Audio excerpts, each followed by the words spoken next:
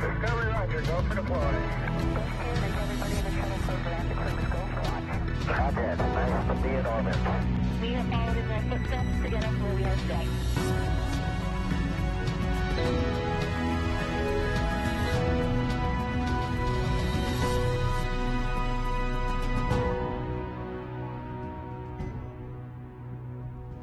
You're looking live at the Crew Dragon spacecraft and Falcon 9 rocket set to launch 4 astronauts to the International Space Station in just a few hours. Today, a crew of 2 Americans, 1 European, and 1 Japanese astronaut will set off on a 6-month science mission to the world's only orbiting laboratory. Welcome to NASA's Kennedy Space Center in Florida. I'm Marie Lewis with NASA Communications. And I'm Kate Tice, Senior Certification Engineer at SpaceX. Joining us today is NASA astronaut Tracy Caldwell-Dyson. Welcome, Tracy. Thank you, Kate. Thank you, Marie. It's sure a pleasure to be here. You know, it's a busy month for human spaceflight with traffic to and from the International Space Station, and today's launch of Crew 2 is a very exciting part of that, and I'm just so pumped that I get to be right here. And Tracy, we were talking earlier about when the last time was you were in Florida for a launch. That was in 2011 for STS-135. I had just returned from my space station mission, and they needed some help in the C-squared group, the Cape Crusader, and so I came here to support. Well, we are so happy to have you back for this new era of human spaceflight. A quick note for you all, we have each been vaccinated against COVID-19, and so that's why you see us sitting here together without masks on. We want to keep everyone safe and healthy. At 5:49 this morning Eastern Time, NASA astronauts Shane Kimbrough, Megan McArthur, European Space Agency astronaut Thomas Pesquet, and Japan Aerospace Exploration Agency astronaut Akihiko Hoshide will lift off from Launch Complex 39A, which you see right there, at NASA's Kennedy Space Center as part of the agency's Commercial Crew program. This crew will relieve the 4 Crew 1 astronauts who have been living and working on station since November. This will be the first time that SpaceX reuses both a first stage and a Crew Dragon capsule.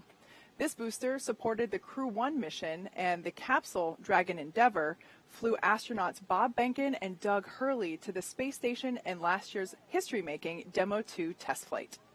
And we have teams all around the country covering the action, from SpaceX headquarters in Hawthorne, California, NASA's Mission Control Center in Houston, and of course, right here in Florida. We'll also be answering your questions throughout the countdown, so you can send us yours by using the hashtag LaunchAmerica on social media.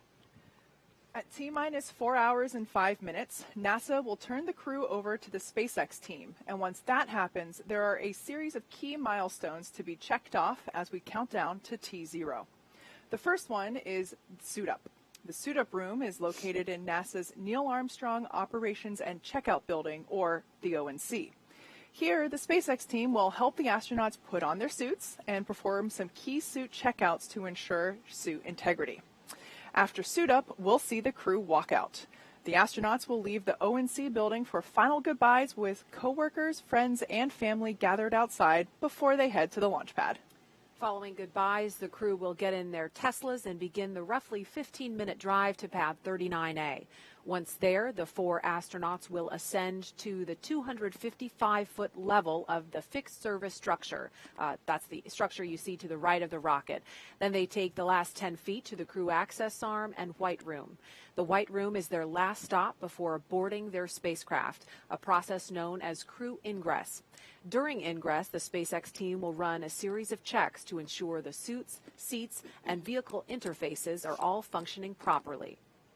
After all the vehicle and crew checkouts are complete, the SpaceX closeout team will close the Crew Dragon's side hatch with the crew safely inside. At T-minus 40 minutes, the crew access arm, which is the long suspended walkway the astronauts use to board Dragon, will retract, followed by the arming of the launch escape system. And once the arm is retracted and the escape system armed, propellant loading on Falcon 9 will begin. At T-minus 5 minutes, Dragon will be configured for what is called terminal count. This is when Dragon's onboard computers take control of the spacecraft. And finally, at T0, Crew Dragon and Falcon 9 will lift off from pad 39A. Roughly 12 minutes after liftoff, Crew Dragon will separate from Falcon 9's second stage, enter its preliminary orbit and activation phase, and begin using its own onboard propulsion system to carry the crew to their destination, the International Space Station. So with crew suit up in about 7 minutes, let's introduce our team at SpaceX headquarters in California to show us what's happening there. What's up, Gary and Jesse? Hello from SpaceX headquarters in Hawthorne, California. I'm NASA's Gary Jordan, and thank you for joining us live for the second flight of the Crew Dragon Endeavour on a Falcon 9 rocket to the International Space Station. I'm Jesse Anderson, a lead manufacturing engineer here at SpaceX, and right next to us is Mission Control Hawthorne, where our teams are monitoring the vehicle, checking in on all of its systems, and the capsule is go for launch. Once the crew lifts off, it will take them a little more than 23 hours to reach their destination, the space station, with Dragon flying autonomously the entire way. But the crew will have the ability to take manual control of Endeavour at any time if necessary.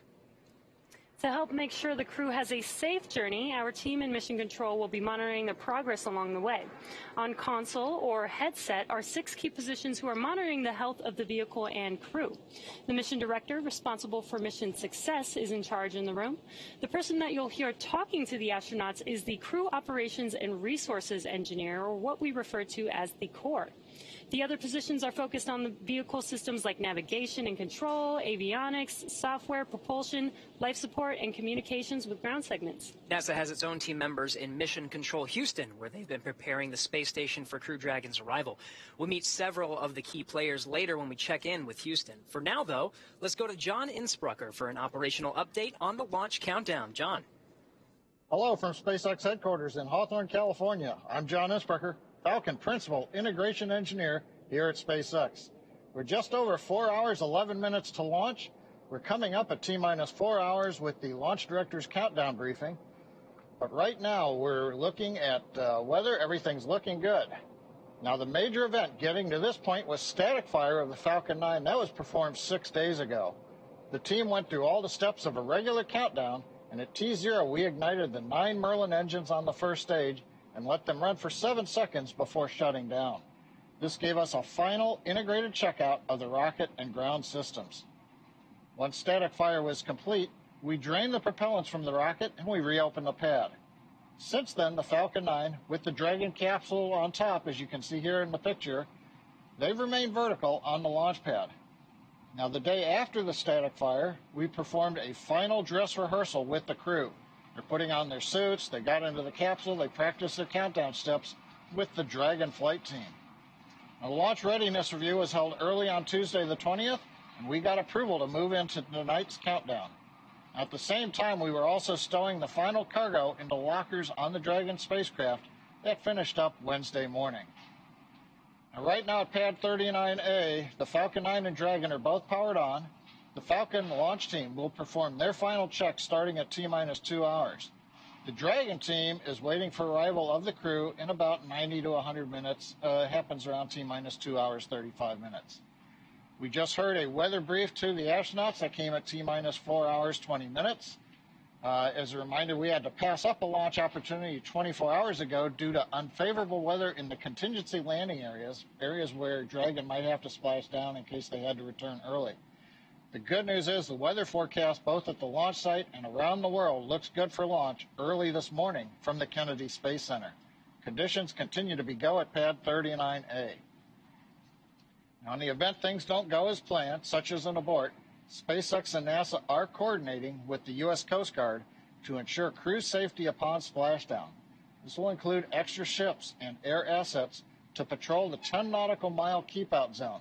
This is to help mitigate safety concerns for any boaters approaching the landing area. And as usual for Dragon flights, we have an instantaneous launch window. That means we can't move the launch time. We'll have to go right on the planned minute and second. Now, if we need to delay, we will have to switch to a backup launch opportunity 3 days from now. But right now, with everything go at the pad, let's head over to Houston, where NASA's Courtney Beasley is standing by. Courtney. Thanks, John, and welcome to Mission Control Houston. You're inside the International Space Station Flight Control Room in Houston, Texas at NASA's Johnson Space Center. Mission Control Houston is the nerve center for operating the International Space Station, working in tandem with our partner agencies and providers around the globe. Together, we've ensured the station is ready to welcome Crew 2 as the 4 astronauts arrive and join the current Expedition 65 crew. Leading the team inside the room right now is Flight Director Paul Konya, as the crew on board the station is just about 20 minutes away from waking up and preparing for their workday. A few hours before Dragon arrives at the station, NASA Flight Director Scott Stover will take over for Dragon's approach and docking. He'll lead the joint NASA-SpaceX go-no-goes once we're in joint operations with mission controllers here in Houston and in SpaceX in Hawthorne, working in sync to bring Crew Dragon to its new home in space. A little bit later, I'll go through all the work we've been doing in space and on the ground to prepare the station for Crew 2's arrival. Until then, we'll keep an eye on today's countdown, and we'll check back in with you soon. For now, let's head back to Tracy in Florida at the Kennedy Space Center for the latest launch preparations. Tracy? Thanks, Courtney. The astronauts will begin suiting up in a minute or so. They designed the logo for the mission. The determined expression of the Dragon reflects the strength of the team and their contribution to space exploration. The 5 large stars represent the 5 partner space agencies cooperating in the International Space Station program. We're proud to have representation from 3 of those partner agencies on this mission, with a JAXA and an ESA astronaut flying on Crew 2. And we had planned to launch on Earth Day yesterday, but of course the teams made a decision to waive off due to rough weather conditions in the ascent corridor, which would have made things just too dangerous in the event of an abort for both the astronauts and the rescue team in that scenario. But weather looking much, much better today. And at NASA, you know, we tend to think of every day as Earth Day because of the work we do on and off the planet we call home.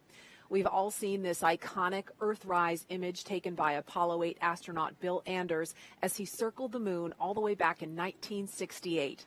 Here's how the Apollo 8 crew remembers the impact of this view. I think it was Bill, too, who said, look, we went all the way to the moon to discover the Earth. First time that we had gone so far, and the first time that we saw the Earth from 240,000 miles away. I think it gave us a sense of we better do our best to take care of this little blue marble that we have. The vast loneliness up here on the moon is awe-inspiring. It makes you realize just what you have back there on Earth. The Earth from here is a grand oasis of the big vastness of space. I think Earthrise will go down in history as an iconic first real view of our home planet, which is very fragile and very delicate. 1970. And this year's Earth Day theme is Connected by Earth. We have a little guest with us. You may remember this is Little Earth, famously known for his trip on the Demo 1 test flight back in, I think it was 2019 now. It seems like it was forever ago. He caught a ride with Ripley. Yes. So he was the gravity indicator on the Demo 1 uncrewed test flight, and Ann McClain and the other crew aboard the space station took great care of him while he was flying in orbit for that mission. So we're excited to have him as a special guest today as a nod to Earth Day. And we also have a view of the actual spacesuits worn by NASA astronauts Bob Behnken and Doug Hurley during the Demo 2 test flight last year. That's a view from the pre-launch news conference Tuesday morning. You can see the briefers, and on either side of them in the background, that is Bob Behnken's spacesuit on the left and Doug Hurley's on the right. And so they are here in Florida, especially for this mission to pay homage to all of the accomplishments that the NASA and SpaceX teams have done together in the last 10 years of the Commercial Crew program. And so we are super excited to see the next crew of 4 suit up in their own custom-made suits momentarily. Yeah, we're looking forward to getting live views inside the ONC suit-up room momentarily. But while we have a great shot of the rocket out at pad 39A, something I want to point out, as I mentioned earlier, this is the first time that we are reusing a booster for a crewed flight. And it's also the first time that we are reusing a Dragon capsule. But you can actually see the soot from the previous mission, which was the Crew 1 mission that this booster was utilized for. So if you're wondering why this particular rocket is not quite as white and shiny as other ones you may have seen, that's because this one is flight proven. It's already been to space and back. And you can't probably see it from this view, but the crew for this mission actually signed their initials in the soot of that first stage booster. They had a chance to do that after they arrived here at Kennedy last Friday, so that was pretty cool to see. And Thomas was saying that they think they started a new tradition for these reused boosters for crew. And that is an up-close look at the Crew Dragon capsule and the crew access arm extended out to the right. That is the hallway that the astronauts will walk down once they make their way to the pad a little bit later this morning. Again, we are just standing by to get our first live look inside the suit-up room, inside the Neil Armstrong Operations and Checkout Building here at NASA's Kennedy Space Center at T-minus 4 hours, 2 minutes, 20 seconds, and counting until liftoff. And a note about the weather, it is a really calm, peaceful, quiet morning here on Florida Space Coast. Yesterday morning was much the same way for us here on the ground, and a lot of people were wondering, why did they wave off the launch on such a beautiful Florida morning? And it wasn't the conditions at the launch site, it was the conditions along the ascent corridor, because if the crew has to abort at any point along that flight path, the conditions have to be safe or low risk enough for a rescue operation to take place in the Atlantic. And so conditions in the Atlantic were just too risky. So the teams made the right call. If they had attempted yesterday, everyone agreed that they would have had to scrub. And the conditions look much better today. The last I heard that there was only a 5% probability of violation, which means we're 95% go for launch today. So we're very excited about that weather news. That's pretty good for Florida standards, 95% favorability. That's pretty great. Yeah, and it's much better odds than the first time Endeavour liftoff in May of last year with Bob Behnken and Doug Hurley. I believe for Crew 1 we were about 80% favorable for that launch as well. But yeah, you're absolutely right. We did have to scrub for that, basically the downstream weather, but unfortunately, that's, while and there we have our first look inside the suit-up room at the Neil Armstrong ONC building. We can see the astronauts have gotten into their suits and are now working with SpaceX suit technicians and the closeout team, SpaceX suit closeouts for doing checks on the umbilicals for, looks like they're getting ready to get into their chairs. Tracy, looking at this room, I'm sure it brings back memories. It does. It brings back too many. I don't have enough time to talk about it all. But yeah, this is such a historic room that anyone who walks in it, whether you're an astronaut or not, you just feel like you're catapulted in time to a period where this all began. Mm-hmm. And there's a view of Megan McArthur being helped by the suit technicians. She happens to be the wife of Bob Behnken, and she's going to be flying in the same spacecraft in the same suit, the same seat as her husband in the pilot seat. But of course, she's got her own custom-made suit on. Yep, all of these suits were designed in-house at SpaceX. We took safety, comfort, and style all into account. I absolutely love the way that these turned out, and we have heard from crew members that they are really comfortable. So what we see going on here with earlier Megan, they were basically just making sure that everything was comfortable and everything was zipped up. And what we see, I can't quite tell who's in that chair there, but they're basically sitting in a mock-up of the Crew Dragon capsule. And that's our commander, Shane Kimbrough. And he's basically sitting in a mock-up of the the chair that he will be seated in inside Crew Dragon. So while they're seated inside Crew Dragon, they actually have an umbilical plugged into their suit that flows cool air through the suit to keep them cool and comfy, as well as communications umbilicals and power. So it's really important to make sure that we do these fit-ups here so that there really aren't any surprises once we get into Dragon capsule out on the pad. And the helmets that they're wearing are also custom printed using 3D printing technology. So that's a really exciting technological advancement since the shuttle days.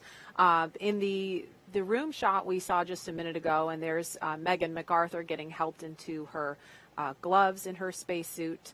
But we saw, if we could take the wide shot of that room, we saw another astronaut. There it was in the foreground, number 38. That's Jessica Meir. She is a member of the pad closeout team. So we'll see her here in the suit up room, and she'll also be headed to the white room a little later to provide crew support. Yeah, that role for the astronaut is also pretty historic. We've had a group of astronauts in the shuttle days come down and support shuttle crews, basically pre-flight the orbiter and get it ready to go. Before that, in the Apollo days, that's where it all started with our astronaut support personnel, and it's nice to see that tradition continue, having an astronaut there to help support. We can also see the red recliners from the shuttle days kind of in the top right corner off in the background. So they did keep those chairs around, but it's really nice for the crew to have actual mock-ups of the seats that they're going to be inside the spacecraft, so they can do all that kind of fine-tuning in the room before they go get into the actual seats inside the spacecraft. Yeah, I always like to say we kept the history, we just relocated it. Like I said, yeah, this is an integral part of launch day is doing these initial suit checkouts in the mock-up Dragon seats, but yeah, you can even see the corner of one of those maroon chairs in the upper right-hand corner there. So yeah, those are the same recliners that the astronauts used during the shuttle days to do basically the same process that's going on now. And there's a close-up. We just lost view of him, but that's Akihiko Hoshide having a laugh with some of the suit technicians. This is crew the LD on countdown 1 with the T-minus 4-hour situational awareness briefing. We are currently counting down to a T0 of 9:49:02 UTC, 5:49:02 local, with an instantaneous window. The crew has started suit donning and leak checks in preparation to begin ingress activities. The advance team is currently on the way to the pad to open the side hatch and prepare for crew arrival. Vehicle gases are at MEOP, FTS checkouts are complete, and Dragon prop tanks are pressed. F9 is not working any issues at this time. The team is tracking ascent winds and pad winds for this morning's launch, but are currently go for those conditions. Expecting a final update on ascent winds at approximately T-minus 3 hours and pad escape winds at T-minus 1 hour. Falcon 9 launch and recovery weather is not tracking any constraints at this time. In the event of a scrub, the next available launch attempt will be Monday, April 26th. Procedure 52.911 is open in the event of any crew contingency from crew ingress through launch. As a reminder, the launch escape system will be armed prior to propellant load today. Fire Room 4 will go into lockdown at T-minus 45 minutes and last until after spacecraft separation, where the launch escape system is disarmed. All personnel are requested to stay in their locations until lockdown is complete. CE, do you have a report on F9 health? F9 is healthy, and we are not tracking any vehicle issues at this time. COPVs are at full pressure, and we are looking good for today's op. Copy all. MD, report on Dragon health. Good evening, LD. I can report the same. Dragon is healthy, and looking forward to proceeding with the count. All right, great news. This will conclude the T-minus 4-hour situational brief unless there are any further questions. All right, all good news there from SpaceX Launch Director Frank Messina and SpaceX Chief Engineer Emma France. Everything sounds like we are on track and looking really good for our on-time liftoff today for this Crew 2 mission. And just a quick note about those call-outs. Sometimes they may happen a little bit ahead of schedule from what we have on paper. And so we might be in mid-sentence, and we'll do our best to just stop talking so that you don't miss that traffic on the nets. But moving right along, this is the second rotational crew to fly on a commercial spacecraft, and they bring a diverse set of experiences to today's flight. Crew Dragon Commander Shane Kimbrough, sitting there, will be making his third trip to space. He was born in Killeen, Texas, and raised in Atlanta. He was selected as an astronaut in 2004. Kimbrough is a retired U.S. Army colonel and holds degrees in aerospace engineering and operations research. He first launched aboard the Space Shuttle Endeavour on STS-126, then aboard a Russian Soyuz spacecraft for expeditions 4950. Kimbrough has spent a total of 189 days in space and performed 6 spacewalks. Pilot Megan McArthur will be making her second trip to space, but her first one to the space station. She was born in Honolulu, but considers California her home state. NASA selected McArthur as an astronaut in 2000. She holds degrees in aerospace engineering and oceanography. McArthur served as mission specialist aboard Space Shuttle Atlantis on STS-125, the final servicing mission of the Hubble Space Telescope in 2009. She operated the shuttle's robotic arm over the course of 12 days and 21 hours, capturing the telescope and maneuvering crew members throughout the 5 spacewalks to upgrade Hubble's science instruments, along with removal and replacement of other components to lengthen the telescope's life. Hubble continues to operate to this day, providing scientists the opportunity to make more and more deep space discoveries. Mission specialist Akihiko Hoshide is suiting up for his third space flight today. Born in Tokyo, Hoshide was selected as an astronaut in 1999 by the National Space Development Agency of Japan, known today as JAXA. Hoshide earned degrees in aerospace engineering and mechanical engineering. He flew on STS-124 aboard the Space Shuttle Discovery to deliver and install Japan's science laboratory Kimbrough. He also flew aboard the Russian Soyuz on Expedition 32 and 33 for a 124-day visit to the space station.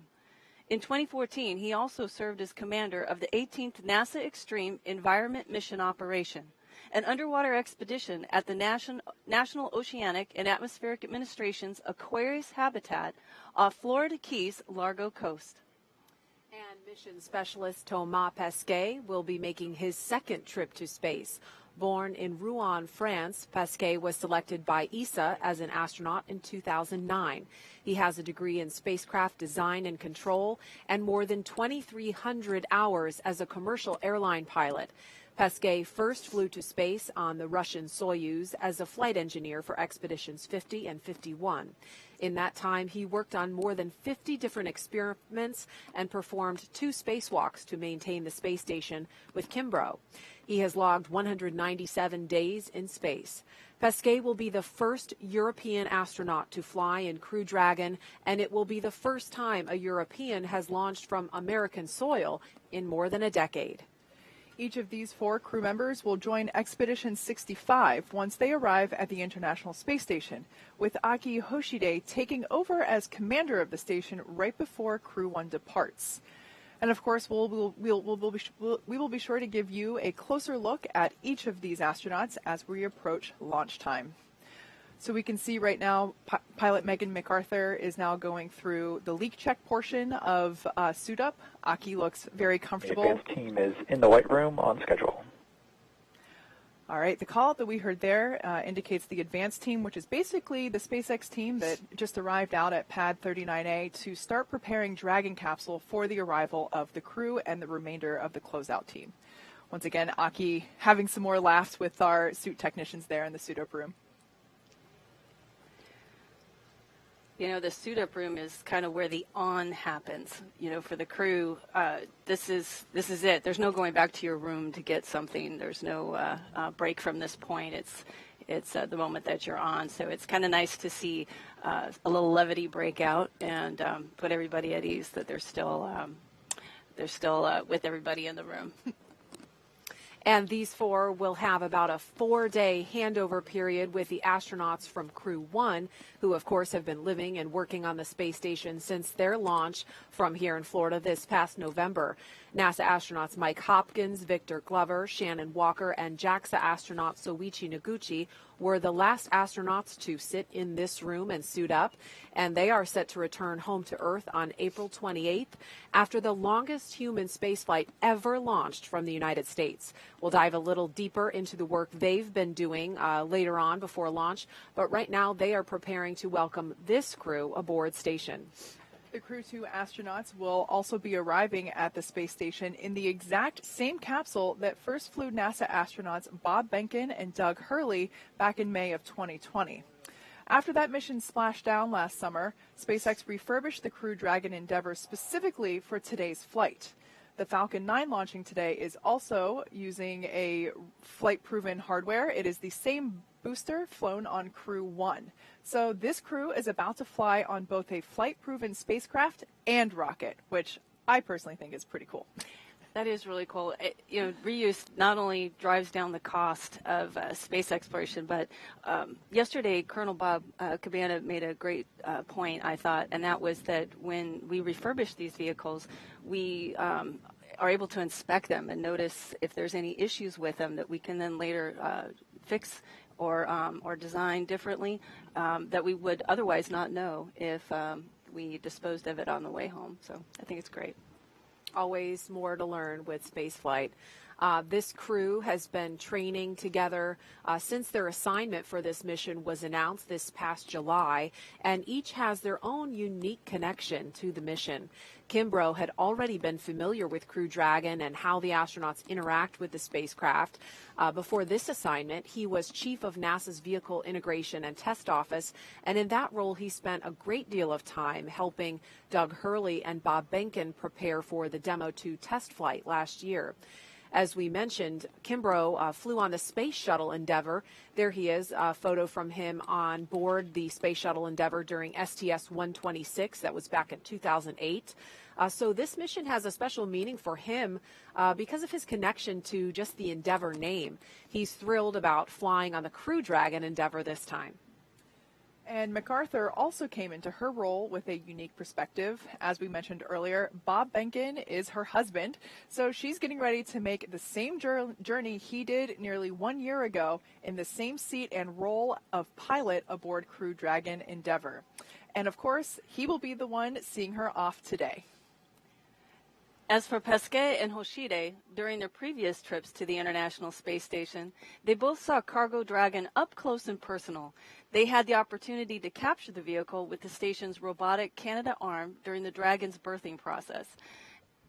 As a point of distinction, Crew Dragon will dock autonomously with the space station and will not need the help of the arm. During that experience, Pesquet was truly amazed by the spacecraft's guidance and navigation, and how precise it was while traveling at more than 17,500 miles per hour above the Earth. Now he will ride aboard Crew Dragon and is looking forward to experiencing that same sort of performance firsthand. And for Hoshide, he was astonished by the gorgeous design of the Dragon spacecraft, and he had a lot of fun transferring cargo in and out of the vehicle. At the time, he never thought he'd have the opportunity to ride on Dragon, and so he's looking forward to it being a fascinating ride. And there he is giving a wave inside the suit-up room. During one of their many trips to train at SpaceX facilities in Hawthorne, our team had the opportunity to chat with the crew.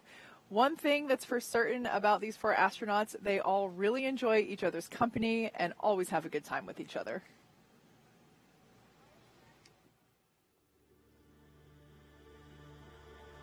My fellow astronauts on this crew are incredible.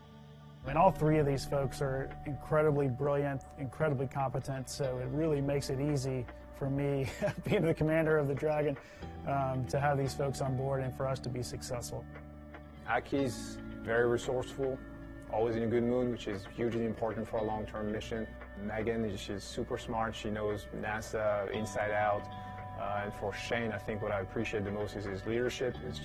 He's got a great leadership that the man makes you want to follow him into battle just by setting a great example. So I'm looking forward to spending time with those 3 on the space station. Thomas, who I'm flying together with this time. He's very talented. He's a good guy. But most of all, I love his dancing. He's a great dancer. You can ask him, hey, Aki said you're a good dancer. Can you dance for us? So my crewmates are so much fun. The sense of humor that we all share, you know, the banter that goes around the group is really, really fun. And you might think, you know, interacting with some of them individually that they're kind of quiet, but they're all individually very funny and very fun to be around. It's like a family now. You know, we joke around a lot. We have fun together, and when we need to be serious, we do get serious. I like this teamwork, but most of all, I like the relationship with each other. To be able to laugh about things and your mistakes and the things that you do well, and just enjoy each other. So we have a very compatible crew. I'm very blessed to be on a crew like this with Toma, Aki, and Megan.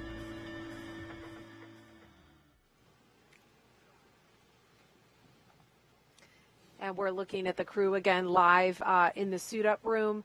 They had a little bit of downtime yesterday with the wave off because of the weather. I think we have a photo that Toma posted recently. There they are, sitting on the beach. Oh, what a fantastic moment of levity for those guys. You know, I've said it before, these are some of the best personalities in our corps today, and it's fun to watch them launch. It's also fun to watch them relax just before their big mission. Yes, and now it's all business. Suit donning and checkouts complete on schedule.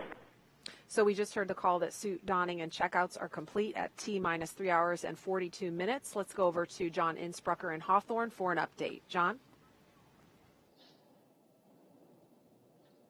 Thanks, Marie. We're just inside, as she said, 3 hours, 43 minutes. All continues to go well for this morning's launch as we watch suit up finishing. We just heard the call out, side hatch is open. The advance team is waiting for the astronauts up in pad 39A. Now to get to this point, we began clearing the launch pad of people at T-minus 8 hours. The team began clearing the hazard area around pad 39A at T-minus 5 hours. The only folks remaining on the pad right now are the ones who are needed for ingress of the astronauts. As I mentioned, they have entered the pad and they are waiting for the crew. And we'll be covering crew arrival at the pad and entry into the spacecraft. At the launch pad, Falcon 9 is powered on. Engine and stage checkouts were performed several hours ago. We're currently monitoring telemetry. We're pressurizing gas storage vessels on the first and second stages. A little while ago, we heard the T-minus 4 hour briefing by the SpaceX launch director. The good news is there's nothing significant to report on the rocket. On top of the Falcon 9, Dragon spacecraft is ready for the crew. Functional checkouts were performed in preparation for the crew's upcoming arrival. Most recently, a little under an hour ago, the Dragon propellant system was pressurized to final flight pressure. And currently, all spacecraft systems are go. The launch range is ready to support. They're working no issues at this time. The weather continues to be go for launch, and as we heard in the countdown brief, we'll be listening for pad winds at the T-minus 3 hour, T-minus 1 hour marks. But right now, we're anticipating acceptable weather for launch. So things are looking good with both Falcon and Dragon. The weather's cooperating as we count down to liftoff. As we get ready for the crew to walk out, let's go back to our team at Kennedy Space Center. All right, thanks, John. It's now T-minus 3 hours, 40 minutes here at Kennedy Space Center in Florida. The crew woke up right after about 11:05. I guess it was last night now because it's now Friday morning, and they listened to a weather brief, which we've heard the weather is looking great. They had breakfast, and we have been watching the suit techs from SpaceX fit each crew member into their own custom-made spacesuit inside the astronaut crew quarters. And in a few minutes, at T-minus 3 hours and 25 minutes, the crew will be making their way out of this famed suit-up room, down the hall, into an elevator down to the first floor, and then finally outside to be greeted by their families and a small group of well-wishers before they head out to the pad. There are 3 Teslas waiting to drive the crew out to Launch Complex 39A. Riding in the first car, we'll have the spacecraft closeout lead and a couple of suit techs. In the second Tesla, we will have Shane and Megan, and they'll be sharing a ride with our flight surgeon. And in the third vehicle will be Aki and Toma and another closeout lead. Of course, we're going to try and follow the convoy live every step of the way. It is the middle of the night / morning, so there we could see the Teslas awaiting the crew to take them to the pad. But we will try to bring you as close as possible to the crew without actually being inside the car with them. Tracy, what's it like for you seeing the crew here in these moments before they walk out and remembering what your experience was like? Like I said, this is the moment where the on gets turned on, and you're looking at your crewmates, and you're going to be doing something pretty exciting here. But there's it seems like a long way to go before liftoff, because there's a lot of milestones to meet, and a lot of coordination that has to happen. So you're kind of in this meta state of excitement and focus. We have another guest close by for launch today who looks forward to the day when she may be also suiting up in this room. Let's go to NASA's Jasmine Hopkins at the Operations Support Building 2 to meet this guest. Jasmine?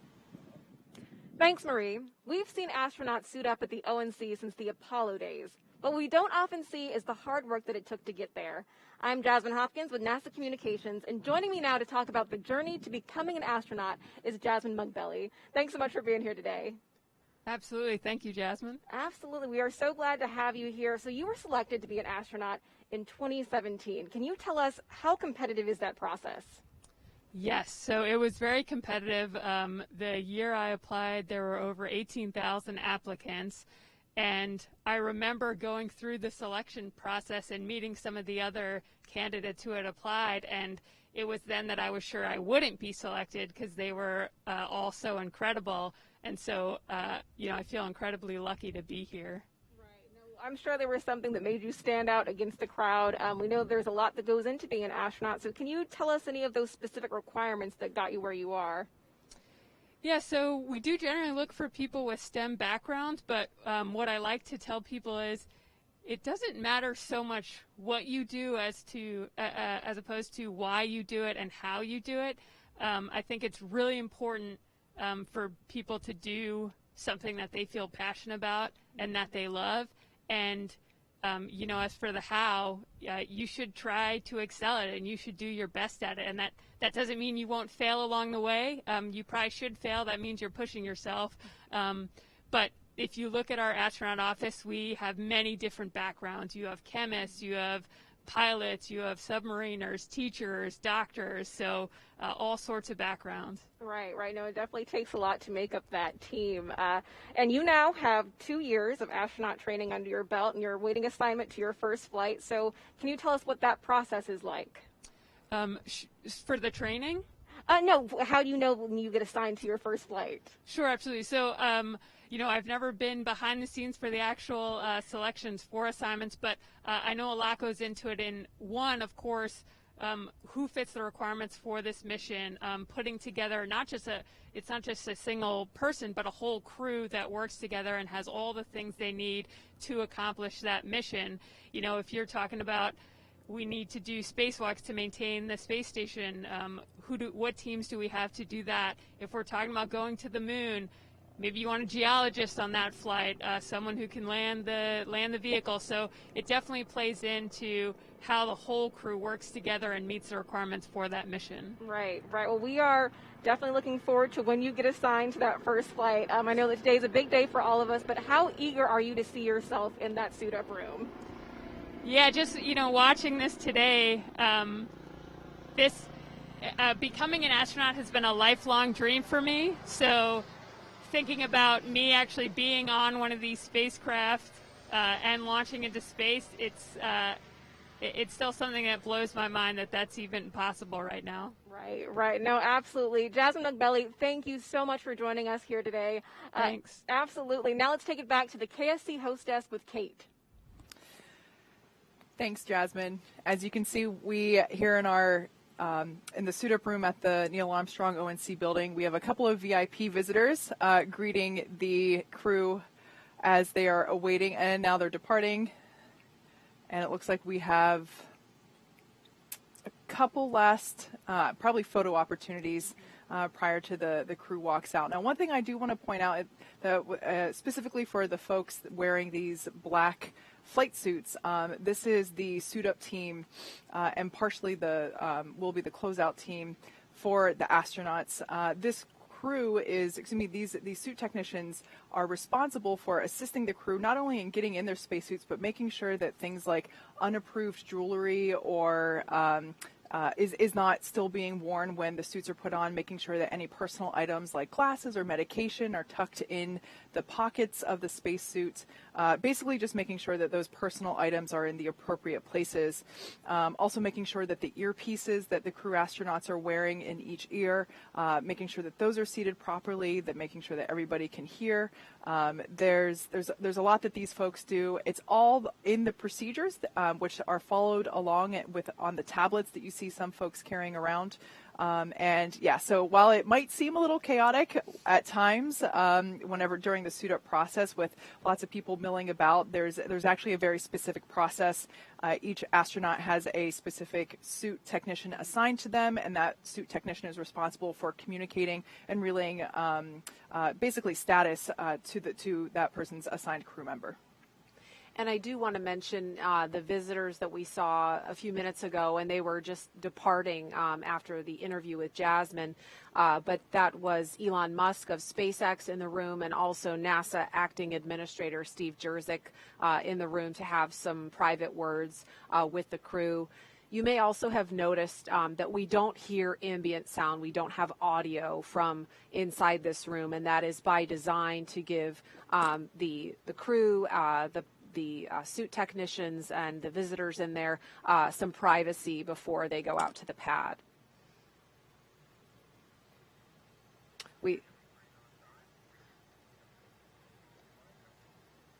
We also saw Thomas giving a hug to, I think it's number 28 on the far left, if that's a 2. I can't quite tell under her hair, but Thomas giving her an embrace just a minute ago. And I imagine that you get pretty close to this team because you spend a lot of time together, right, Tracy? Exactly. And just like Kate was saying, these suit techs you get assigned to a specific suit tech. You work with them outside of this launch countdown and the dress rehearsal. Anytime you're in that suit, then that person is there to help you learn about the suit and fix any problems you have. And I have fond memories of my suit tech back when I was suiting up for the shuttle. Her name was Tony, and I still remember her today. And they really put their heart and soul into it, and they take serious the role that they have in helping you with your life-preserving suit. Absolutely. And this crew trains quite often, not only here at Kennedy, but also at SpaceX headquarters in Hawthorne. We have Dragon capsule simulators, not only for the displays, but also physically getting in and out, getting buckled into your seat, all of that. The crew rehearses tens of times with the SpaceX team and the NASA team.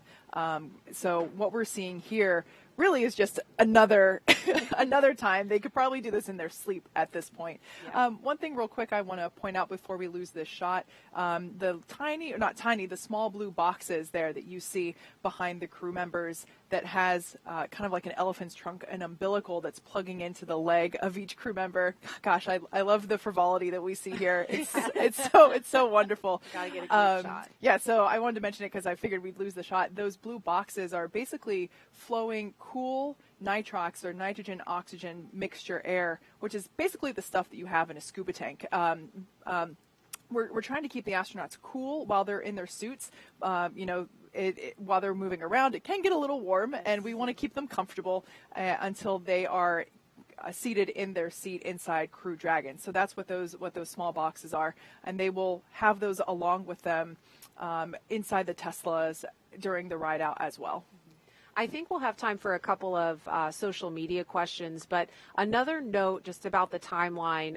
If you've been following along with all of our anticipated times, the crew right now we've seen is ahead of schedule in terms of completing their suit up process.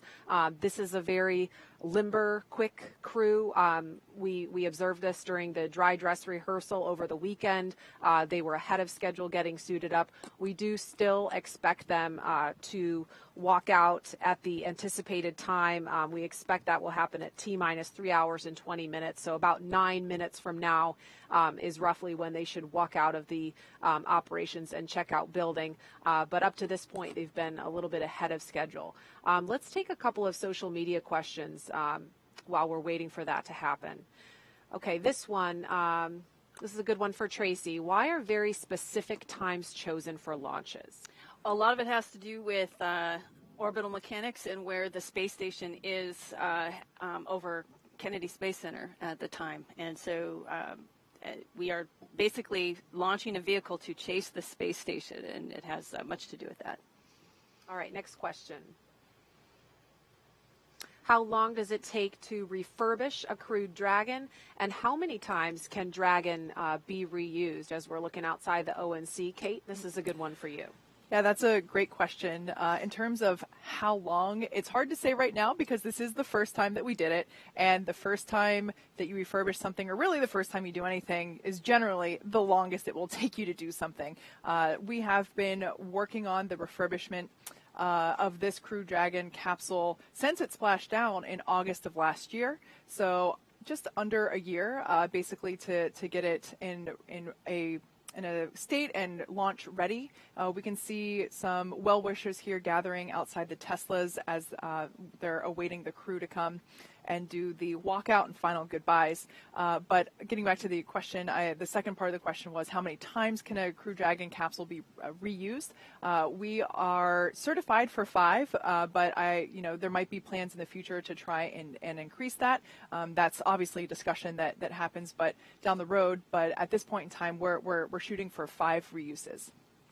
All right, we have time for another question from social media. And this one, when will the astronauts on the International Space Station return to Earth? Great question. So the Crew 1 astronauts, of course, that launched from here in Florida this past November, they are scheduled to return on April 28th, and they will be splashing down off the Florida coast. SpaceX hasn't narrowed down a specific location just yet, but they will be splashing down somewhere either in the Gulf of Mexico or along the eastern coast of Florida about 12:30 Eastern Time on April 28th. And we see a few more folks coming outside in anticipation of the crew walkout. It looks like Elon Musk and Steve Jurczyk, the NASA administrator, taking their spots to the right of your screen. We also can see astronaut support crew members and some suit technicians gathered outside there. We can also see some of the crew members' families. I recognize some of them there in the background. Those blue suiters, those astronauts that are there are the unsung heroes. They are there as family escorts, personally selected by the crew members to care for their family, both immediate and the extended family and friends that are here. So hats off to those guys because they are there to care for the families. And Tracy, how meaningful is it for the families to have this opportunity to see the crew walk out? You know, I'm glad you asked that because this is the first time that we allow family to be at this point, so the crew members get to see their family. During shuttle, that was mainly employees and our families were elsewhere, either on the roof of LCC or at Banana Creek. And so it is so important, and it will be vital for the crew to see their families and their families to see them just before they head out to the pad. Like we mentioned earlier, pilot McArthur is married to NASA astronaut Bob Behnken, who flew on the Demo 2 mission last year, and so we expect to see Bob. I can't quite tell which one he is from this angle, but I'm sure we'll see it up close later, and it's just, I think it is so awesome that, Megan was seeing him off a year ago, and now he's seeing her off to do the same position, and I just think that's really cool.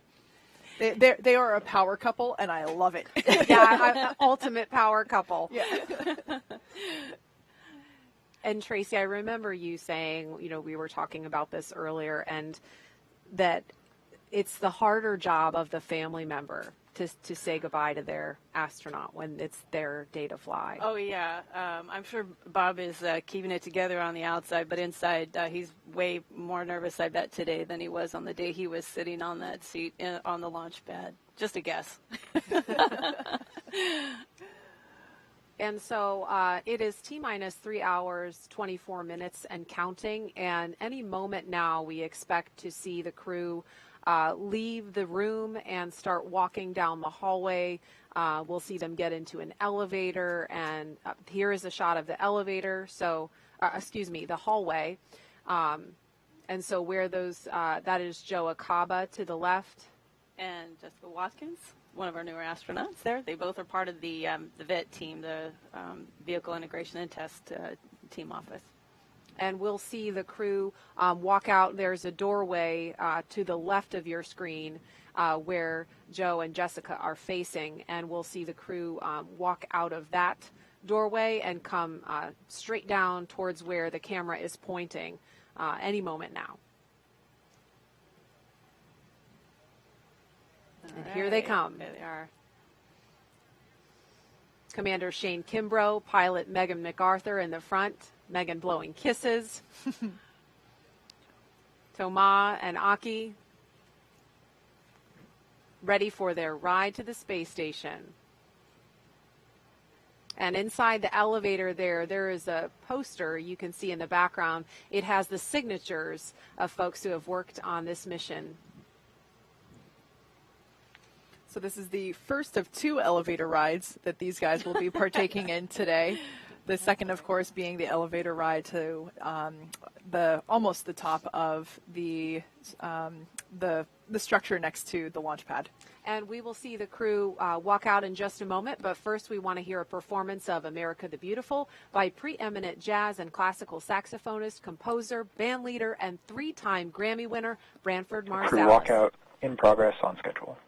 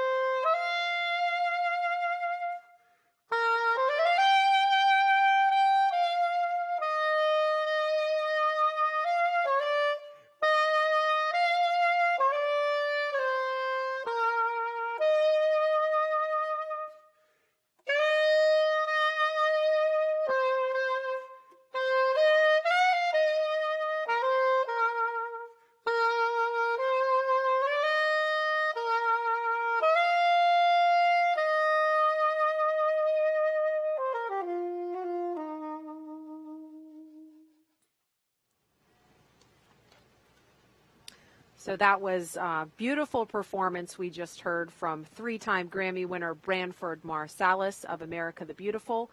And we can see some members of the closeout team heading out of the operations and checkout building. We expect the crew to walk out at T-minus 3 hours and 20 minutes. So about a minute from now, we will see the crew walk out those famed doors. And you can see above them, they're teeny tiny from where we're looking, but stickers from past mission patches. And Tracy, I'm sure you have a sticker up there. Yes, yes. From STS-118, one of my crewmates made sure that we were well represented.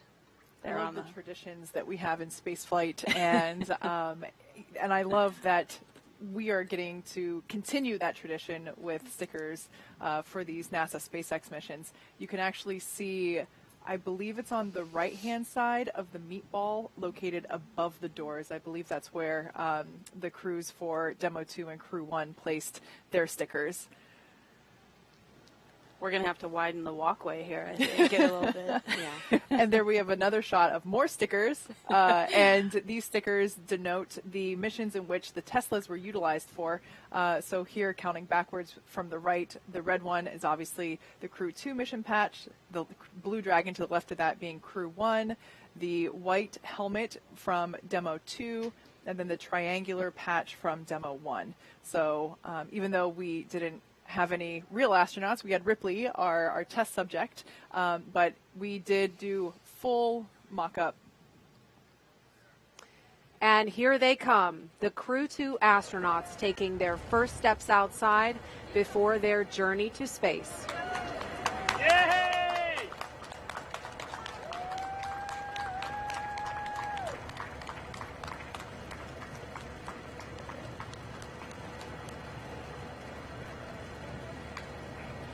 I love this moment. They're now going to have the opportunity to wave goodbye from a safe distance. The distance is normal protocol for spaceflight this is not a result of the COVID-19 pandemic. This would be in place even if we didn't have that situation going on.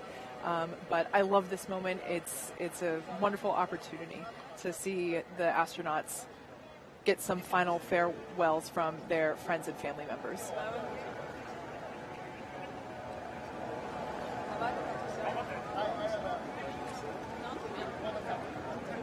We've got Shane and Megan to the right of your screen, Thomas and Aki to the left.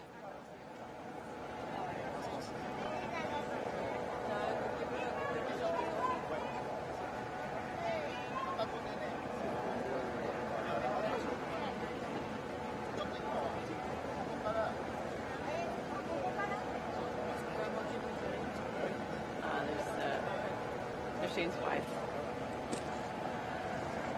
Shane and his wife posing for a socially distanced photo. Yes. And it looks like Bob Behnken is there in a blue polo with the son of he and Megan McArthur.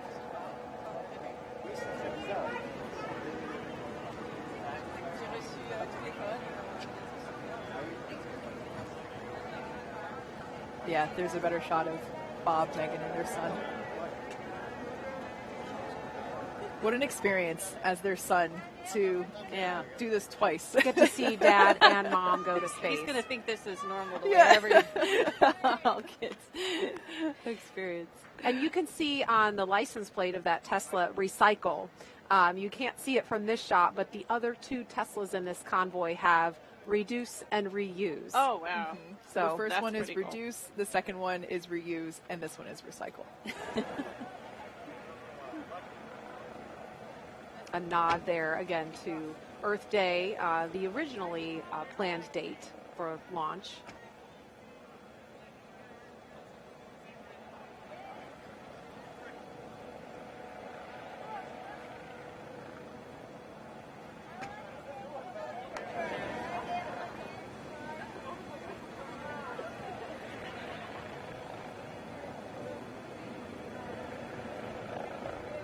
I'm more impressed by the Tesla than by the rocket.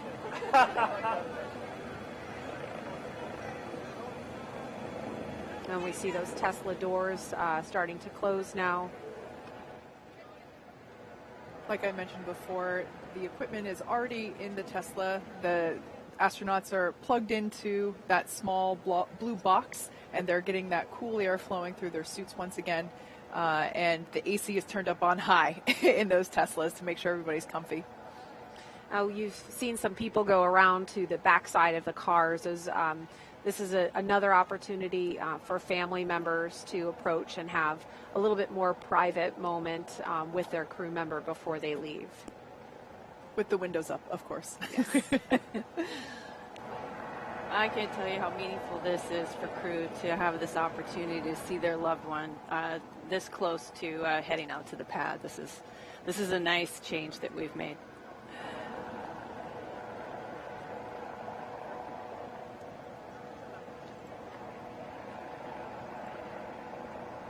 And this is the car carrying Shane Kimbrough on the right rear passenger side, and Megan McArthur is on the left rear passenger side. And then this the third Tesla in the convoy here with the recycle license plate has Thomas sitting on the back rear side and Aki sitting on the left rear side.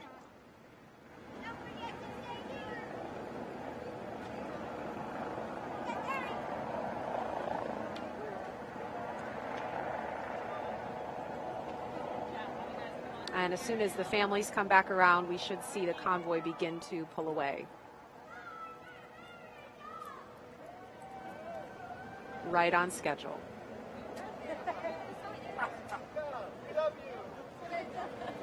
I love you too, brother.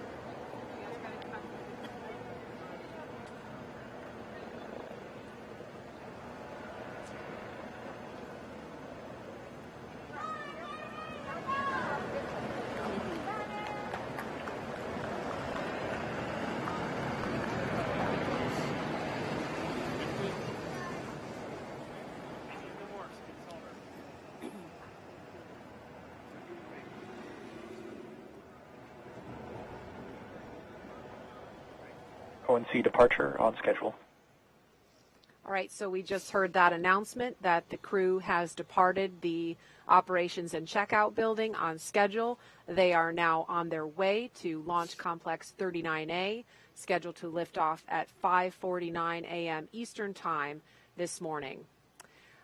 It will be about a 15-minute drive with a full security escort across NASA's Kennedy Space Center and out to the launch pad. And as we follow the convoy, we'd like to share some words from the teams working so hard day and night to get this crew to the International Space Station. Wishing Crew 2 good luck and a safe trip. Good luck, Shane, Megan, Aki, and Thomas. Go Crew 2! Go Crew 2! Go Crew 2! Winchester! You guys are inspiration to all of us. Let's go Crew 2! We want to wish you a safe and successful mission. Go Crew 2. Go Crew 2! As a female aerospace engineer in progress, I just wanted to say I'm beyond inspired by you and your family's endeavors. And we want to wish the Crew 2 astronaut a safe trip to the International Space Station. Born Dragon.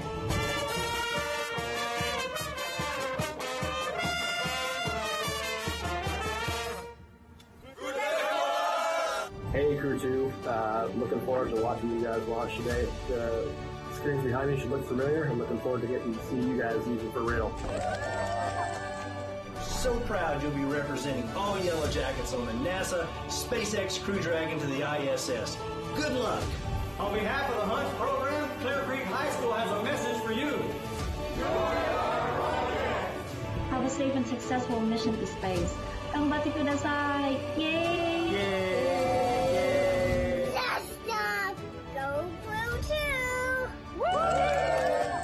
Go Megan McArthur and all of Crew 2. UCLA is rooting for you. Hey, Toba. Hey. We wish you a great flight. Godspeed, Crew 2.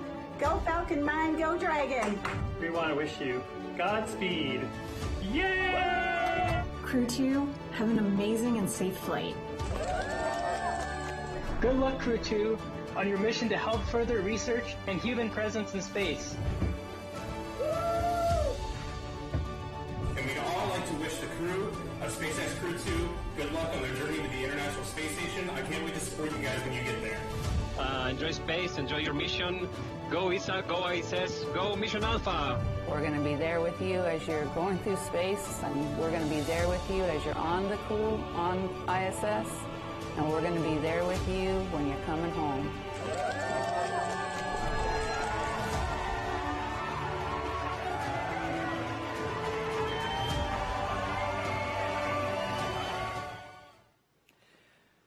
So the convoy will be making their way just behind us here at the press site. But for right now, a closer look at the Crew 2 spacecraft commander riding in this convoy. Here is two-time spaceflight veteran NASA astronaut Shane Kimbrough.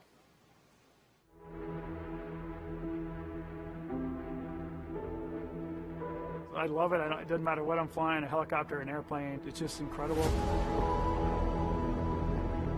The views we get are great, the sensations you have. Helicopter flying to me is really a lot of fun because generally we're down in the trees. It's very challenging, and now learning to fly jets around here at NASA's been pretty incredible too. Had to hang up the helicopter keys, but pulled out some jet keys, and it's pretty nice. I'd always wanted to be an astronaut ever since I was a little kid. My grandparents lived in Titusville, right across from the Kennedy Space Center in Florida, so I spent a lot of time down there as a small child. Ignition sequence start. My grandfather was really the inspiration behind all this because he would drag me out to see anything launching. Launch commit. Liftoff. We have liftoff. Roger. 1 minute, 19 seconds. For whatever reason, it kind of stuck in my blood. The ironic thing is when I decided to go to West Point, I figured that my dream of being an astronaut was gone, so I kind of gave up on it because I didn't realize you could be in the Army and be an astronaut, but it turns out you can. So back in 2008, I flew on STS-126. We were kind of a resupply mission. So they called our mission actually the Extreme Home Makeover Mission for the space station. We got a chance to bring up new bedrooms, a new bathroom, a new kitchen, a new gym, really outfit the station to be able to support more than 3 crew members. So that was pretty cool to be part of that. And then to go back a few years later in 2016 and 2017 when I flew on the Soyuz. That was an incredible time up there. The long duration piece was obviously a lot different than the shuttle couple-week mission. There's a different cadence, a different rhythm you have to get into, more of a marathon pace versus a sprint pace. Space shuttle for me was you're kind of rocking and rolling for the first couple minutes while the solid rocket boosters are on, and then it smooths out and it's pure acceleration. The landing coming back in is super smooth because you're landing on a runway. And Soyuz to me was kind of the opposite. It was a really smooth ride uphill, but coming back was really violent and pretty incredible that we made it through that. But they've been doing it for many, many years, and a proven product for sure. We do things differently down in Florida now than we did for shuttle, so it was just a whole different world. We kind of blended, I would say, the best things from shuttle during quarantine and launch day operations and the best things from Soyuz that we've learned over the years. And kind of now we have a hybrid of those really good things on launch day especially. I'm really excited about it. I love the Kennedy Space Center and all the teams down there that I've gotten to work with. I love it for our country, our nation, that we're launching out of the U.S. again. It's a great capability that we have, and just happy to be doing it again out of Florida. My name is Shane Kimbrough. I am the commander of NASA's SpaceX Crew 2 mission to the International Space Station.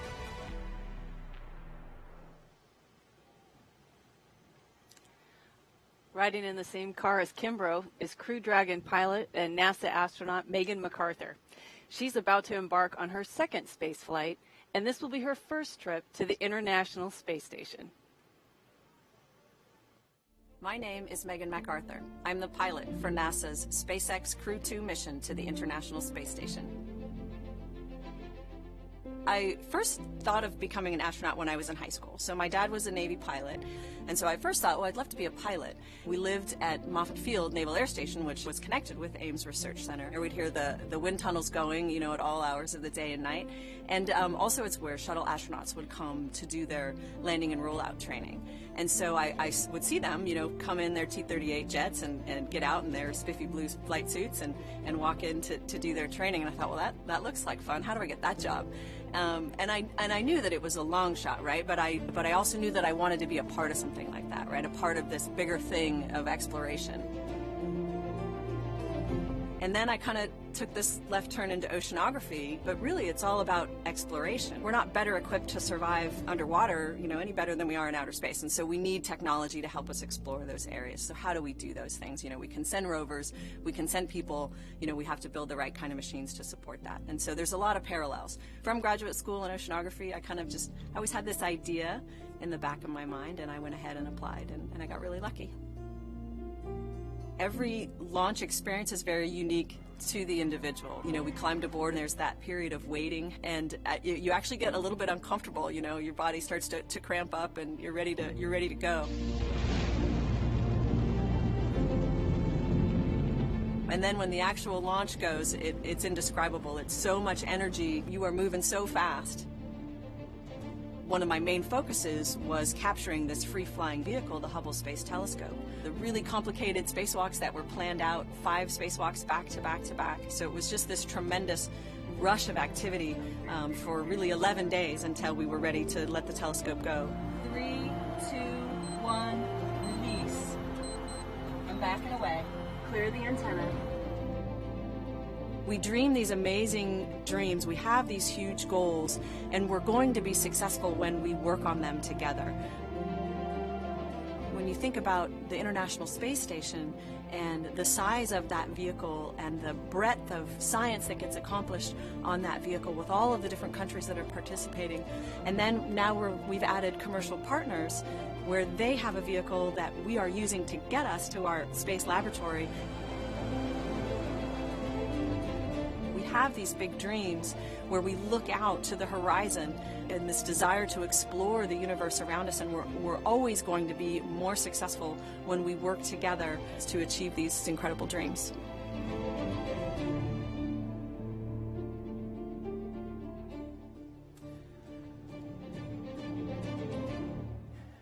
So there's the convoy there on your screen. They just passed behind us just moments ago on their way to pad 39A. Now, if you're wondering what the crew is listening to. Oh, first let's look at this Twitter comment. It's so cool seeing Bob. It's so cool seeing Bob see his wife off for this mission. Crew 2 almost a year after she did the same for him for Demo 2. I just love that. Like I said before, they are a power couple, and I can't get enough of it.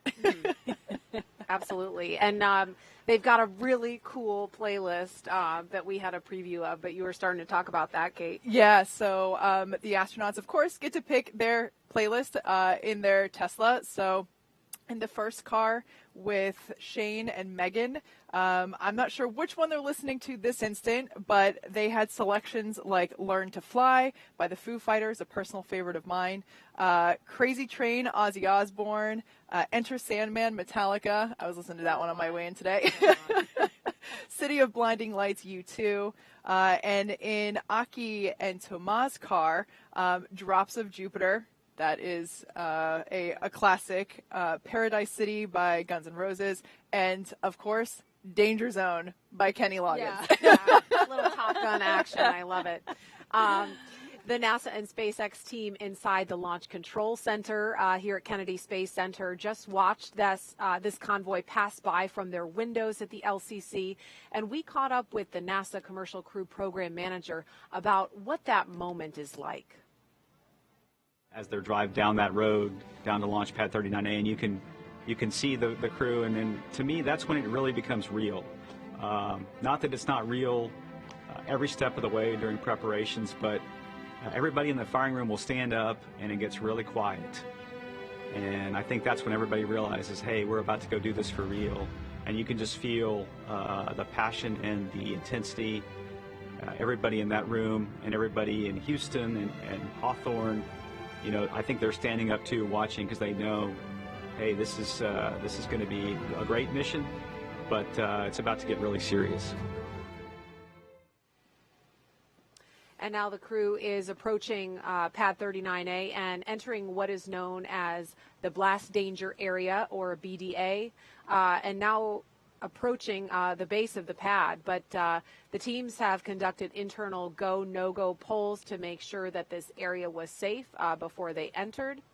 And as they are approaching the base of the pad, we have some more messages from those with some personal connections to this crew.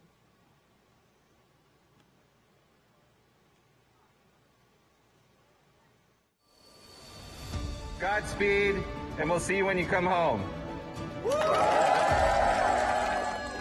Godspeed and have a great trip to the ISS. Yeah! Crew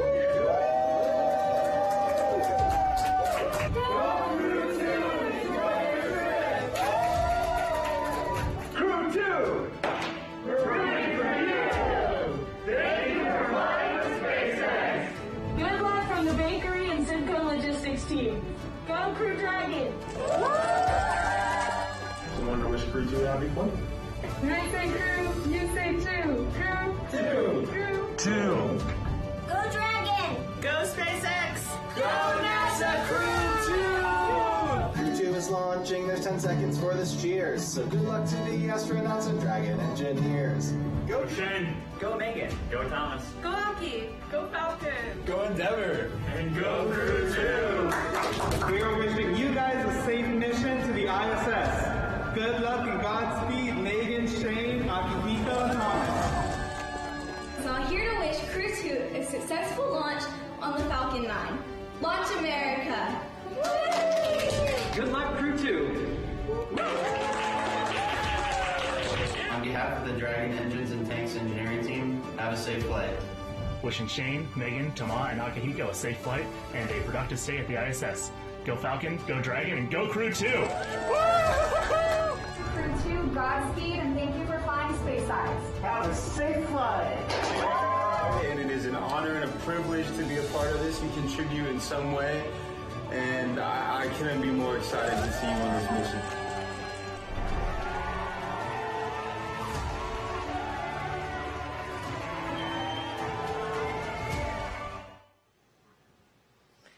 All right. right, that was some messages from the SpaceX team and others that have been working so hard to get this crew to this day. We are looking at the base of Launch Complex 39A, and we can see the Falcon 9 first stage booster on the pad. Kate, I know SpaceX has done some extensive upgrades since he began leasing this, and we can't see the crew on screen here. They take a bio break once they get to the pad, so it'll be a couple of minutes before they ascend the fixed service structure to the right of your screen. That's that big black tower, and we also should be hearing an announcement from the Corps, specifically Chad Healy, that the crew has arrived at the pad, so that could be coming any minute. Yeah, like you said, we have made a number of upgrades. In case if you aren't familiar with the history of this launch pad, it was originally built in the 1960s to support the Saturn V rocket for the Apollo program. And of course, this is where we went to the moon from. This is the launch pad where Apollo 11 took off from. After that program, it was upgraded to support shuttle, and then after that, SpaceX took over the lease for it in 2014, and we actually had our first flight from here in February of 2017, which was a cargo resupply mission to the International Space Station. So we've been busy. It looks a little different. We did make some upgrades to aesthetics, but a lot of it was safety-driven. I believe, the shuttle structures were iconic. It was, of course, heartbreaking for everyone to see the rotating service structure come down, but we did have to remove it for safety purposes, but also it was just unnecessary for what we would be doing to advance the next generation of human spaceflight. So I will say that the tower there does have the bones of that original fixed service structure. And so there are many things that are still original in there, like the telephone, which we will see later on. I think we'll save that for later, but also it's the same elevator that the shuttle astronauts rode up in as well. Yeah, so Tracy's got her hand on her heart here. It looks different, but there we have a shot of those elevators there. Elevators that don't have floor numbers, but rather foot numbers on them. Yeah. The Crew 2 astronauts will be hitting the button for the 255-foot level of this structure. But yeah, these are the original elevators, obviously maintained for safety, but they're so while it may look different, a lot of that history is still there. And Tracy, this is the same pad, of course, that you launched from years ago. Yes, very fond memories of it on my flight. So we got out of the Astrovan, the pilot on our flight on STS-118, Charlie Hobaugh, who we called Scorch, paused and looked up at the stack, and he stopped my crewmate, fellow rookie, Barbara Morgan, and I to pause and take a look at this mammoth spacecraft we were about to fly on, because he said this is going to be the last time you see this view. And I'll never forget that moment. It was very meaningful to me. I cherish it. But Barbara and I realized we got to hurry up. We don't want to miss our first launch. And so we scooted on, and he stayed there pausing to look at it. And I'll always remember that. Hopefully we'll see these. I mean, if dry dress rehearsal was any indication, we'll be able to see these astronauts have a similar moment, do what is one of my favorite moments in the whole launch countdown, the astronaut lean back when they just try to take in, like you said, this ginormous vehicle that they're about to ride in. Yeah, and we should see that happen in just a few minutes. But in the meantime, we learned a little bit more about Shane and Megan as they rode out to the pad. Now let's take a closer look at mission specialist Thomas Pesquet of ESA. Countdown 1. We've received our final weather brief for the Dragon Ascent corridor weather. Ascent weather is go for launch. The final weather brief for pad escape winds will be at T-minus 1 hour.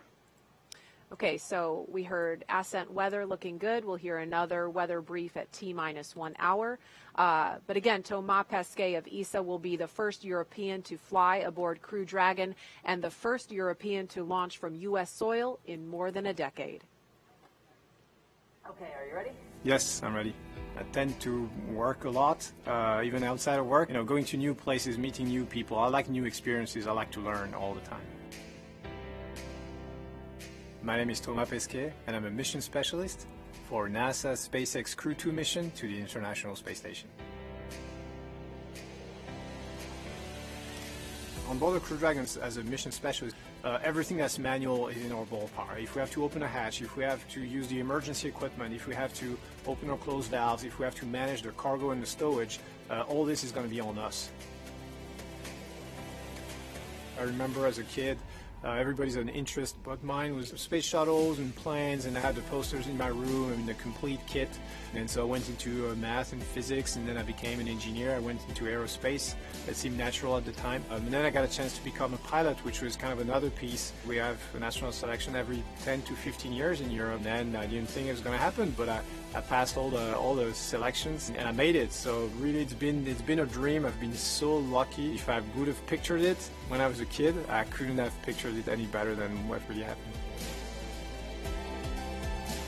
So space station, to me, it's a step for exploration. So we're preparing the next steps that are going to take us, to the moon and to Mars. And then at the same time, we're using the space station as an orbiting laboratory. So every day you do research that you couldn't be doing on the ground. You have to prepare for the spacewalks. You always prepare it very meticulously, very thoroughly, and then once you go out, and just your adrenaline is very high. And it's also physically challenging because you got to be for 6-7 hours fighting against that spacesuit, because that spacesuit is inflated with air for you to be able to breathe, which means it's going to resist your movements. So those are huge, big memories that you have, but really also sometimes the small things, the fun that you could have. It's one of the big achievements of the space program is to bring people together. That's what makes us go. In the future, I think our programs are going to be more and more ambitious. So we're going to need more than just one country. No single country in the world can do it on its own. So I think it's the partnership that takes us forward. It makes you better. It makes you achieve more. And I think that's the path we're in. The space station has paved the way, and every future big space program is going to have to follow the same path.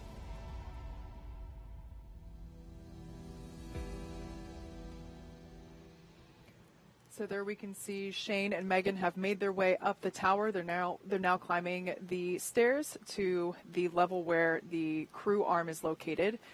Before Aki and Thomas make their way to the elevator at the ground level of pad 39A, let's get a look at mission specialist and JAXA astronaut Akihiko Hoshide.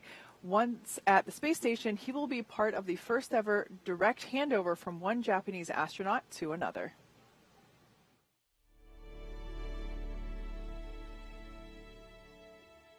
I meant to check this, but do you know when I was selected as an astronaut? 1999, thank you. I always get mixed up there. So I was born in Tokyo, Japan, and then from age 3 to 7, I actually lived in New Jersey because of my dad's job. In high school, I went to Singapore for 2 years. Went to Keio University in Japan.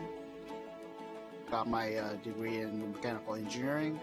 And then right after college, I joined the Japanese Space Agency. I have dreamt of becoming an astronaut since my childhood and tried a couple of times in astronaut selection.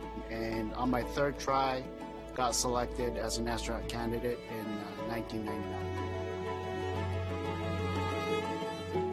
So on my first mission on SDS-124 on the Space Shuttle Discovery, that was my first flight, so I thought I would be nervous, but my crewmates were already like my family, so we were just chit-chatting inside the cockpit.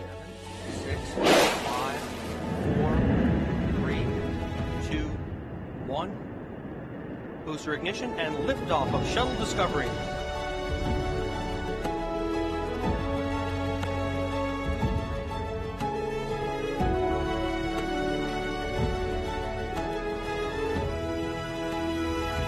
Akihiko Hoshide heading for a half year on the International Space Station. My second flight was a long duration flight. We launched on a Soyuz capsule, docked to the space station, and did a lot of science and spacewalks. Flying on 3 different vehicles, that's going to be amazing. The new spacecraft, Crew Dragon, it's a new technology, new layout, new operation, and I can't wait to actually experience it. So I guess the difference would be it's a brand new vehicle, a lot less switches. It's like a smartphone, I would say, which felt uncomfortable initially because as an astronaut, you're like where are the switches? Which button do I have to push?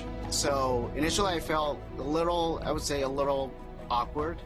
Then after training, you get adjusted and you understand, hey, this is how the system works, and how can I, as a crew member, help out the mission. It's a privilege, actually, to work together with these people, and look forward to actually doing the mission and spending more time working together. I'm Akihiko Hoshide, JAXA astronaut and mission specialist for NASA SpaceX Crew 2 mission. All right, that was a look at Akihiko Hoshide, and we can see the astronauts inside the crew access arm. That walkway. Here are Commander Shane Kimbrough and pilot Megan McArthur. Making their way up behind them are ESA astronaut Thomas Pesquet and JAXA astronaut Akihiko Hoshide. And we'll be seeing them make their way up. There they are coming up the steps. And they'll be stopping to use the phone. Shane and Megan already had the opportunity to do that. That phone is up where you see the person in the black suit. That looks like Jessica Meir, number 38, part of the closeout team at the pad.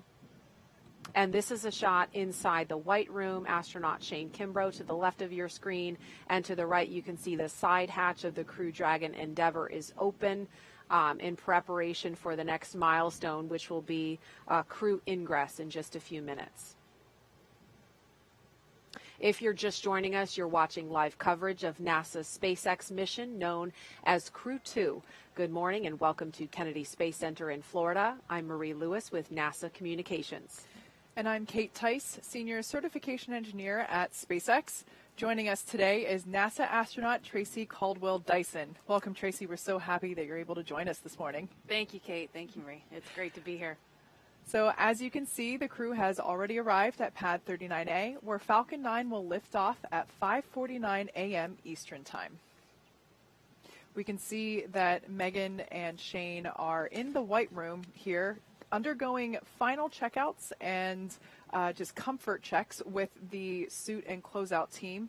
One thing that we'll see them do momentarily is the closeout lead there on the right-hand side with the tablet will provide them with a black Sharpie, and they're going to actually add their signature to the wall to their right of this white room. We named it the white room to keep, again, in space tradition from previous human spaceflight programs, but something different this time. We're actually having all the astronauts that fly on Crew Dragon sign their names. And there's a shot inside the crew tower, it looks like, where Aki and Thomas are now using the telephone for a final goodbye. Now, Tracy, do you want to talk a little bit about the significance of that particular telephone? I think it's a great way to surprise your family and friends on launch day. I know that my parents were not expecting it, and it was probably one of the more emotional moments for them.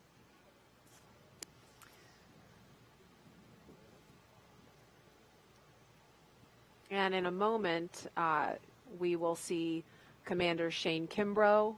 Here he is climbing inside Crew Dragon Endeavour. We call this process ingress.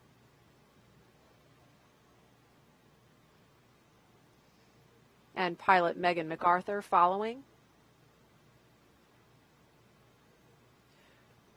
So we can see the closeout team assisting the crew. Crew ingress has started on schedule.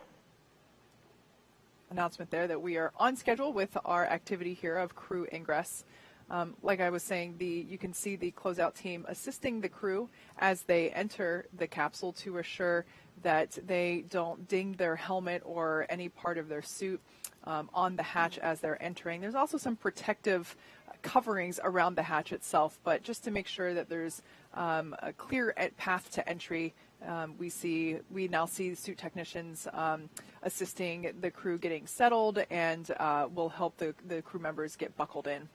The harness that we see coming into the picture here is not just your normal seat belt, although it does function in that purpose. It's a 5-point harness, and the crew will start to buckle themselves in, and kind of like when you get on a roller coaster, like you get your initial fit up, and then your safety team member comes over and makes sure that you're locked and loaded and ready to go.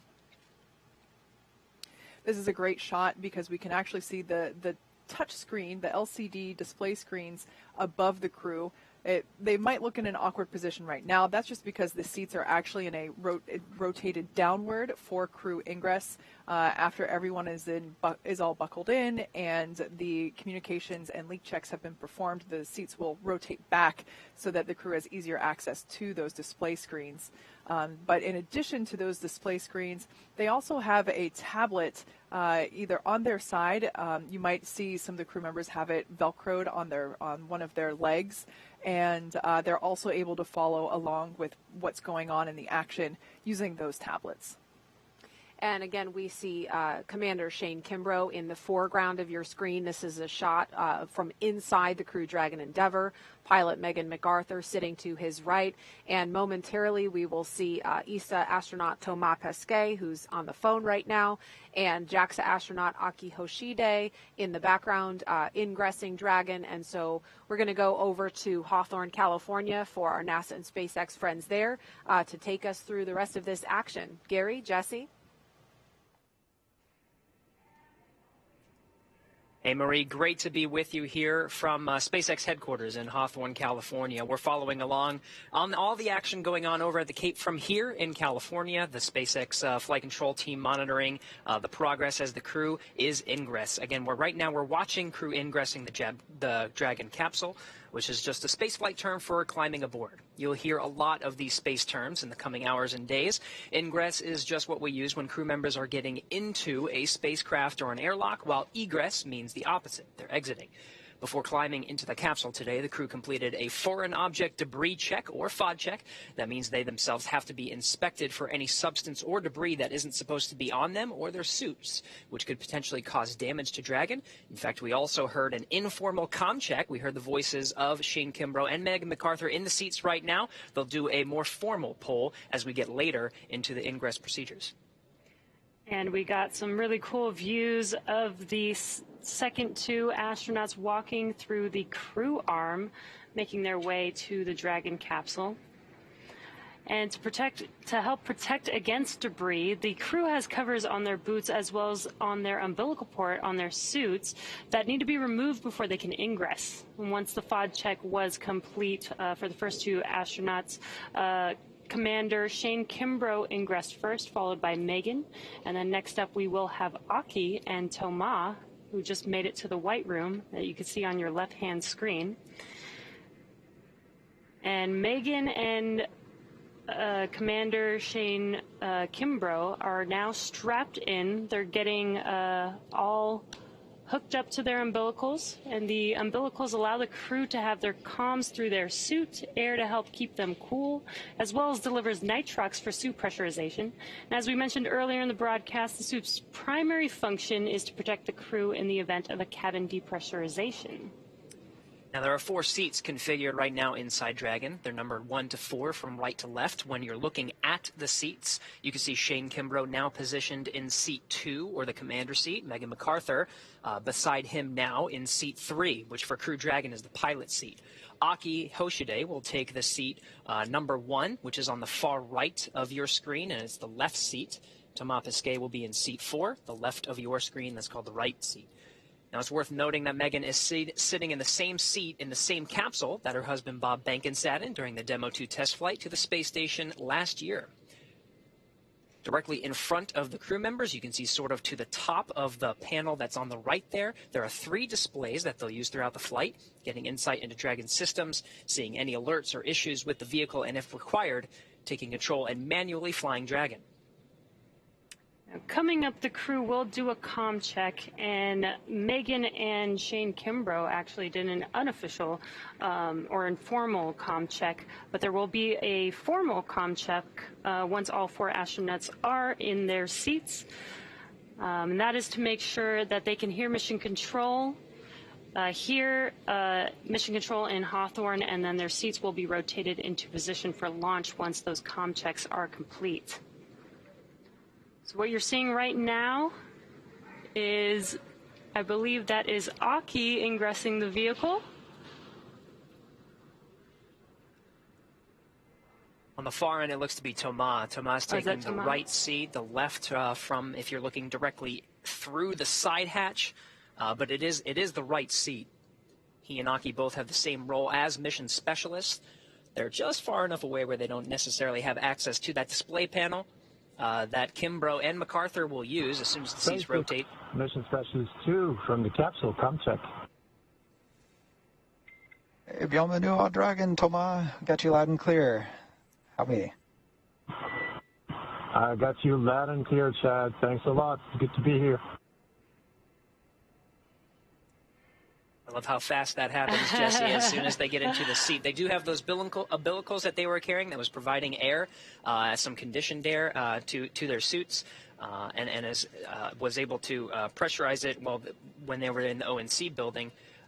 Those suits will provide pressure to the suits when that comes later in the countdown. First is the comm check. So, yeah, Thomas plugged that in, and that's that informal comm check. They're going to do a formal poll with all the launch support teams as well as the mission control teams here in Hawthorne, California.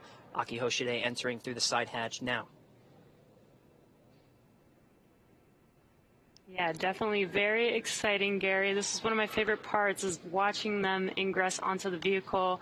It's really getting real. You know, we have been watching them since the suit-up room, but now they are officially on the vehicle, getting strapped in, getting ready for this. SpaceX MS-1, checking in. Aki, Dragoni, yokoso. Welcome to Dragon. Good to be here.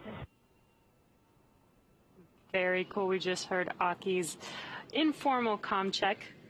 Again, once they are all strapped in, all their umbilicals are hooked up, their harnesses on, then they will do an official comm check. And followed by that official comm check will be the seat rotation. And you can kind of see on your right-hand screen, the seats are rotated upright right now, but when they're getting ready for launch, they will rotate upwards, looking at your screen, so that they can access those display panels that are right above them.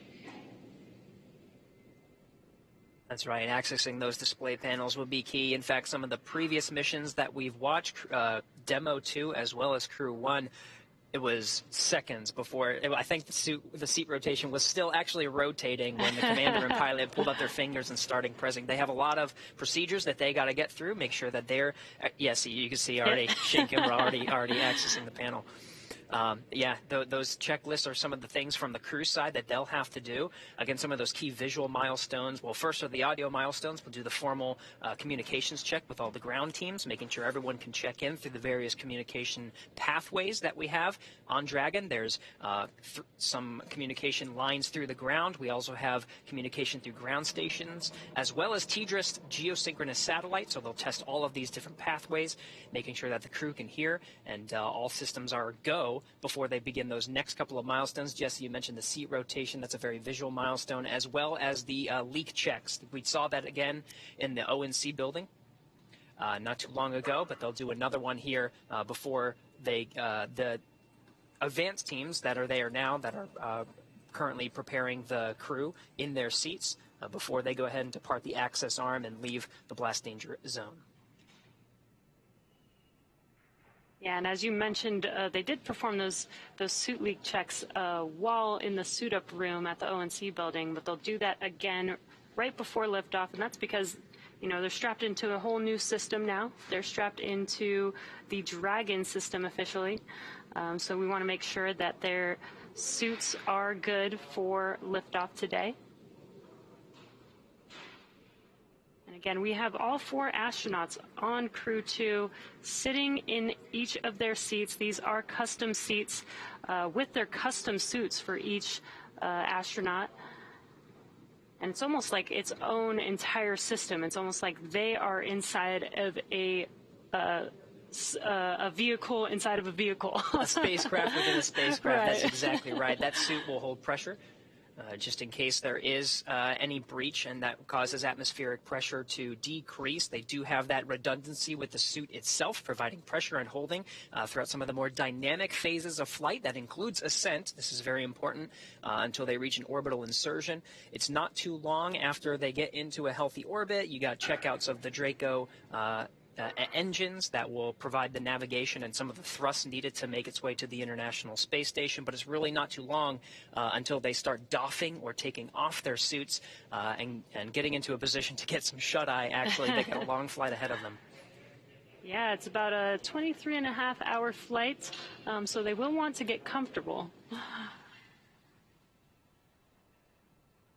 You can see the suit techs are there helping all 4 astronauts get strapped in, preparing them for these suit leak checks and comm checks coming up here shortly.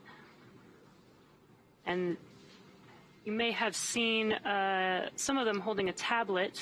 That is so that they have access to those procedures. Each procedure has very specific and intentional steps that they need to follow. And the astronauts also have a tablet themselves that they can follow along those procedures. All right, 2 hours, inside 2 hours and 34 minutes from launch. We're going to stand by and wait for those communication checks. Meanwhile, let's check in for an operational update with John Insprucker for the latest health on both vehicles. John. As Gary said, just over 2.5 hours remaining in the countdown for the launch of Falcon 9 with Dragon on the Crew 2 mission to the space station. The Dragon launch ops team has completed their major activities to prepare the spacecraft for the astronauts. Checkouts are complete of the major systems, including the escape system. And as you can see on your screens, ingress of the astronauts is well underway, all 4 crew members inside the Dragon capsule, and there are no issues in work. We're also listening right now for the Dragon team comm checks with the crew. That'll be coming up momentarily. Now, the Falcon 9 team is located in Firing Room 4 in the Launch Control Center at Kennedy Space Center. They're settling in for final checkouts and then propellant loading and launch. We've been hearing some of the comm checks as the engineers get on station here in the last 15-20 minutes. Now, the Falcon 9 team will also do comm checks with the crew. That'll happen at about T-minus 2 hours, or about 30 minutes from now. Currently, all systems are go on the launch vehicle. The range continues to report no problems. The weather forecast continues to be acceptable. We're looking at weather not only at the launch site, but around the world. We need to make sure conditions are acceptable if Dragon has to splash down in the Atlantic in case of an escape.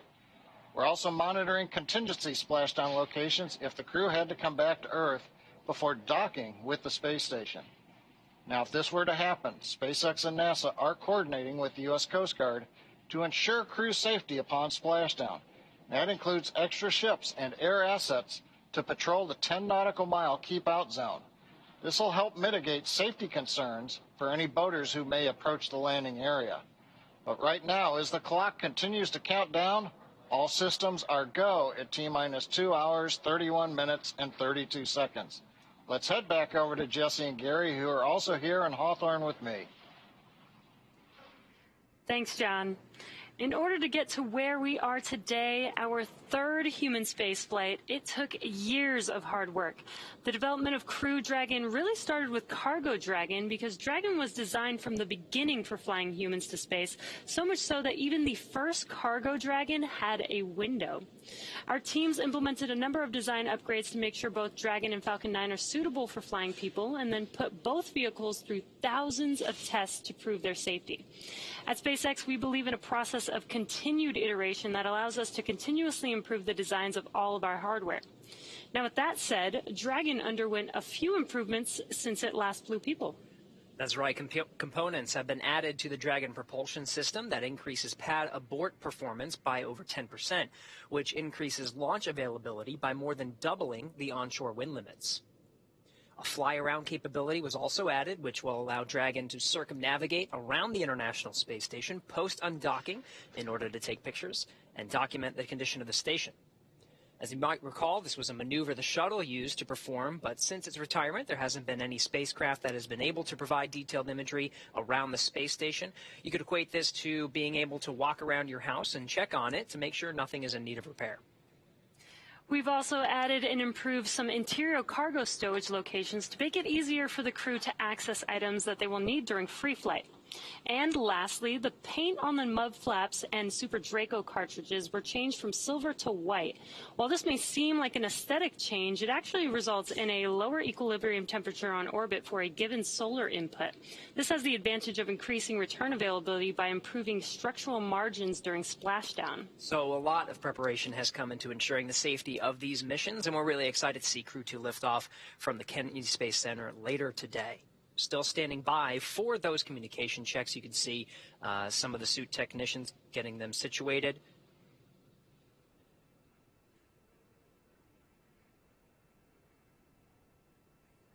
They become quite pros at this, Jesse. Just as soon as they got into the seats, you saw some of their gloves were off. Those gloves specially designed and form-fitted to each of the astronauts. The gloves are now in place. Very shortly, we'll be hearing the communications checks. Some of the other milestones that will happen very quickly as well will be the seat rotation. It'll be from this position that allows the suit technicians to access each of the astronauts and help them get buckled, strapped in, and the umbilicals checked out. And then, of course, there'll be the suit leak check. And we got a cool view looking from outside of the Dragon capsule in through the hatchway. And some fist bumps there from the suit techs to the astronauts.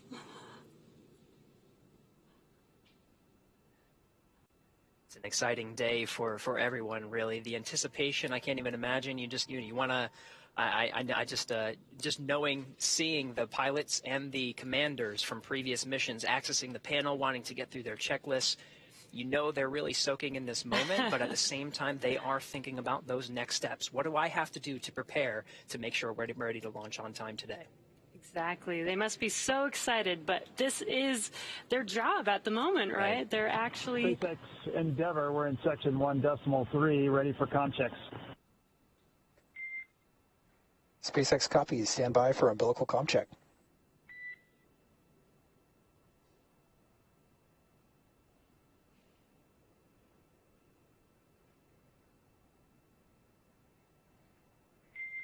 CDR, PLT, MS1, MS2, comm check.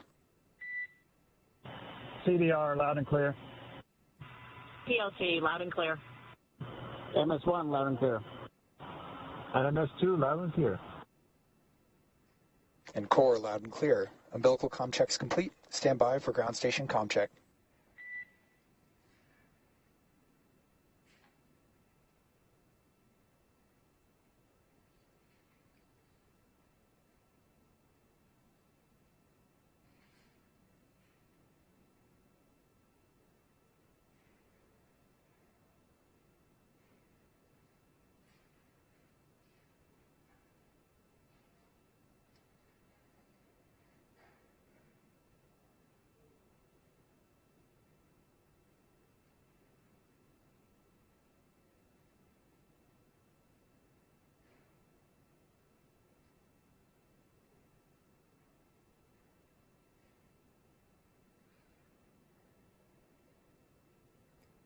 If you're just now joining us, they are performing comm checks right now, so that is what we are waiting for. They've done a couple so far.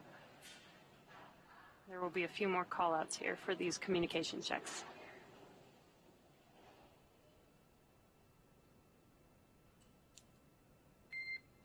Dragon SpaceX comm check. Endeavour has you loud and clear. And core, loud and clear. Ground station comm check complete. Stand by for TDRS comm check.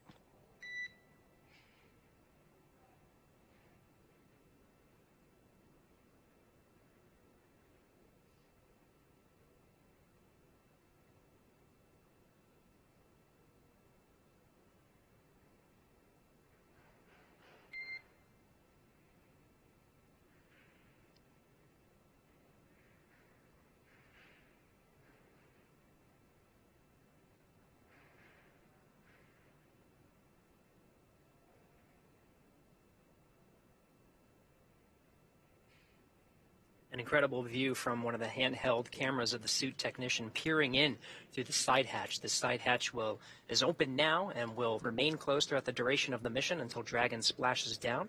We're standing by for some of the further communication Dragon checks. SpaceX comm check. Endeavour has you loud and clear. Core loud and clear. Teeter's comm check complete. Stand by for comm checks with MD and LD in the launch configuration.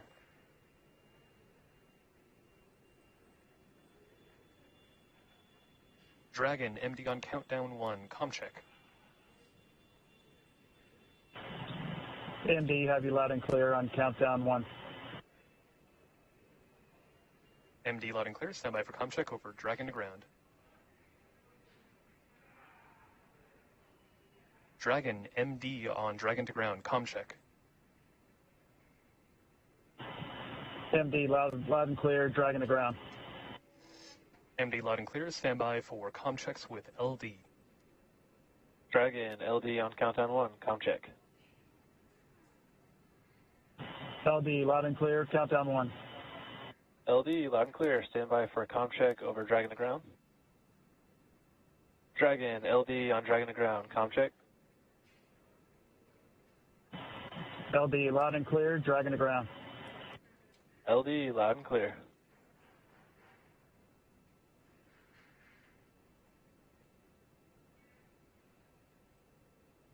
And Dragon SpaceX launch configuration comm checks complete. Report when ready for seat rotation per section 2 of 4.100.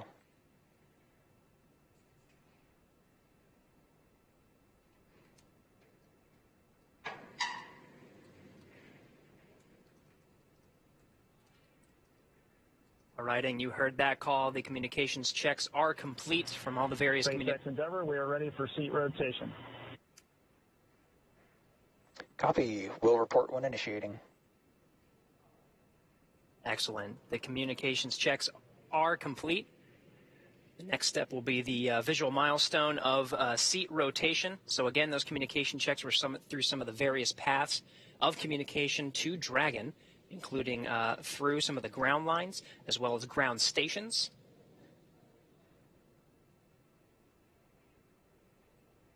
Dragon SpaceX initiating seat rotation. Copy.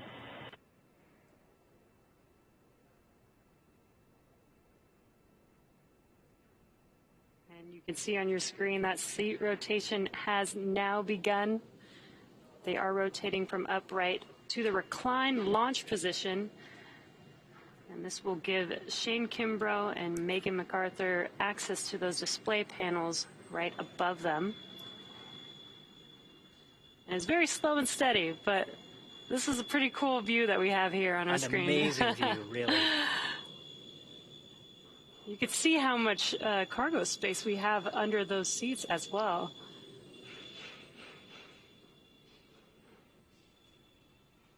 Dragon SpaceX seats are in the launch position. Copy. Great news.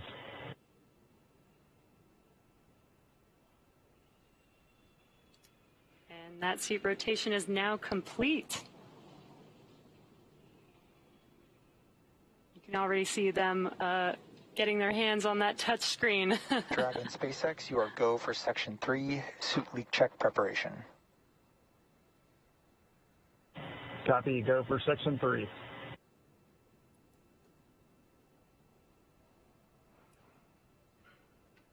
These milestones really happening in rapid succession. As you mentioned, Jesse, it wasn't really too long until they reached up and started touching through some of those procedures. That first one, of course, is the suit leak checks. Communications checks complete from all the various communication paths, and seats are rotated into the position for launch. Those seats specially designed for each astronaut. Not only it allows them to access that display panel. Chair complete. Ready for leak check. Copy, Endeavour. We see the same. Your go for Section 4, suit leak check. Section 4 in work.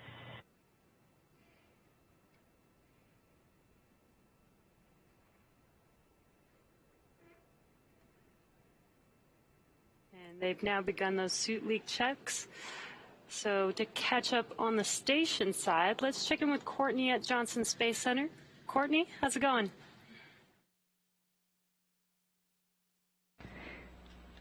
Thanks, Jesse. As we said earlier, the team here in Mission Control Houston is actively controlling and monitoring the space station as they await Dragon's arrival.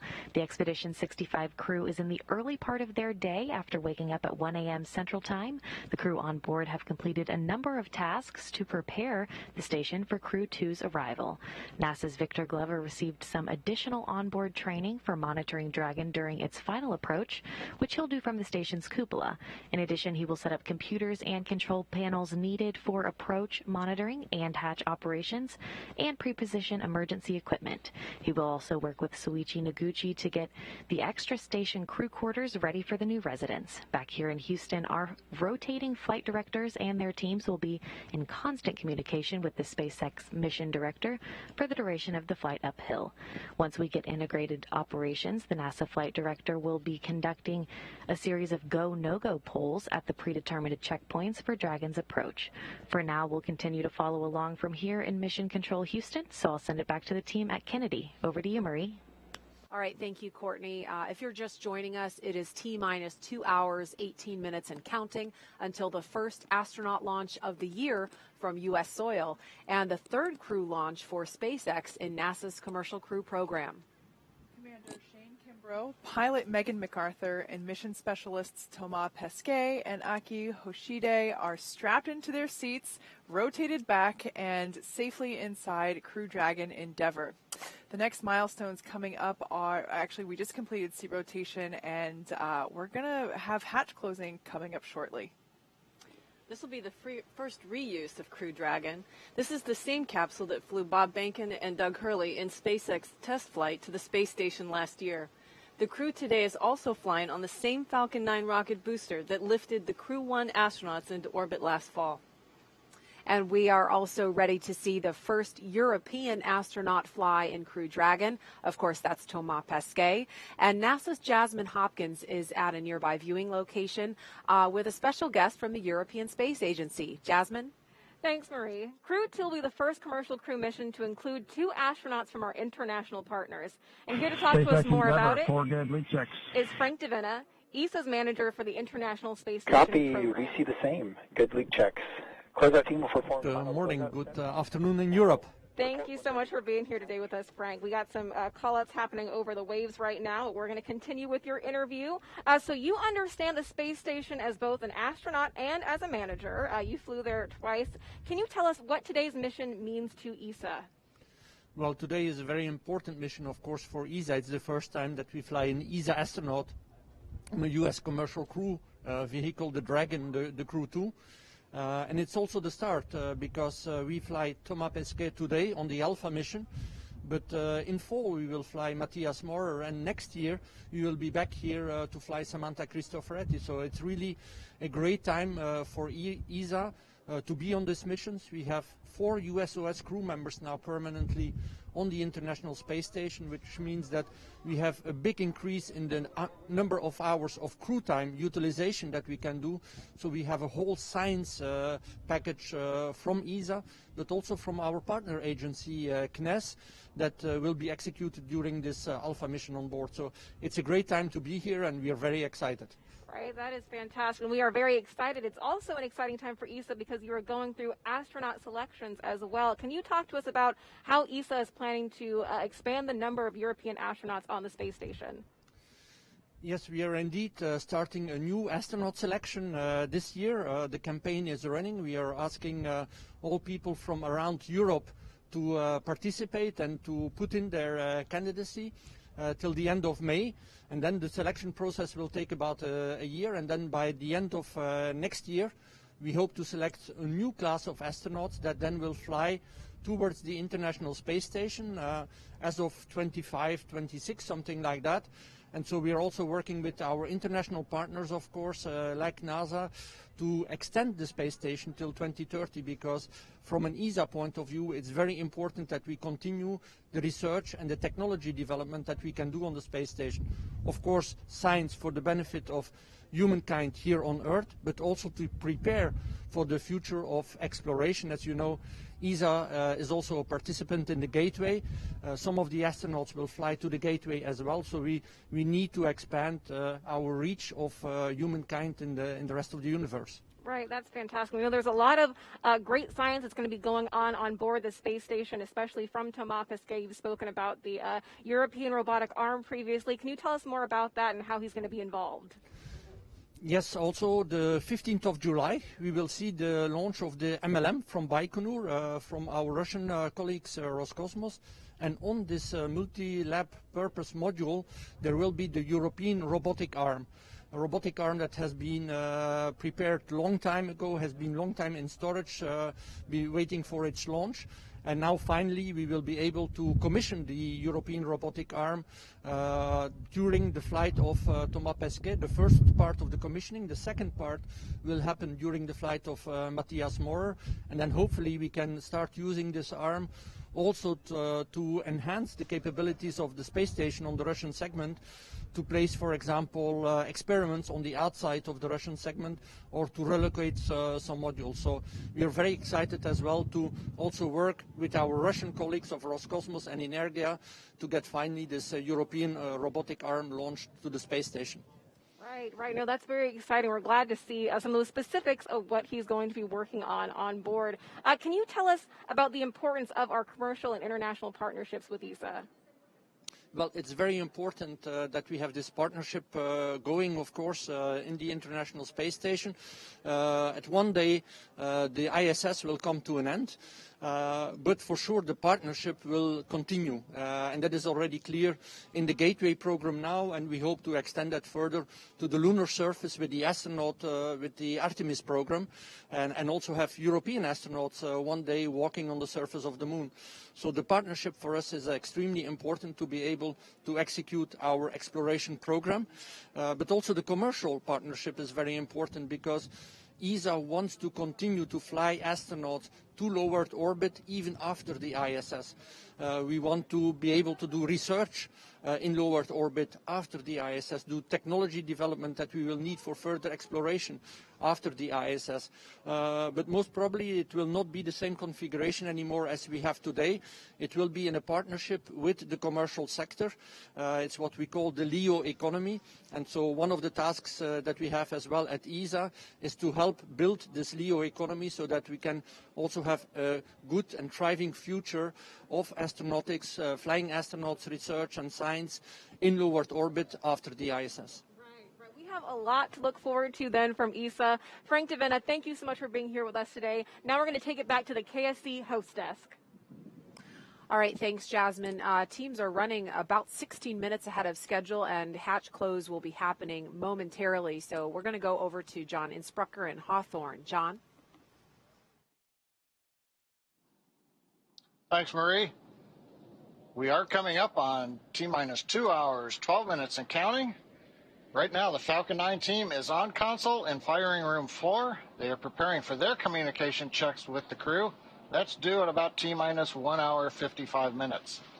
SpaceX engineers right now, they're continuing to pressurize the launch vehicle gas storage bottles. These are composite overwrapped pressure vessels.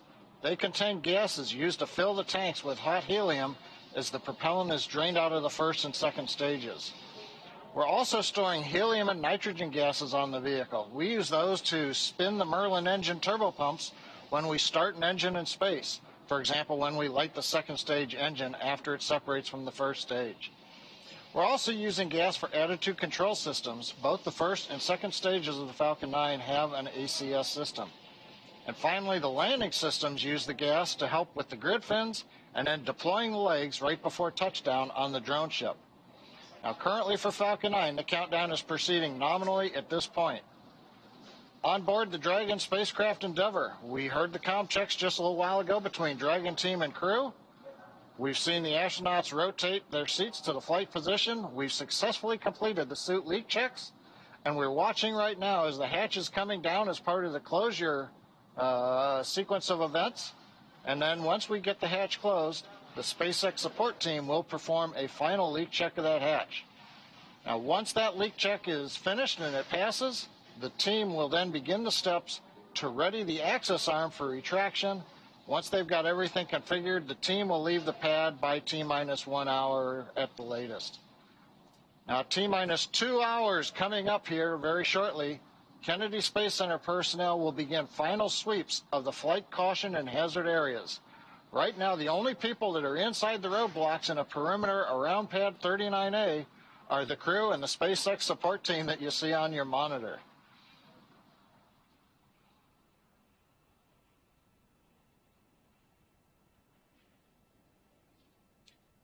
And right now, as we get ready to bring the hatch down, we're going to go back to the team at Kennedy Space Center. Thanks for that update, John. As you can see, we are preparing for the closure of the side hatch. The closeout team there in the black SpaceX flight suits that you see have performed a final FOD check, and they've gotten the final okay from the crew inside the capsule to confirm that they are indeed ready to go to space today. As you can see, the side hatch has just been closed. This is a little bit more complicated than it may seem. So it's this initial closure, and then there will be actual mechanical closure using a torque wrench, which we should see here momentarily. Might be, yeah, we can see that happening now. And then afterward, we will inflate the seal that's around the side hatch in order to do that leak check. We'll inflate the seal, apply a pressure basically, and make sure that the hatch is able to hold that designated pressure for a couple of minutes. And once that's done, we'll put the side closure there on the open part of the hatch that still remains. And like John said, at that point, the crew will then begin to prepare the crew access arm for retraction. And I can't emphasize this enough. We've seen this time and time again with SpaceX. The written timeline, has very specific times laid out, but oftentimes we see that they're ahead of schedule, and that's certainly the case here. Side hatch is closed and starting leak checks on schedule. Okay, so we heard the announcement that the side hatch is Copy. closed. Thanks for the words, Chad. And leak checks are beginning momentarily on the side hatch. Now, when I say that they're ahead of schedule, that does not mean the launch time is changing. Launch is instantaneous. That cannot change. That's holding for 5:49 and 2 seconds this morning, Eastern Daylight Time. But when the teams work ahead, as they are in this case, if everything goes well with the side hatch leak checks, all that does is give them more time, more margin to troubleshoot if an issue does pop up after this point. So they may be running ahead of the timeline, but regardless, we're still going to see launch, if everything goes well, at 5:49 and 2 seconds this morning. And what we're seeing now is the closeout team basically installing the fixture that will allow us to begin to inflate that seal that is around the side hatch, which, like I said, pressurizing and then for a couple of minutes to ensure that the side hatch is able to maintain that designated pressure. As you can see, everyone's following along with procedures on their tablets. Everyone has a specific job. That's what the numbers are for, located on the back of the of the flight suits. Everyone has a specific role, and all of this has been practiced multiple times, which is why it looks like the well-oiled machine that we see here. Stacy, at this point in time, the door is closed. You know stuff is happening on the outside. Where is your heart? Where is your head at this point in the launch countdown? Because you're not quite there yet, but like you said earlier, your suit's on, so like the on button has been pushed. Exactly. Exactly. And right now, I imagine I've not been in the Dragon capsule, but I'm pretty sure the crew can hear what the closeout crew is doing right now. So they're probably listening to the mechanisms and their spacecraft breathing.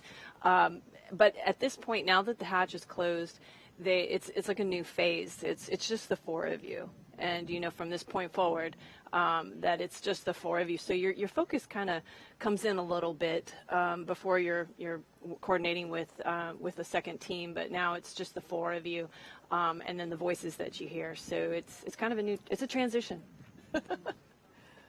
We got word that the crew aboard the International Space Station is also watching all of this unfold live. Of course, they were sitting in these seats at the pad in their Crew Dragon Resilience that's currently docked to the International Space Station. So that crew is watching the crew on the pad today and getting ready to welcome them aboard if all goes as planned early tomorrow morning.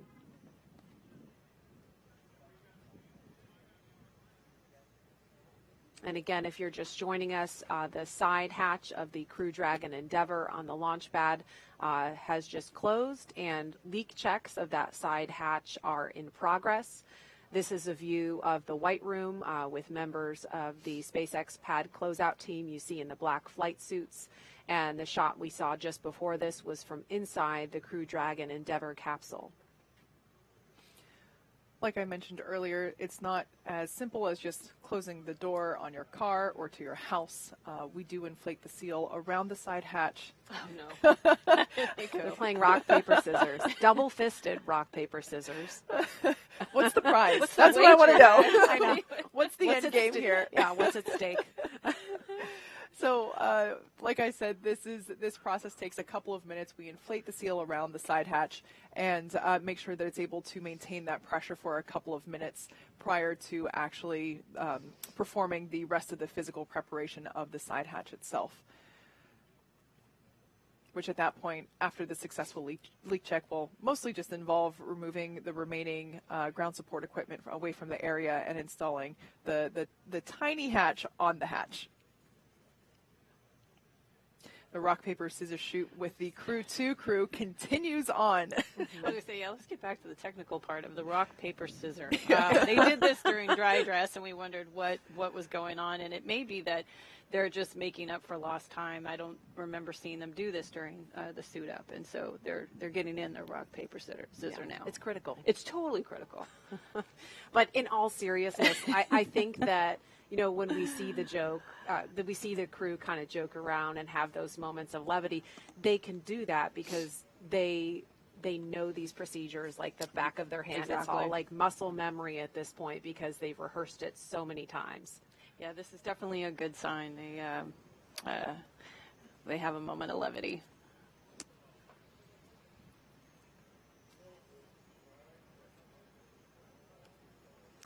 So it's T-minus 2 hours, 2 minutes, and counting. The hatch close has been completed a little bit ahead of schedule, and we're awaiting the results of a side hatch leak check to make sure they can proceed.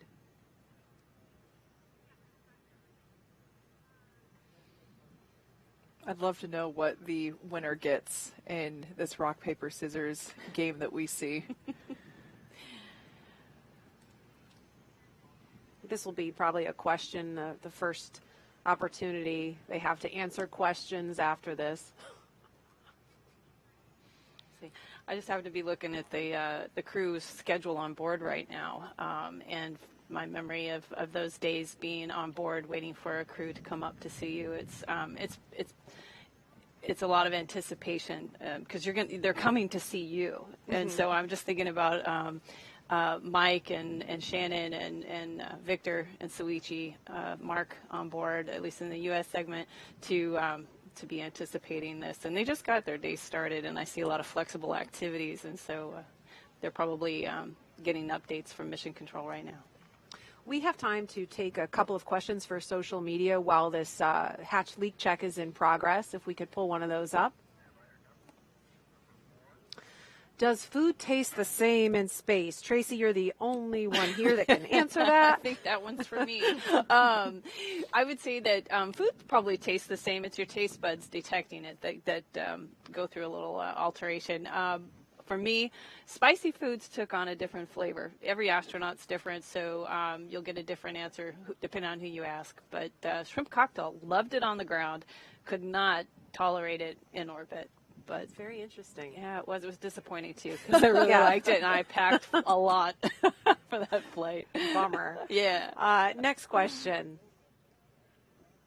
Are the big touch screens that the astronauts are looking at just for looking up data and docking on the International Space Station, or could the astronauts do something different with them, like open the side hatch or separate the trunk or fire the Draco thrusters manually? Kate. Yeah, that's a great question.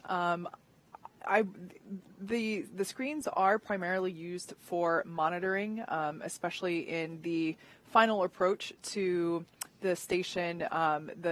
Everyone can actually see which thrusters are thrusting when, as Dragon is slowing itself down and steering and basically positioning itself to dock with the International Space Station.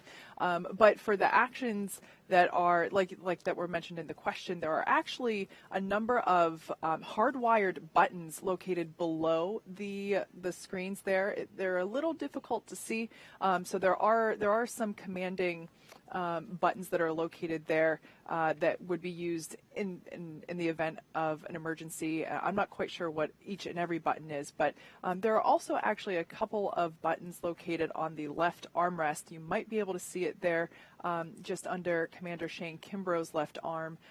There's actually a small control panel that allows them to basically turn their volume up and down, turns on their task light, which is a little personal light there inside the cabin, and of course transmit their communications. So there are a couple of different buttons located around. The ones used most often are certainly there on the side of their arm.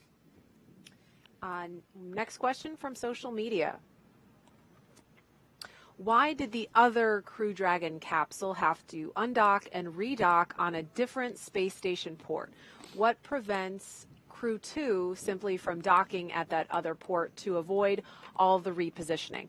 So that's a great question, and I'm going to try to explain it in a simple way. So the shorter answer is the Crew Dragon Resilience could dock to either the forward port or the zenith port. They're going to be docking to the forward port.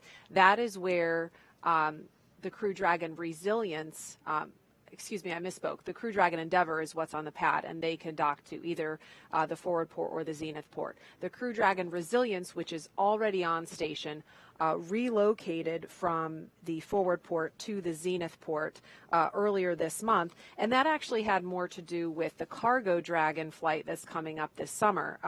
The preferred port for Cargo Dragon is the zenith port, so that keeps the zenith port open for the Cargo Dragon when Resilience departs to come home in just a few days. So it's a little bit of musical chairs, a little bit of just rearranging parking spots on the International Space Station because it's pretty hopping up there. What a great problem to have, though. Too many dragons. We got to move things around. One thing that we did learn that came out of that activity, so in order to perform that port relocation. Side hatch leak check complete and access panel install has started. Okay, great information there. Sounds like that. Copy, thanks. That leak check was successful, and now they're going to install the final plate there on the side hatch. So this is essentially the last buttoning, the last... Dragon SpaceX, we're commencing health check for the launch escape system. Expect a momentary flight computer change, followed by transition back to pad hatch closed. Copy, thanks for the heads up. As I was saying, this is the last physical buttoning up of the Dragon capsule, basically the last bit of crossing the I's or dotting the I's and crossing the T's that the vehicle itself will undergo prior to liftoff. And we can see the team working to finish uninstalling the hardware there that was utilized for that leak check. And so we've got a little over an hour now until the pad team wraps up its final checks and clears the white room. That's when the action will really pick up with the retraction of the crew access arm, the arming of the launch escape system, and propellant loading on the Falcon 9 rocket. So we'll keep a live view of the crew here as they're sitting tight for the next hour or so and provide you with some more context about this mission.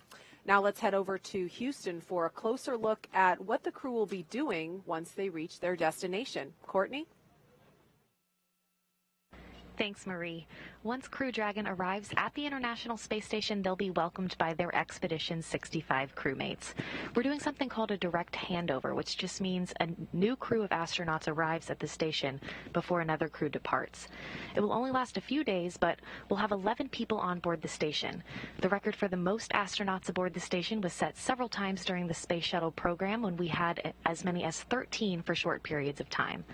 One question we've heard a lot is, where are all of these astronauts going to sleep? The space station has 7 permanent spots for astronauts to sleep, known as crew quarters. When we have more people sleeping On the station, then locations for a short period of time, the crew works with flight controllers on the ground to stake out temporary camp-out locations in different modules. We can also have a crew member sleep inside each Dragon capsule, as Crew 1 Commander Mike Hopkins did for his stay on the station. This mission will also continue keeping the long-duration crew size on station at 7 on the U.S. side. We'll have 5 astronauts to conduct research. Just the jump from 3 to 4 astronauts takes our average of 30 to 40 hours of science work a week on station, all the way up to 80 to 100 hours, effectively doubling our amount of time dedicated to research. Great words on the With weather 5 and the aboard vehicle. during Crew 2's mission, that number will reach even higher. As the station is first and foremost a laboratory, contracts with Falcon 9 operators. Ready for the crew will contracts jump with right into Falcon 9 conducting operators. experiments.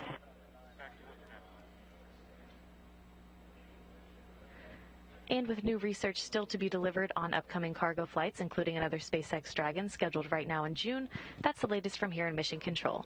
I'll toss it over to Jasmine now, where we will learn more about some of the exciting science on the horizon for Crew 2. Jasmine?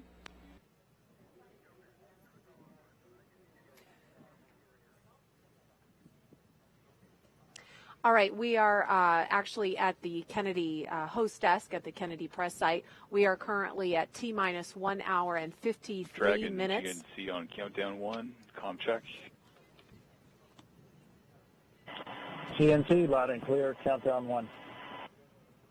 GNC loud and clear, stand by for comm check by propulsion. Dragon, prop on countdown 1, comm check.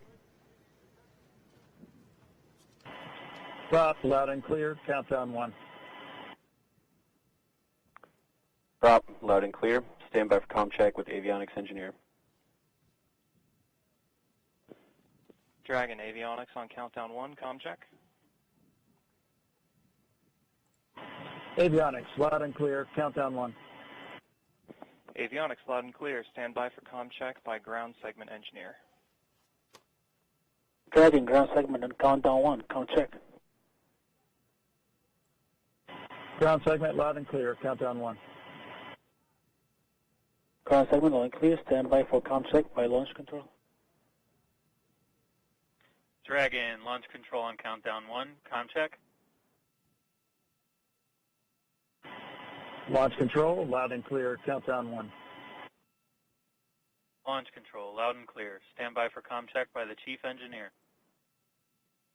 Dragon, CE on countdown 1, comm check. CE, loud and clear, countdown 1. CE loud and clear. This completes the F9 responsible engineer comm checks.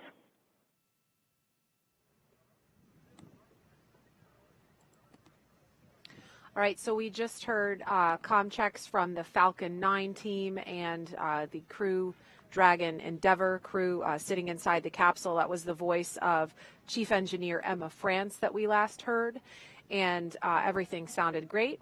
We are going to go over now to Jasmine at the OSB-2 viewing location with another special guest. Jasmine? Thanks, Marie. One of the ongoing experiments on the space station is growing plants in space. Here to talk to us more about it is Joya Massa, project scientist from right here at Kennedy Space Center. Thanks so much for being here, Joya. Oh, my pleasure, Jasmine. Thank you, absolutely. So let's get right into it. Why are we growing plants in space? Well, we're growing plants in space for a number of reasons, primarily for the food, to help supplement the packaged diet. The packaged diet is great, but if it's stored for a long duration, like it will have to be when we send astronauts to Mars, the nutrition and the quality can break down. So we're looking at adding plants to provide all of the vitamins and variety for the crew. At the same time, they're going to provide psychological benefit and that reminder of Earth. Right. No, that's really important to think about.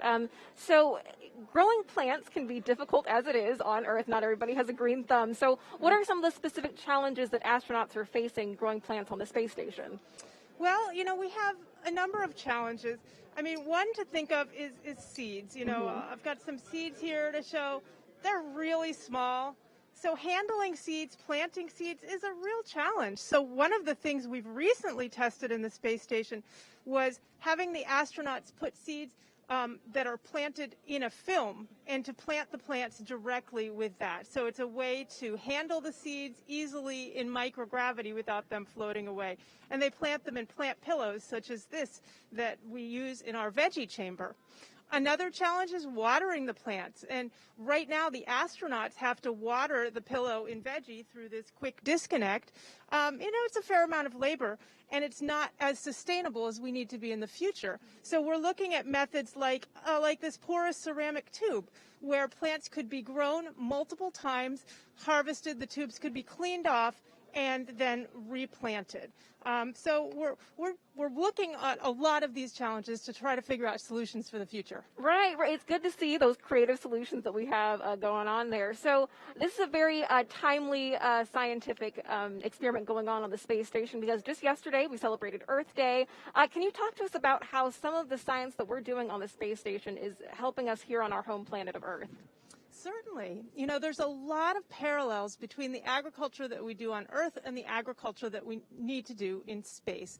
And we're learning a lot that may apply to growing plants on Earth, especially in controlled environments, how to grow plants indoors. So there's a lot of work on vertical farming in cities to grow fresh produce.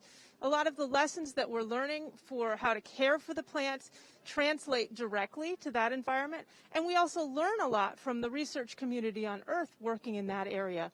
And even other aspects such as choosing the right plants to grow in these environments.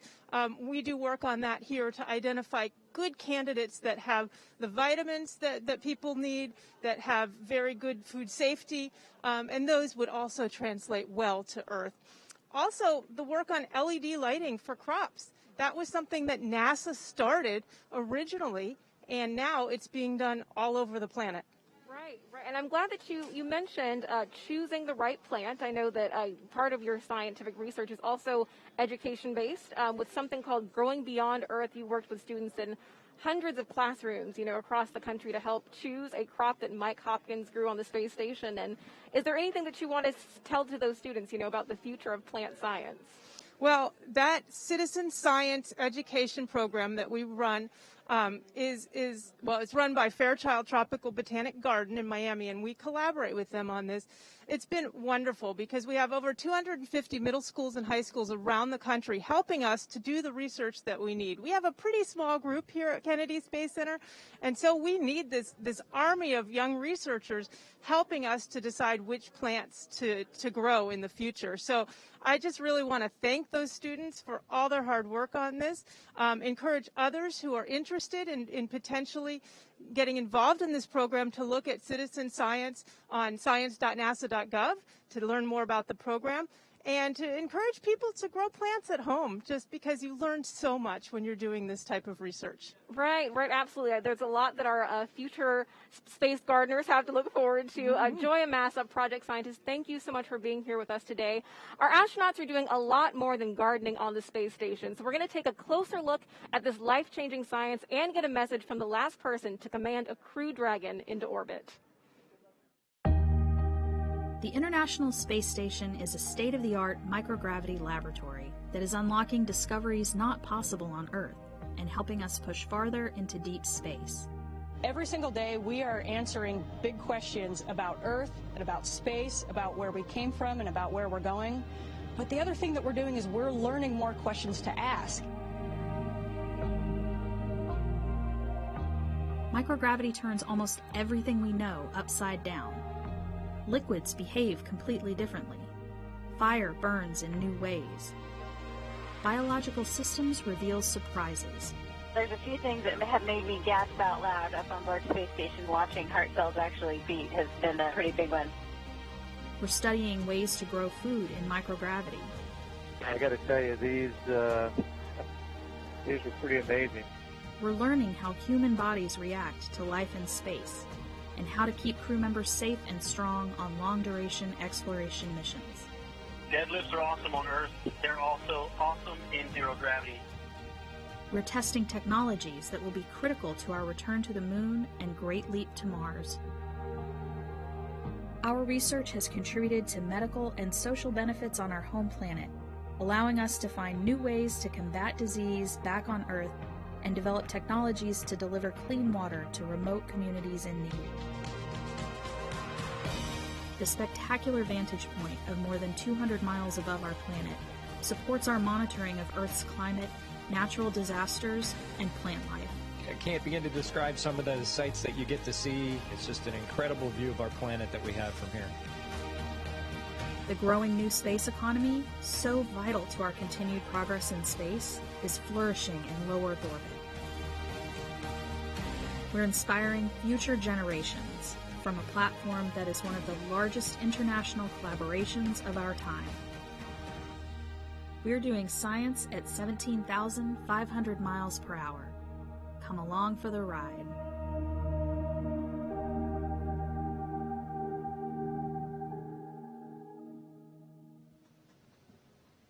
Hi, I'm NASA astronaut Mike Hopkins aboard the International Space Station and a member of Expedition 64. Additionally, I have the honor of commanding Crew Dragon Resilience, which brought us here last fall.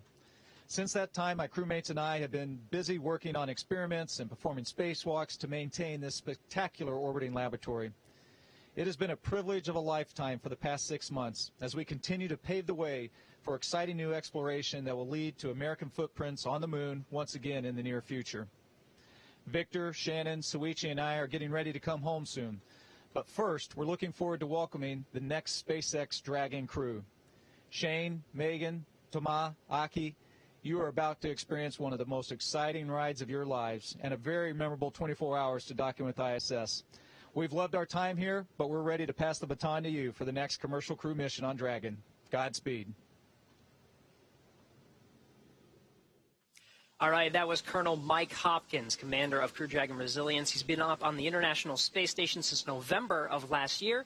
He's had a chance to look down at the Earth and watch it breathe. Now, what does that mean? Well, luckily, we have a climate scientist here from NASA's Jet Propulsion Laboratory to tell us everything about it, Dr. Anne-Marie Eldering. Thank you so much for joining us. Hey, thanks for having me here. So, yeah, what do we mean by watching the Earth breathe? So, carbon dioxide in our Earth's atmosphere, you probably know it's going up as we burn coal, oil, gas, but it has this big seasonal cycle. So plants are really important for carbon dioxide.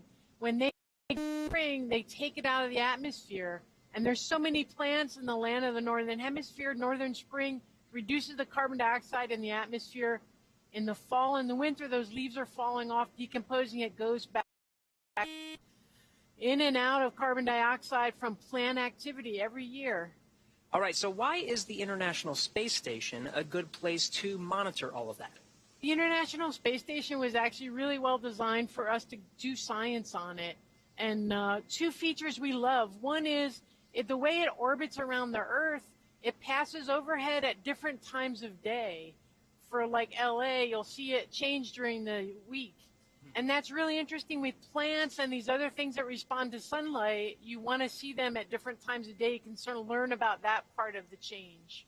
So the OCO-3, Orbit Carbon Observatory 3, has been up on the International Space Station since 2019. It launched on SpaceX Dragon. What have you seen so far? What sorts of data have you seen coming in?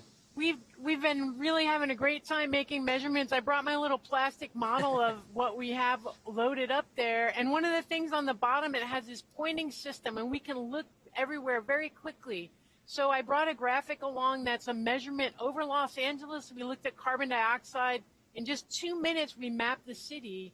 And you can see how there's extra carbon dioxide over the heart of LA as compared to the outer reaches. So we can start to see city scale variation in carbon dioxide and learn more about our own human emissions than we've ever seen before. Now, that's some great data, right? But this is not the only remote sensing tool that's on the International Space Station. What else is up there? It's like a party up there. We've got, especially when you're thinking about plants, we have a neighbor called Jedi. It's looking at how much plant material is there. There's another neighbor called EcoStress. It says what happens to plants when they're hot and dried out. And then this other instrument from the German Space Agency, DESIS, that's figuring out what types of plants are in different places. So when you get all those measurements from the ISS, same time, same place, really powerful for science. All right, Anne-Marie Eldering, thank you so much for joining us. Really glad to be Project here. scientist for Orbiting Carbon Observatory 3. We have a lot more of climate science information that you can find on our website. That's nasa.gov/Earth Day. Now let's get back to the action with Crew 2 with John Innsbrucker here at SpaceX headquarters in Hawthorne, California. John? That's right, Gary, just upstairs from where you are down on the floor. We're coming up on just over 100 minutes before launch. The Falcon 9 launch team began their final activities at T-minus 2 hours. Now, the launch engineers are located in Firing Room 4 in the NASA Launch Control Center on Kennedy Space Center. They've got a view through their large windows of Pad 39A, located just 5 kilometers east of where they're sitting. Now, the Falcon 9 team is loading helium and nitrogen gas into storage bottles on the launch vehicle. Radio frequency checkouts have also been completed, and a final review of launch vehicle testing performed earlier today is underway. Now, the SpaceX chief engineer will check with the team at T-minus 80 minutes to verify we are good to continue the countdown. Now, the next major activity is going to be flowing a small amount of fuel onto the first stage to prime the Merlin 1D engines for ignition. The team is also monitoring fuel and liquid oxygen loading preparations. We're ensuring that the propellants in the ground tanks are correctly chilled prior to loading onto the Falcon at T-minus 35 minutes. Now the view you've got here, the Dragon capsule at the end of the crew access arm. Well, the crew's been busy this early morning. We've got all 4 of the astronauts are in the capsule. The hatch is closed. The comm checks with the SpaceX launch team are complete, both with the Dragon flight crew as well as the Falcon 9 launch crew. We've also done a leak check, and that confirmed the hatch is correctly installed. It was completed with no leaks. Now, at about T-minus 1 hour, the support team will be clear of the crew access arm and the pad. And actually, right now, we're running well ahead of schedule, so they're beginning to button things up, and so they may actually leave the launch pad area a little bit early. Now, the range will begin their final sweeps of the flight hazard and caution areas. And for the weather, the good news right now is that everything continues to look good. The weather possibility of bad weather is only 5% right now. What we're mostly looking at is in case a cloud with some rain in it pops up along the flight trajectory, but that doesn't look to be a big issue right now. We are waiting at T-minus 1 hour for some last weather data that'll tell us the Dragon weather conditions if they are go for launch. In the case of an abort, we need to make sure that it's not too windy. If Dragon had to do an escape maneuver from the Falcon 9, we don't want the winds to be too high as they come down into the ocean. But right now, everything looks good, both at the launch pad as well as the downrange and contingency landing locations, looking good weather-wise. So right now, everything's looking go at T-minus 1 hour, 37 minutes, 28 seconds. And Jasmine, back to you in Florida. Thanks, John. This mission is demonstrating our partnerships across the country and around the globe. Joining me now is Hiroshi Sasaki, Vice President of JAXA and Director General of the Human Spaceflight Technology Directorate. Thank you so much for joining us today. Welcome. Thank you very much. Of course. So Crew 2 will be the second commercial crew mission to include a JAXA astronaut. Can you tell us what the commercial crew program means to JAXA? Yeah, commercial crew program is very important for also us that our Japanese astronauts on board. And Aki, as well as the Japanese folks, is so excited that Japanese astronauts Soichi and Aki will meet each other in the space stations. And it is a symbol of the Japanese astronauts are active in space. And it inspires and gives hopes to the Japanese young people. Right, absolutely. So I'm glad that you mentioned that Akihiko Hoshide will be joining Soichi Noguchi on board, and this will be the first time that there is a direct crew handover with 2 JAXA astronauts. Can you tell us how that's inspiring the next generation of JAXA astronauts? Yeah, now we are selecting the new astronaut, or not only the ISS, but also the moon missions. And these activities very inspires people to want to go to the space and even the moon, I think.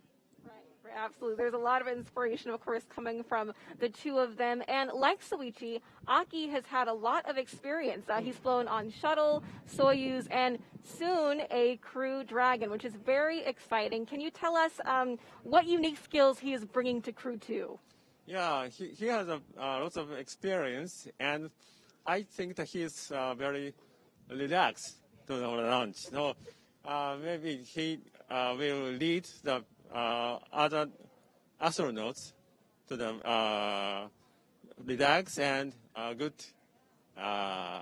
mind. I think so. Yeah, no, that's good. We're glad that he's relaxed today, that he's ready to go. We're all ready to watch him and cheer him on. So can you tell us what is next for JAXA and the Commercial Crew Program? Yeah, the next, we already assigned McArthur, very famous astronaut, and also Furukawa, he's the second flight. And we want to send a Japanese astronaut every year. That's fantastic. We're looking forward to that cadence of JAXA astronauts going to the space station. And you also mentioned the moon, inspiring people to go back to the moon. So last year, JAXA signed the Artemis Accords, which is speaking to our continued partnership in space. Can you tell us more about that? Yeah, Japan is signed not only the Artemis program, but also the Gateway, MOU. And we want to contribute using our expertise, such as ecosystem, or transportations, and even astronaut. Right. And we want to go together to the moon with international partners. Exactly. No, it's all about partnership. It's all about going together. Is there anything that you can tell us that Aki will be working on station? Any specific science that he'll be doing? Yeah, he will conduct lots of science research and technology demonstrate, such as protein crystal growth for the medicine design, contributing people on the ground. And a demonstration was enhanced water recovery system for the future explorations. Right. That's fantastic. We know that he's going to be doing great work, and I'm sure that you are excited to see today's launch. Can you tell us where you'll be watching from later on today? Yeah, I'm looking forward to seeing the beautiful launch. Fantastic, wonderful. Hiroshi Sasaki, thank you so much for joining us today. We are honored to have you here. And now we're going to take it back to Marie at the KSC host desk. All right, thank you, Jasmine. We are currently at T-minus 1 hour, 32 minutes and counting until Crew Dragon flies its next 4-person crew to the International Space Station with the astronauts you see live inside the Crew Dragon Endeavour spacecraft, Commander Shane Kimbrough, pilot Megan McArthur, and mission specialists Thomas Pesquet and Akihiko Hoshide. At this point in time, we expect the closeout team to be given the go to leave the BDA, the blast danger area. We're waiting to hear that call out. They're just doing final inspections. So all good news, proceeding to an on-time liftoff this afternoon. The milestone that will be coming up after that will be the launch escape system checks, or LES checks. That will happen around T-minus 1 hour and 30 minutes, and those will be conducted by the Falcon launch team. Those checkouts are a standard part of the launch countdown and critical to make sure that everything is in working order before arming the launch escape system, and which, of course, there we see the closeout team leaving the Dragon capsule, walking down the crew access arm.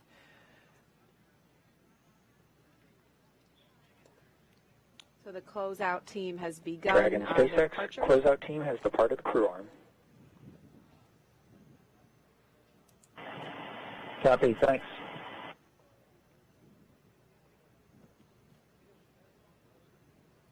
We just heard confirmation that the pad closeout team has departed the crew access arm.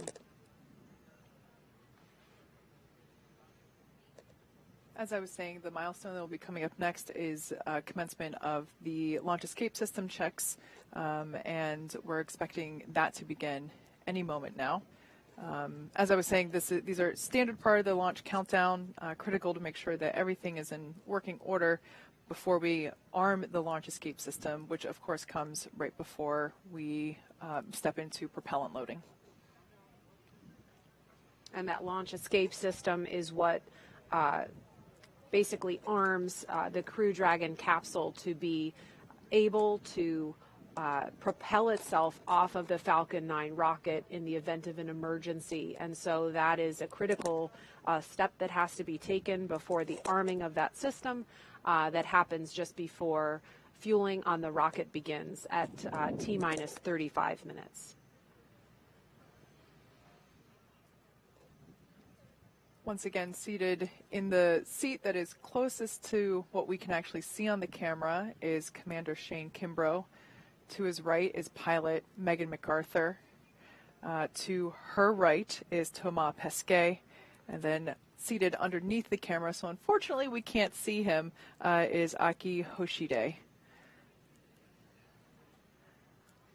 This crew has certainly been having a good time while they're sitting in their seats. There's not a whole lot for them to do at this particular time. We see some smiles there on our commander, so it sounds like everything is fun inside the capsule. Tracy, you mentioned earlier that this crew is just at, you know, the epitome of working together and just having these amazing personalities. And I can only imagine what it might be like to be, of course, no flies in Crew Dragon. That's foreign object debris. That's fun. But to be a fly on the wall and kind of peek in on these interactions, it must be so fascinating. Yeah, if I had to guess, even though we can't see Aki, we know he's smiling, right? He's the one probably making them all laugh. Yeah. Yeah, these guys have worked together. We've all worked together well before being assigned to crew together, and these four have intertwined in a number of ways. As you know, Shane and Thomas flew in space together on their expedition. Aki credits Megan with teaching him how to Capcom, and this is how you Capcom, Aki. And he told me that he gave me credit for giving him the opportunity to first make a Quindar, which is the ping that you hear when you have keyed the mic in mission control to space to ground or air to ground, or in this case, Dragon to ground. And I'll take it. You know, whatever contribution I made to his fabulous career, I'm very honored. But yeah, this crew is top-notch people at heart, as well as technically sound and brilliant in all that they've done. So I can only imagine them being concentrated together in a capsule. There's just too much goodness. The rest of us probably just wouldn't be able to fit in there. So it's great. And there's a look outside at the launch pad, looking at the crew access arm extended out, still connected at this point to the Crew Dragon Endeavour. That will retract from the capsule as we get closer to launch around the T-minus 42-minute mark. So again, we've just been standing by to listen to the launch escape system health checks. We expected to hear that about T-minus 1 hour and 30 minutes, but we haven't heard it just yet. Let's take a social question while we're standing by for that. All right, how come some launches take longer to get to the space station than others? Tracy, do you want to take that one? Sure. It mainly, again, has to do with our orbital mechanics and, you know, the station, the capsule, when it launches, is constantly chasing the space station. But it has a lot to do with phasing, we call it, but that's really just the distance you are to the space station and how far below it you are, and you're catching up to it. And we call it a profile, but it's basically the path that the capsule takes to get to the station. And each milestone of that is a engine firing that takes it closer to the station, either in altitude or in proximity. And how that's designed plays a big role in how long it takes to get there. Plus, engines performance and propellant and a number of factors can go into that make it anywhere from 2 days to 2 hours. And so it's quite a range of time to get there. And it just so happens that this flight, after it lifts off at 5:49 and 2 seconds this morning, we expect they will be docking to the International Space Station in less than 24 hours, a little after 5 a.m. Eastern Time, Saturday morning. I think we have time for another social question. What improvement over Crew 1 does this mission have in terms of Crew Dragon itself? Also, will rendezvous with ISS be quicker this time or take the 27 hours like previous missions? I think we just answered the last part of that question, but Kate, do you want to take the first part? For sure. Yeah, we've definitely made a number of upgrades to Crew Dragon. Like I said before, this is a refurbished Dragon. This is the first time that we are utilizing a flight-proven Dragon on a crew mission. We installed some components on the Super Draco system, which is actually, if needed, which of course, never something we expect to use, but the launch escape system, as we mentioned before, is an important safety feature. And the components that we added to that propulsion system, it gives us over a 10% improvement on performance for a pad abort scenario, which in that case doubles, and in this situation, doubling is a good thing. It actually doubles our envelope for the wind limits at launch time. So when there are so many things going into consideration for a launch, like downrange weather, which is why we waved off from yesterday, to launch weather here specifically at the site, it's a great improvement to be able to have twice as much capability there in that range. We've also improved some inside things. We've taken, of course, feedback from our astronauts that have flown on board already and have taken their feedback and made some more efficiency or operational improvements to things even as simple as where certain personal items need to be packed inside Crew Dragon for retrieval while on orbit. And I think we have time for one more social question. Are the Crew 2 astronauts going to do any experiments that are related to Artemis missions? Yes, absolutely. In fact, many of the experiments on station are directly related to Artemis. There's a live shot of the moon that we're looking at, by the way, and that is where we're going with the Artemis mission. We are set on putting the first woman and the first person of color on the moon as part of the Artemis mission. And the experiments that the astronauts do on the space station help us learn about how life in microgravity affects the human body. And of course, that helps us develop the technologies that we need to keep astronauts healthy for those longer deep space missions that are required to go to the moon and eventually onto Mars. And one in particular that Aki has mentioned is working on recycling water in space and also ways to counteract bone and muscle loss from extended time in space. I mean, those are just a couple of examples, but there are so many more. Also wanted to let folks know that we actually we have completed the launch escape system health checks. We didn't acknowledge them because they happened so far ahead of schedule. We were expecting them at T-minus 1 hour and 30 minutes. They, in fact, happened more than 30 minutes ago. So just want to let folks know that we did have those already happen, and they were successful. This is, of course, the third crew to fly to orbit in a commercial spacecraft. Of course, the first were astronauts Doug Hurley and Bob Behnken nearly a year ago, and the last crew that launched in November is still in orbit right now. They are getting ready to return to Earth on April 28th after they welcome the Crew 2 astronauts aboard the space station. Here's a look at some of the extraordinary and record-setting accomplishments of the Crew 1 team to date.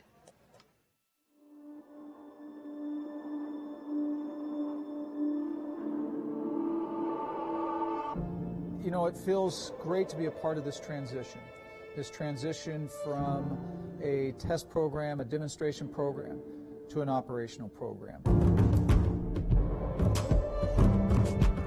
After NASA certified Crew Dragon, Crew 1 is the first mission to the International Space Station. I feel very honored to be a part of this great mission.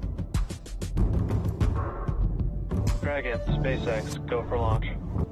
When we're sitting on the launch pad, I think what's going to be going through my mind is, I want to be in the moment.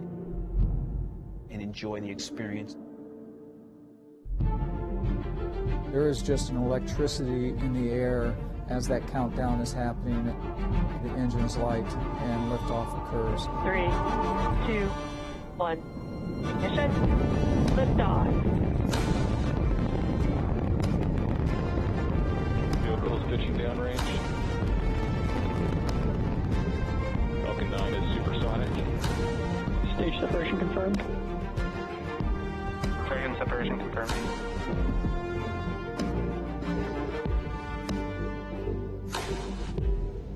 Dragon SpaceX trajectory nominal.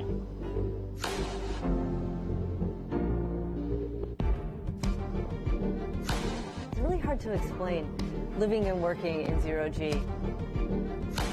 It's fascinating how normal it becomes so quickly. It just feels like you've done it your whole life.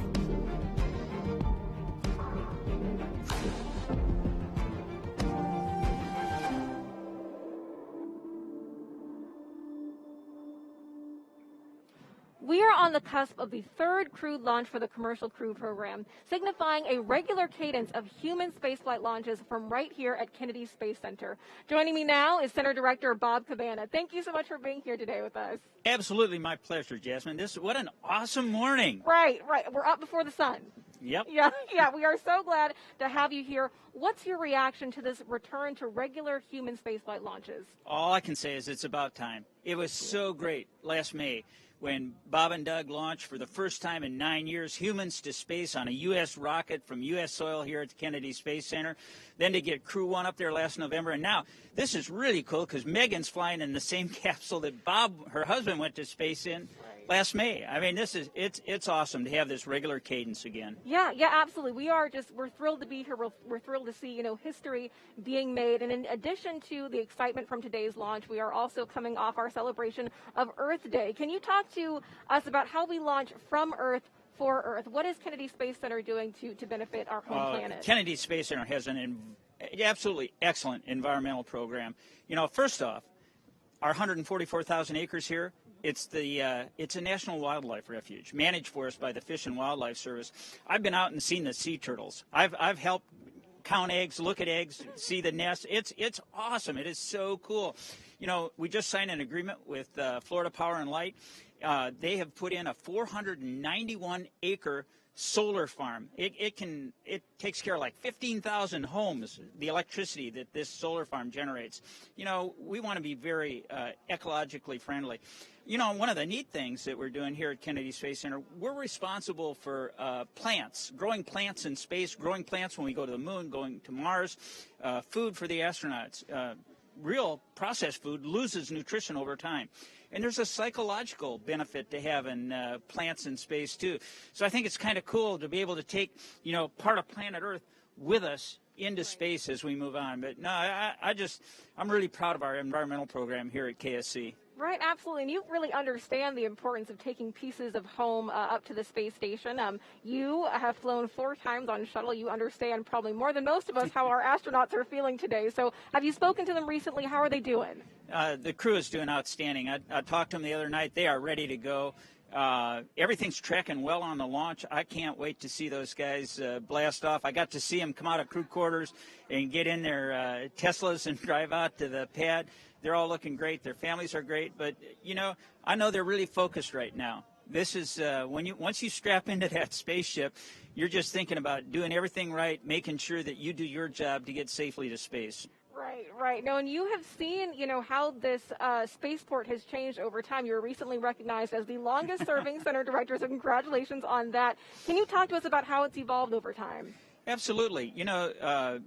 The shuttle paid for everything at the Kennedy Space Center. And, of course, that program came to an end in July of 2011. We had about 15,000 contractors and civil servants working here at the end of the shuttle program. When Atlantis landed on a Thursday in July, on Friday, 2,000 contractors got pink slips and walked out the door. We went from a workforce of 15,000 down to 7,500. Then we took a look at, hey, what do we need to support the future? And the future was SLS and Orion, but it was also enabling commercial operations. And we got a lot of stuff off our books that we had no need for, that didn't support commercial operations or the SLS Orion Artemis program. And then what was left, we said, hey, how can we enable commercial operations with this? We went out for notices of availability on this extra facilities that we had. And look at us today. We've got Boeing and SpaceX. Boeing's building the CST-100 Starliner in a facility right over here. The Air Force X-37 orbital test vehicles operating out of these former shuttle facilities over here. We got SpaceX out on pad 39A, where we went to the moon and launched shuttles. A 20-year use agreement to utilize that pad, launch and cargo and crews to the International Space Station, as well as their commercial missions. Space Florida is operating what used to be the shuttle landing facility now and commercializing it. We've got Exploration Park, a research and development park on NASA property outside the secure perimeter. Space Florida operates that. We got Blue Origin out there. We got more companies coming in. I mean, this is an exciting time for America's space program. Right. No, absolutely. You know, there's a bright future right here at Kennedy Space Center. Director Bob Cabana, thank you so much for being here with us today. Now we're going to take it back to Jesse and Hawthorne for a launch update. I have it in my script, if that helps. Thanks, Jasmine. We're just T-minus 1 hour and 14 minutes from launch, and we're getting pretty excited over here. Since arriving at the spacecraft, the crew were helped by our closeout engineers to get into their seats, attach their suits to special umbilicals that provide breathing air and a communication link to Dragon systems. They conducted suit leak checks, which were successful, and communications checks with the Corps here in Hawthorne, which is the person who will speak to them directly throughout the mission, as well as the launch director in Florida. This is where they're checking their comm path through both ground stations and data tracking and data relay satellites that we'll use to talk to the crew the entire way to the station. And after those suit leak checks, the closeout team was able to seal the hatch, which also gets its own leak check. The closeout team has departed the pad, and weather operators will kick off their final check on wind speeds at the pad, which will be used during the final go, no-go for launch. Now, before we get to that final go, no-go, the various teams at both NASA and SpaceX will do an internal go poll, making sure conditions are right with the Falcon 9, the Dragon, the crew, the range, and the space station before that final go is given. Let's check back in on Houston for a status on the team supporting the space station on their readiness for launch. Courtney. Thanks, Gary. The team here in Mission Control Houston remains go for launch. All systems on board the station that are required to be healthy for this mission are continuing to look good. Before the station team is go for launch, they must verify that key systems on board the station are functioning as expected. This includes life support systems like oxygen generation, carbon dioxide removal, and the water recycling system that allows us to reuse about 90% of the water we send to station. We're also ensuring that the computers that allow us to command the station's major subsystems, essentially the station's nervous system, are functioning normally. We also work with our Russian counterparts to ensure that both methods of controlling the station's attitude are fully functional. This includes the large U.S. gyroscopes and the thrusters found on the Russian segment. Both systems play a critical role during Dragon's docking. Mission Control Houston will be closely monitoring the crew's flight and checking off milestones for most of the journey. Again, Flight Director Paul Kanya is now on console, leading flight controllers here in Houston for launch, and Flight Director Scott Stover will lead teams for docking tomorrow, expected to take place at 4:10 a.m. Central Time. The International Space Station team is ready for launch, so I'll send it back to Hawthorne. Gary? All right, thank you, Courtney. As we mentioned, the Crew 2 astronauts will spend about 6 months on the International Space Station. During this time, the Crew 1 astronauts will depart the station and return to Earth. They're set to undock from the station in the Crew Dragon Resilience on April 28th and splash down off the coast of Florida, where they'll be picked up at sea by one of SpaceX's recovery vessels. Next, SpaceX will launch Commercial Resupply Mission 22, or CRS-22, to the space station to deliver cargo and supplies to Crew 2 and the astronauts and cosmonauts aboard. It will automatically dock to IDA-3 at the Zenith port of the Harmony module. Before Crew 2 returns home, they will hand the baton to the next crew to arrive at the orbiting lab on Crew Dragon, the Crew 3 crew. That mission is targeted to launch this fall. It will carry Crew Dragon Commander Rajachari, pilot Tom Marshburn, whom are both of NASA, mission specialist Matthias Maurer of the European Space Agency, as well as a 4th crew member who will be added soon. The Crew 3 astronauts will also complete a 6-month mission as expedition crew members aboard the space station. They will will be joined there by 3 additional crewmates who will launch on a Russian Soyuz spacecraft. This will mean that 7 people will be on the space station at one time, allowing NASA to effectively double the amount of science conducted in space. This will be Chari's first trip to space, but he has more than 2,500 hours of flight time as a test pilot. The U.S. Air Force colonel is also a member of NASA's Artemis team and is eligible for assignment to a future mission to the moon. Crew 3 will be Marshburn's 3rd visit to the space station and his 2nd long-duration mission. He flew on STS-127 and Expeditions 34 and 35. Marshburn is also a medical doctor who once served as a flight surgeon and medical operations lead for the space station. Like Chari, Maurer will be making his first trip to space with the Crew 3 mission. He has extensive experience in engineering and research, and he spent 16 consecutive days in an underwater laboratory as part of NASA's Extreme Environment Mission operations. Now let's head back over to Marie at Kennedy Space Center. How's it going over there, Marie? Thanks, Gary. Things looking good here in Florida. If you are just now joining us, welcome to coverage for the mission known as Crew 2, NASA and SpaceX's 3rd flight with crew to the International Space Station. We are at T-minus 1 hour, 9 minutes and counting until liftoff. Myself and Kate Tice and Tracy Caldwell-Dyson here have all been vaccinated against COVID-19, and that's why you see us here sitting together without masks on. Liftoff is still holding for 5:49 and 2 seconds Eastern Time, and we're tracking no issues at the moment with Falcon 9 or Dragon. The range is green, and weather is looking good. Over the last 3 hours, our crew of Shane Kimbrough, Megan McArthur, Thomas Pesquet, and Akihiko Hoshide donned their SpaceX suits in the historic crew quarters suit-up room. They walked out of the crew quarters building just as every astronaut to fly from this spaceport has done since Apollo 7. And then they were transported to the pad where they climbed inside the SpaceX Crew Dragon Endeavour, which we are watching live on your screen. While this is SpaceX's 3rd time flying astronauts in Crew Dragon, it will be the first time a European astronaut will fly aboard Dragon. If you remember back in November, we launched NASA astronauts Mike Hopkins, Victor Glover, Shannon Walker, and JAXA astronaut Soichi Noguchi to the International Space Station, and those 4 are nearing the end of their 6-month science mission. They are scheduled to return home to Earth just a few days after the Crew 2 astronauts arrive on station. Over the next hour, we will conduct a series of polls to get ready for launch, have the crew arm the launch escape system, and begin fueling Falcon 9.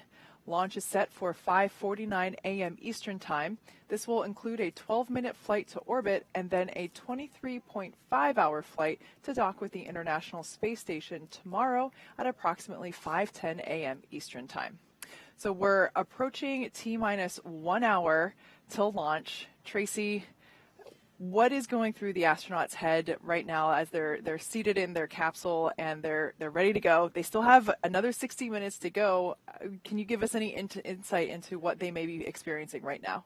Well, normally I would say, building off of experience, that inside an hour, it seems like eternity before those engines light. You're in there chatting it up with your crewmates, but watching these guys, they're having a little party in there.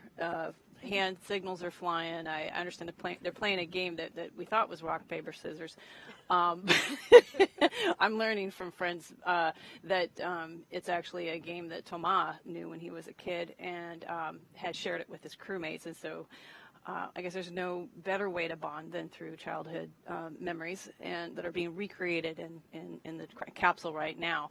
But all kidding aside, these guys are probably glancing back and forth at their monitors, like you see there, and just checking systems, making sure that they're keeping track of what's going on with the vehicle, listening to the sights and sounds, maybe a little bit of chit-chat, but inside an hour they're listening up for what might be coming in through their ear from the teams on the ground. Sure.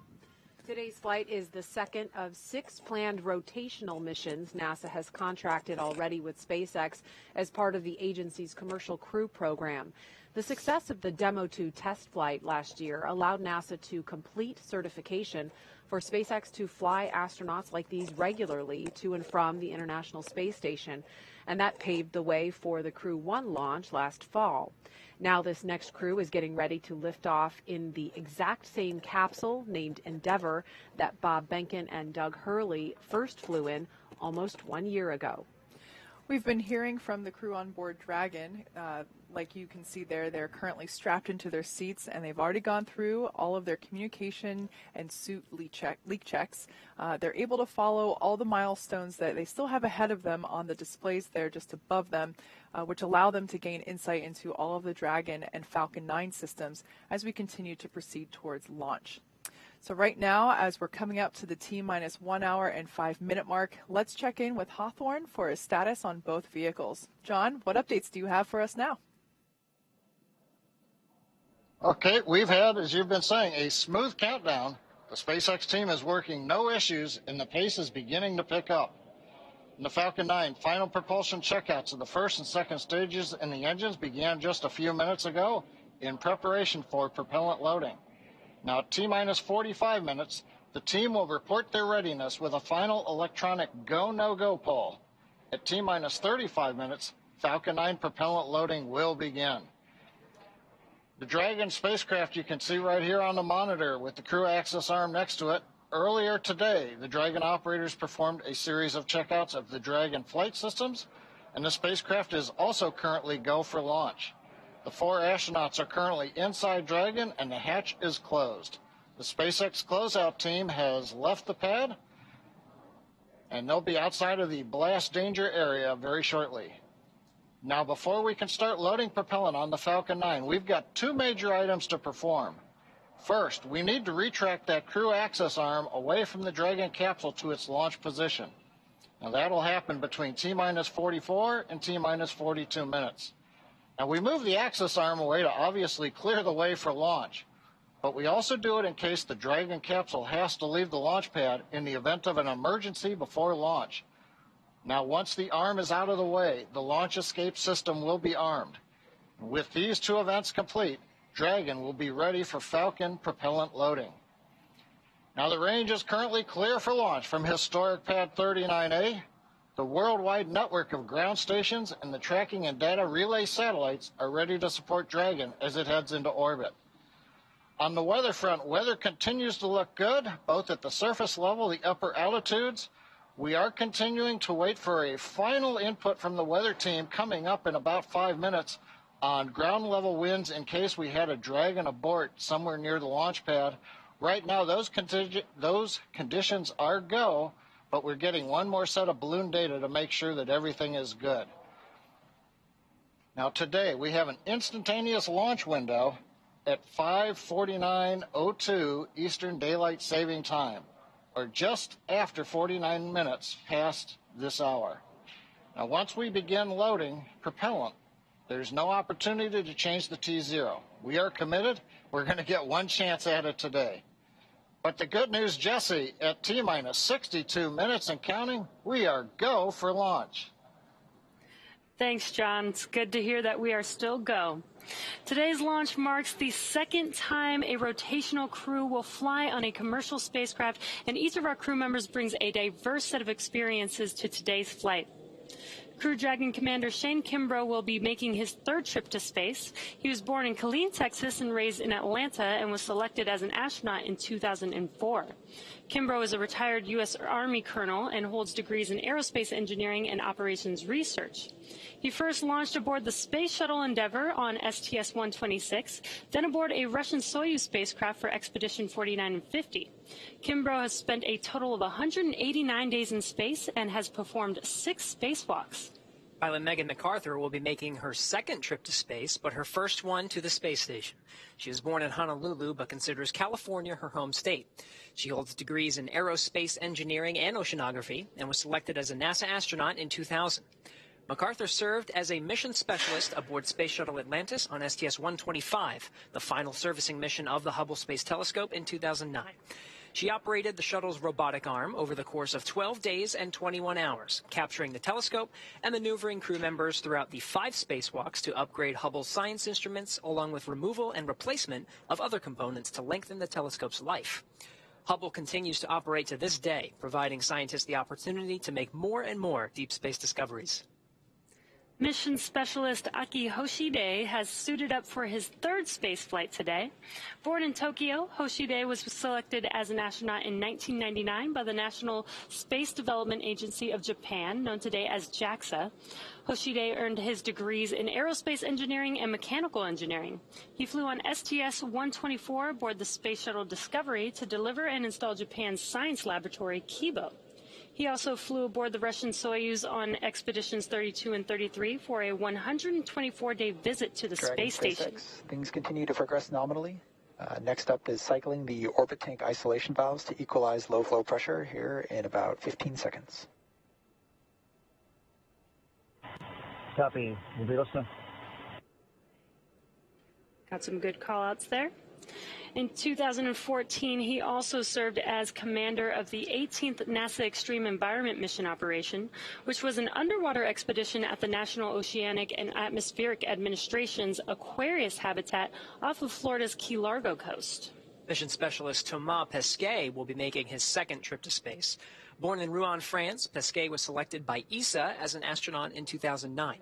He has a degree in spacecraft design and control and more than 2,300 flight hours as a commercial airline pilot. Pesquet first flew to space on the Soyuz as a flight engineer for expeditions 50 and 51. In that time, he worked on more than 50 experiments and performed 2 spacewalks to maintain the space station. He's logged 197 days in space. Pesquet will be the first European to fly in Crew Dragon, and it will be the first time a European has launched from America in more than a decade. Each of these 4 crew members will join Expedition 65 once they arrive at the International Space Station, with Akihiko Hoshide taking over as commander of the station right before Crew 1 departs. All right, we're inside 59 minutes from launch. The day is a continuation of regular crew flights to space station from U.S. soil. This will be the 3rd Crew Dragon flight with crew and its 2nd long-duration mission to the International Space Station. The astronauts... SpaceX, you are go for Section 6. When ready, report go for launch. Copy. Section 6, in work.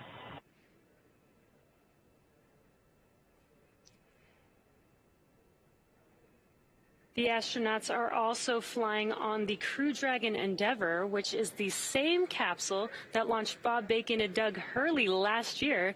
And today, Bob's wife, Megan, is the pilot on this flight, sitting in the same seat that he did.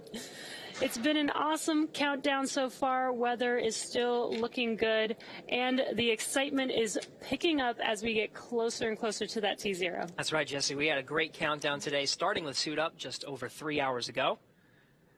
The SpaceX team helped the crew put on their suits and conduct initial checkouts before crew walkout. Crew walkout was where Shane Kimbrough... Go for launch. SpaceX copies. Go for launch. All right, the crew reporting go for launch real time.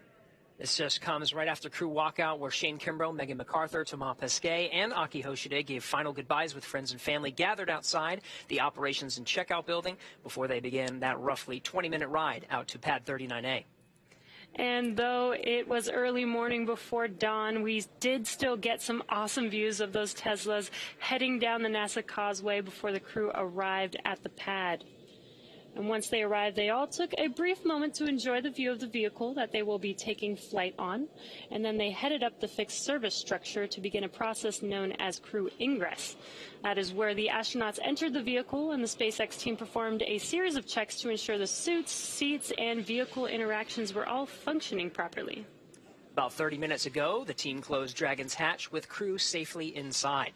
So now, in, let's see, less than 57 minutes to go until Dragon starts breathing fire, things will pick up as we get close to the go-no-go pole to arm the launch escape system and begin propellant loading. The crew poll for readiness was completed at T-minus 60 minutes, and we did hear those call-outs.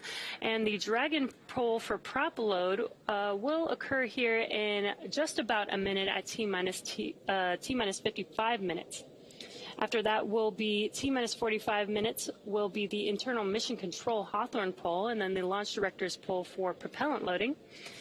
And when we get to about T-minus 40 minutes, the crew access arm will retract, and the crew will get the call to close their visors and arm the launch escape system.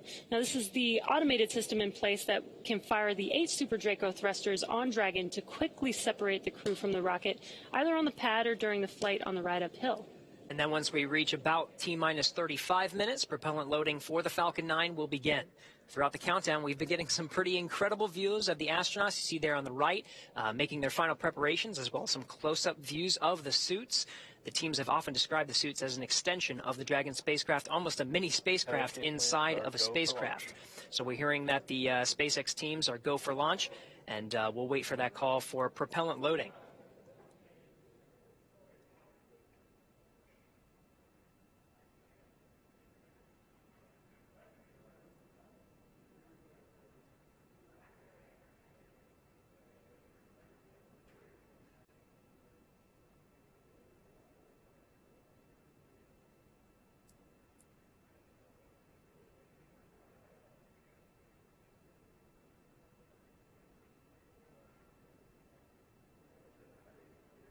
Now, as we wait for that call for the teams to begin propellant loading, we are hearing that there was a weather brief at L-1 hour. We're still looking go for today's launch. Pad escape winds are go. The weather up the ascent corridor is go. Everything tracking as we're inside now, 55 minutes to launch.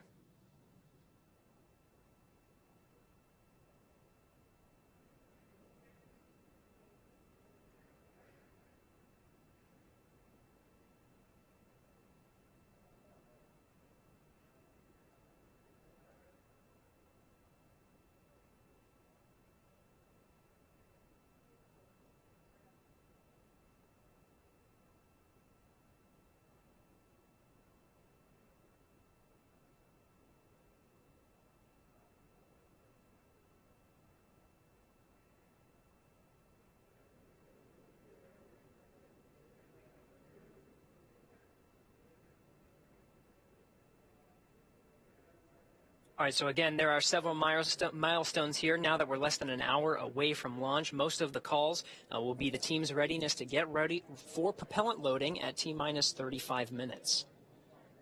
Once we reach that mark, propellant loading will begin. Some of the RP-1 refined kerosene will start to fill the tanks of both the Stage 1 and Stage 2 elements of the Falcon 9 rocket. Stage 2 is smaller and expected to fill up just about 20 minutes prior to launch. But RP-1 refined kerosene will continue to load into the rocket, as well as liquid oxygen on both the first and second stages, filling up just about 3 minutes before launch for the first stage and 2 minutes before launch for the second.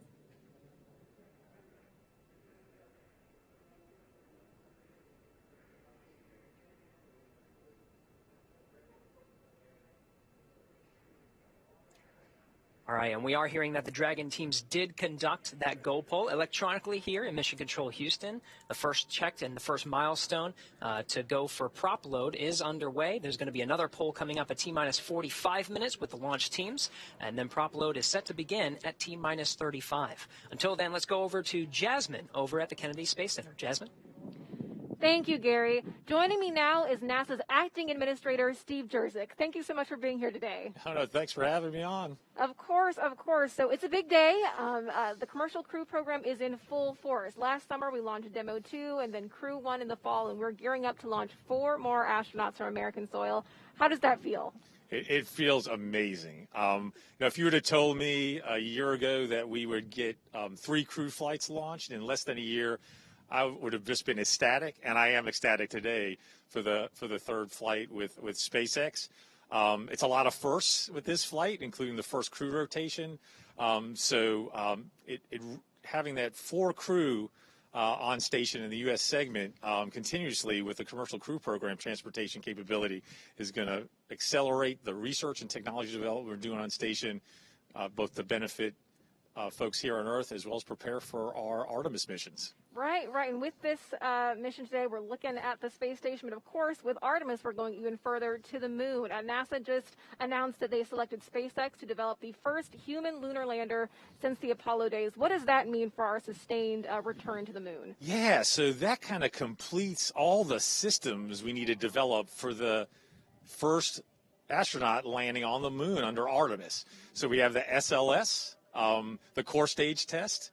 Was successful a month ago at Stennis, and so that core stage for SLS for Artemis 1 is on a barge and headed to Kennedy Space Center as we speak. It'll arrive here next week, and that'll mean all the components of SLS are here at Kennedy for integration for the Artemis 1 mission. Orion is ready to go for Artemis 1.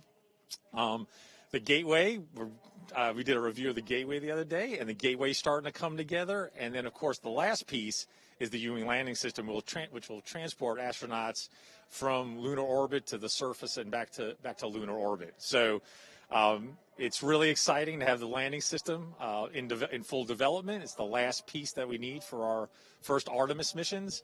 And later this year, hopefully, we'll conduct the first Artemis 1 mission, which will be an uncrewed test flight around the moon.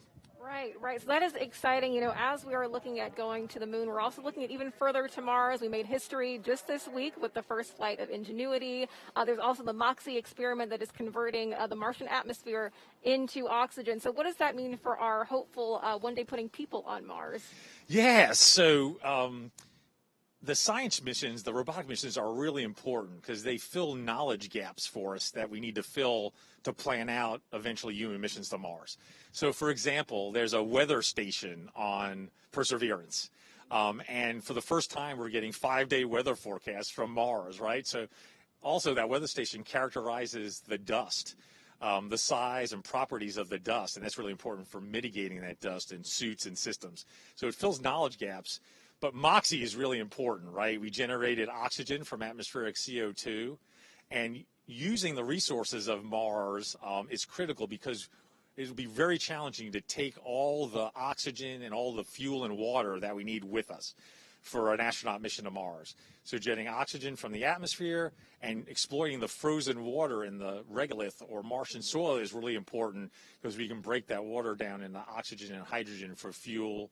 We can use it for potable water as well as for breathable air. So this, what we call in situ resource utilization or living off the land, is a real enabler for our human missions to Mars. Right. And of course, we've got our sights set on the moon and Mars, but we're taking care of Earth at the same time. NASA recently joined the White House Climate Task Force. Can you tell us how NASA is going to expand its exploration and understanding of our home planet right here? Yeah, so we have over about 24 spacecraft in Earth orbit right now, looking down, making observations of the oceans, the atmosphere, the land, vegetation, what we call the cryosphere, or measuring the height of ice sheets, both in the Arctic and Antarctic. So we use the unique view from space to make global measurements over years and decades. And we use that data to conduct research and also to improve models of the Earth systems and modeling, because if we can't predict climate using our research, we can't mitigate climate. And so that's really important that the research we do informs policy making and informs the most effective policies to mitigate climate change, which is really, really important, not only for the U.S., but for the world. Station, on ISS, we also have instruments mounted externally on ISS. It's in a unique orbit, an inclined orbit that's different from most of our Earth orbiting spacecraft that look down, which are in a polar orbit. And for certain types of instruments, that orbit is very advantageous. It gives us a lot of coverage and a unique perspective. And so we're using ISS more and more as an Earth observation platform. So, both with the research we do at NASA, with our other government agency partners through the U.S. Global Change Research Program, and also in collaboration with our international partners We're going to continue to make those observations, do that research, and improve our ability to predict climate change. Right. We are making progress across the universe. NASA Acting Administrator Steve Jerzik, thank you so much for joining us today. Now we're going to take it back to John in Hawthorne as action begins to pick up on the pad. Thanks, Jasmine. It's just inside 46.5 minutes to launch. The SpaceX launch team, they're finishing their final review of data from checkouts of Falcon 9 over the last hour. The launch director is about to poll the team for readiness, both to load propellant and to launch. This will be the last poll before liftoff. The 7 SpaceX engineers indicate they are go by electronically voting on an online countdown procedure. We won't hear a verbal poll, something folks may remember from the earlier days of launch and movies like Apollo 13. The launch director is also checking with Dragon mission director and the NASA launch manager to make sure everyone is ready to go. Meanwhile, on the Dragon spacecraft, on the screen you can see the crew arm is still in the service position. The crew is on board Dragon, waiting for next instructions, which will be to stow the arm for launch and to arm the launch escape system. Once the launch director gives final instructions to the launch team, which should be coming up in about 30 seconds, the crew arm sequence will be armed and initiated. We should get a good view of the Axis arm as it swings away from the capsule, taking about 2 minutes to move out of the way. Now the range continues to be go for launch. They're monitoring the area around the pad as well as air and sea space around the flight corridor. And on the weather front, the weather officer gave a fantastic at the T-minus 1 hour briefing. The winds for all conditions of flight, liftoff, contingencies, getting into space, everything looks good both at ground level and upper altitude. So right now we're just waiting to listen to the SpaceX launch director give the poll and then also give the instructions to the team and move into retracting the crew access arms. So we're going to listen for a minute to the countdown net.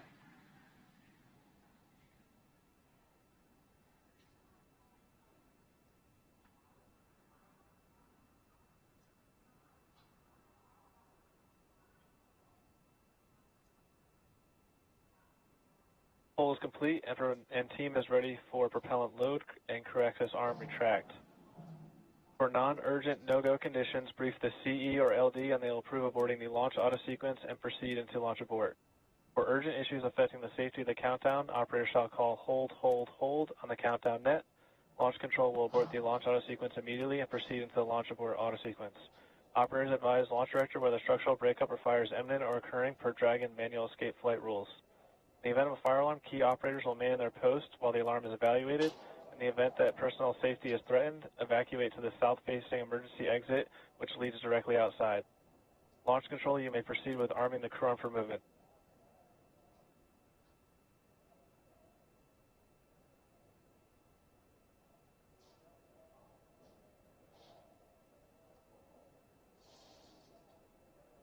Crew access arm retraction started.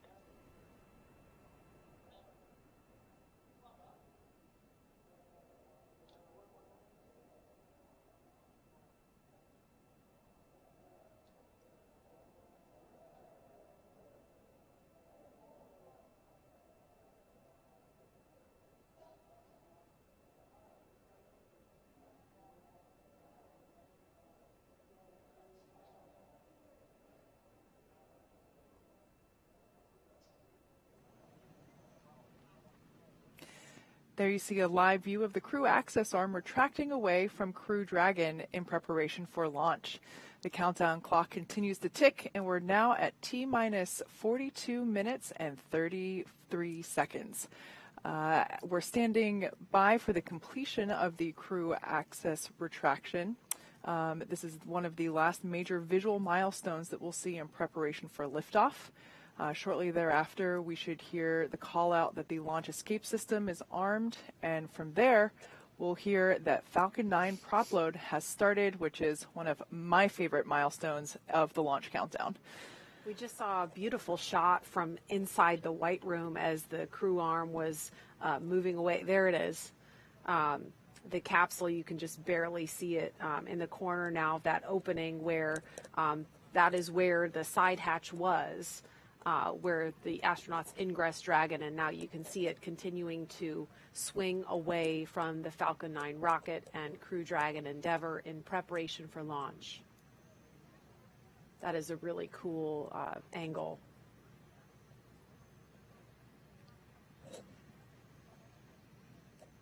And Tracy, as we're watching the crew arm still retracting here, we are about to have the International Space Station fly over us, right? We are, yes, here at KSC, Kennedy Space Center. It looks like in another minute to the southeast, traveling across east-northeast, the station should be visible overhead. Crew access arm retraction complete. Now we just heard confirmation that the crew access arm is done retracting. Up next, we'll expect to hear a call to arm the launch escape system.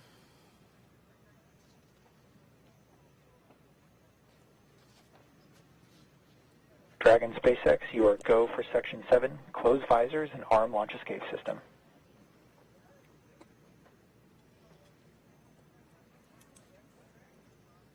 Copy. SpaceX Endeavour visors are down. Copy, visors down.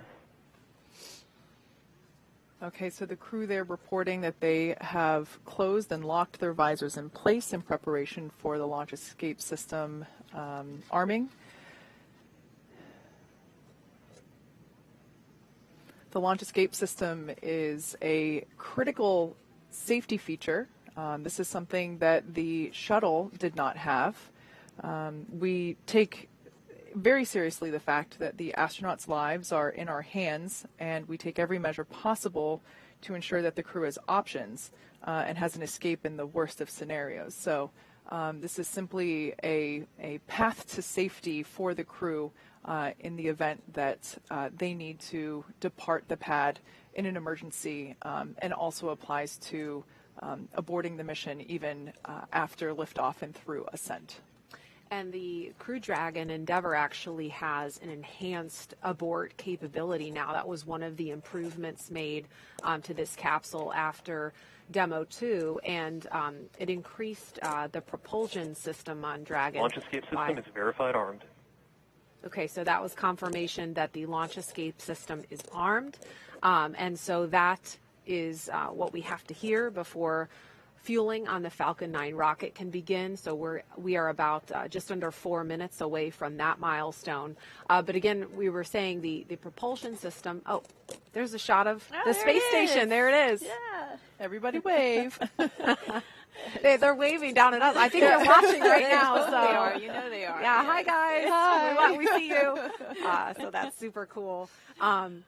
But yeah, the abort system, it's been improved by about 10%. That's the Super Draco thrusters. There's 8 of them built directly into the Crew Dragon, and so that actually allowed for a wider margin in terms of wind speeds.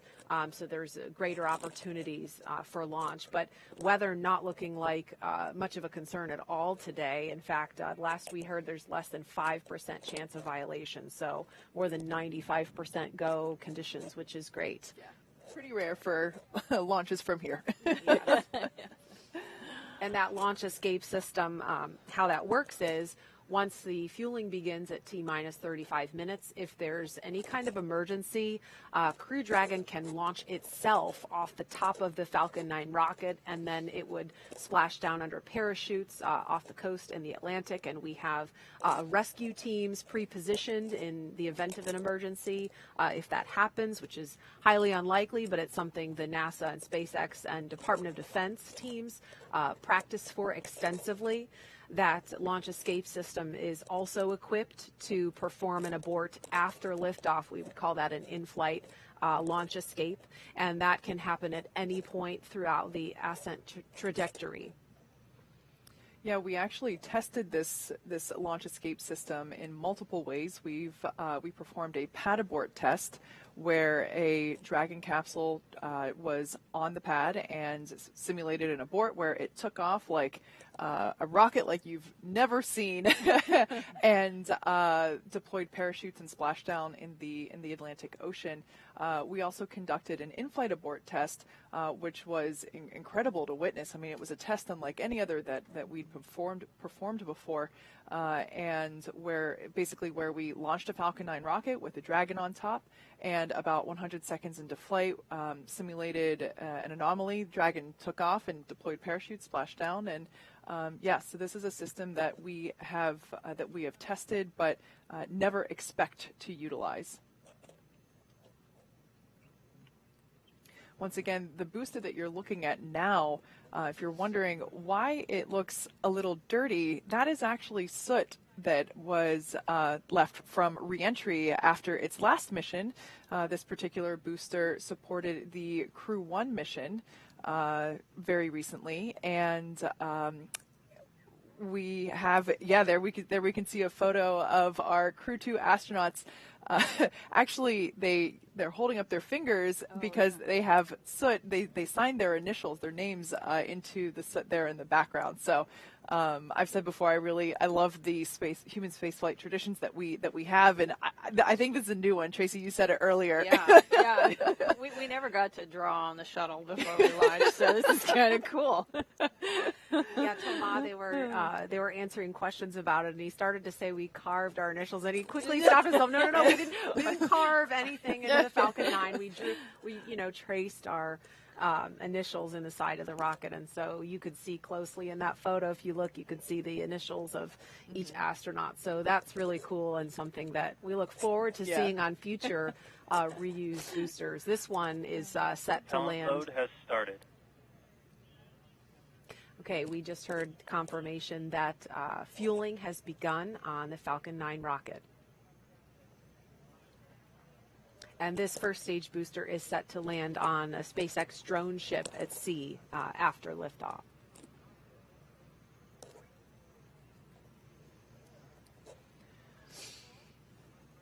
We are now at T-minus 34 minutes, 30 seconds and counting from Crew Dragon's third launch with astronauts and the first for 2021. Today begins the next 6-month rotation mission to the International Space Station. The launch escape system is armed, which happened just before fueling began at T-minus 35 minutes. The Dragon capsule was loaded with propellants about a week and a half ago, just a few miles down the road at what we call Dragon Land. And in order to fly, Dragon needs a fuel and an oxidizer. And Kate, I'll let you talk more about the fuel. Yeah, so for that fuel, we use monomethylhydrazine, or MMH, and nitrogen tetroxide, or NTO, for the oxidizer. Together, these two propellants feed the Draco engines that maneuver Dragon on orbit, as well as the 8 Super Draco engines that would power the launch escape system in an abort scenario. And again, now that the fueling is underway on Falcon 9, that means the 8 Super Draco engines built directly into Crew Dragon are ready, if needed, to launch the capsule off of the Falcon 9 rocket in an instant should there be any kind of emergency associated with the rocket or the launch pad. The NASA and SpaceX teams have trained extensively for exactly that type of contingency, along with the Department of Defense Detachment 3, who does a fantastic job in those training scenarios. Now over to SpaceX headquarters in Hawthorne for an operations update. John? Well, we are counting down those final minutes, and everything's still looking good for Falcon 9 and Dragon for an on-time launch just under 33 minutes from now. Falcon 9 did begin propellant loading just a couple of minutes ago. We heard it. Now, the first and second stages of Falcon 9 are each loaded with 2 liquid propellants. One is fuel. That's loaded into the tank at the bottom of each stage. The other is an oxidizer, and that goes, obviously, into the tank at the top of each stage. Now, the fuel that we use to power the Merlin engines is a refined kerosene called RP1. And the oxidizer loaded on each stage is densified liquid oxygen called LOX. Densified means that it is kept much colder than typical for launch vehicles, and it takes up less volumes. So this allows us to get more oxidizer loaded onto the first and second stages. Now to ignite the fuel and oxidizer in the Merlin rocket engine, we use an ignition fluid called T-tub. When T-tub comes in contact with oxygen, it burns, and it gives off a green-colored flame. Now once we've got the flame going, we add the kerosene fuel into the Merlin chamber, and the engine ramps up to full power. You might see the green flash just as the second stage engine ignites following stage separation. Now currently we've just begun. The first stage fuel tank is about right now a little under 10% full. The first stage is the bottom 2/3 of the vehicle you see on your screen. The white cylinder topped off by the black cylinder, that makes up the first stage. And then the top 1/3 underneath the Dragon capsule, that's our second stage. Now at this time, the second stage fuel tank is about 8% full. Now the fuel tank, if you were to zoom in, that's where the NASA meatball logo is positioned. And right above it, you can just make out the red NASA worm logo, and that's where the liquid oxygen tank is on the second stage. And there's a closer view. Now, in addition to loading the fuel, we're also loading oxygen, the liquid oxygen, onto the first stage. We won't start liquid oxygen loading on the second stage until T-minus 16 minutes and 30 seconds. Stage 1 cryo. And liquid oxygen will continue loading on both stages until the last few minutes of the countdown. Helium loading into pressure vessels is also underway. We use that to pressurize the tanks in flight as the propellant is pulled out by the Merlin turbopumps. On board the Dragon spacecraft, you can see here in a close-up, the astronauts are monitoring systems while the propellant is loaded into the Falcon 9. The crew training in the simulator included playback of sounds that we've recorded in the Dragon capsule during recent flights. So they get an idea what all that hissing and popping and banging is from the vent valves and the pressurization systems. Now the range continues to report no problems. They are go to support launch. And the weather also looks good. I mentioned the T-minus 1 hour briefing. We called it fantastic. Currently, we don't have anything that we are tracking that could be a concern. We have a very small possibility of a pop-up rain shower, but nothing showing up. So right now, 29 minutes, 40 seconds ago, it looks like we've got good weather. Now, as a reminder, today we have an instantaneous launch window. So at this point, if we hear a hold for any reason, we'll have to stand down and target our backup launch opportunity coming in 3 days. So right now, let's turn it back over to Jesse and Gary for an overview of events that are going to happen after the liftoff of Falcon 9. Great news, John. For Crew 2, the astronauts' flight to station will take about 23 hours, and their journey will be fairly similar to the trip Crew 1 made in November of last year. All right, as we wait T0 in just about 29 minutes, the ground operations teams are doing a series of systems checks to make sure both Dragon and Falcon 9 are ready for launch. You're looking at a live view of our teams at the Cape as they prepare for liftoff. As we wait for the launch clock to hit 0, we wanted to give you an overview of what the ascent portion of the mission will look like. Once we hit T0 and a successful launch occurs, we will watch Falcon 9 and Dragon lift off from historic launch pad 39A and make their ascent. At about 50 seconds into the flight, Falcon 9 engines will throttle up to help pass through the period of maximum dynamic pressure on the rocket, or what we typically refer to as max Q.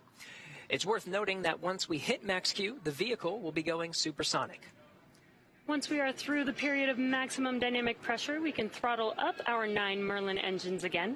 And from there, at about 2.5 minutes into flight, we have a series of 3 events that will happen in rapid succession. First is MECO, or main engine cutoff. This is where all 9 Merlin 1D engines shut off in preparation for stage separation, which is our second event. This is where the first stage detaches from the second stage, with the first stage making its way back to Earth for landing as the second stage continues on its journey with the third event. SES-1, or second stage engine start number 1, is where the MVAC engine lights up and propels the second stage, along with our Crew 2 astronauts, to orbit.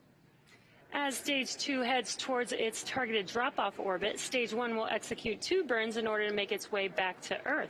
The first is the entry burn, where 3 of the 9 M1D engines will reignite and then shut down.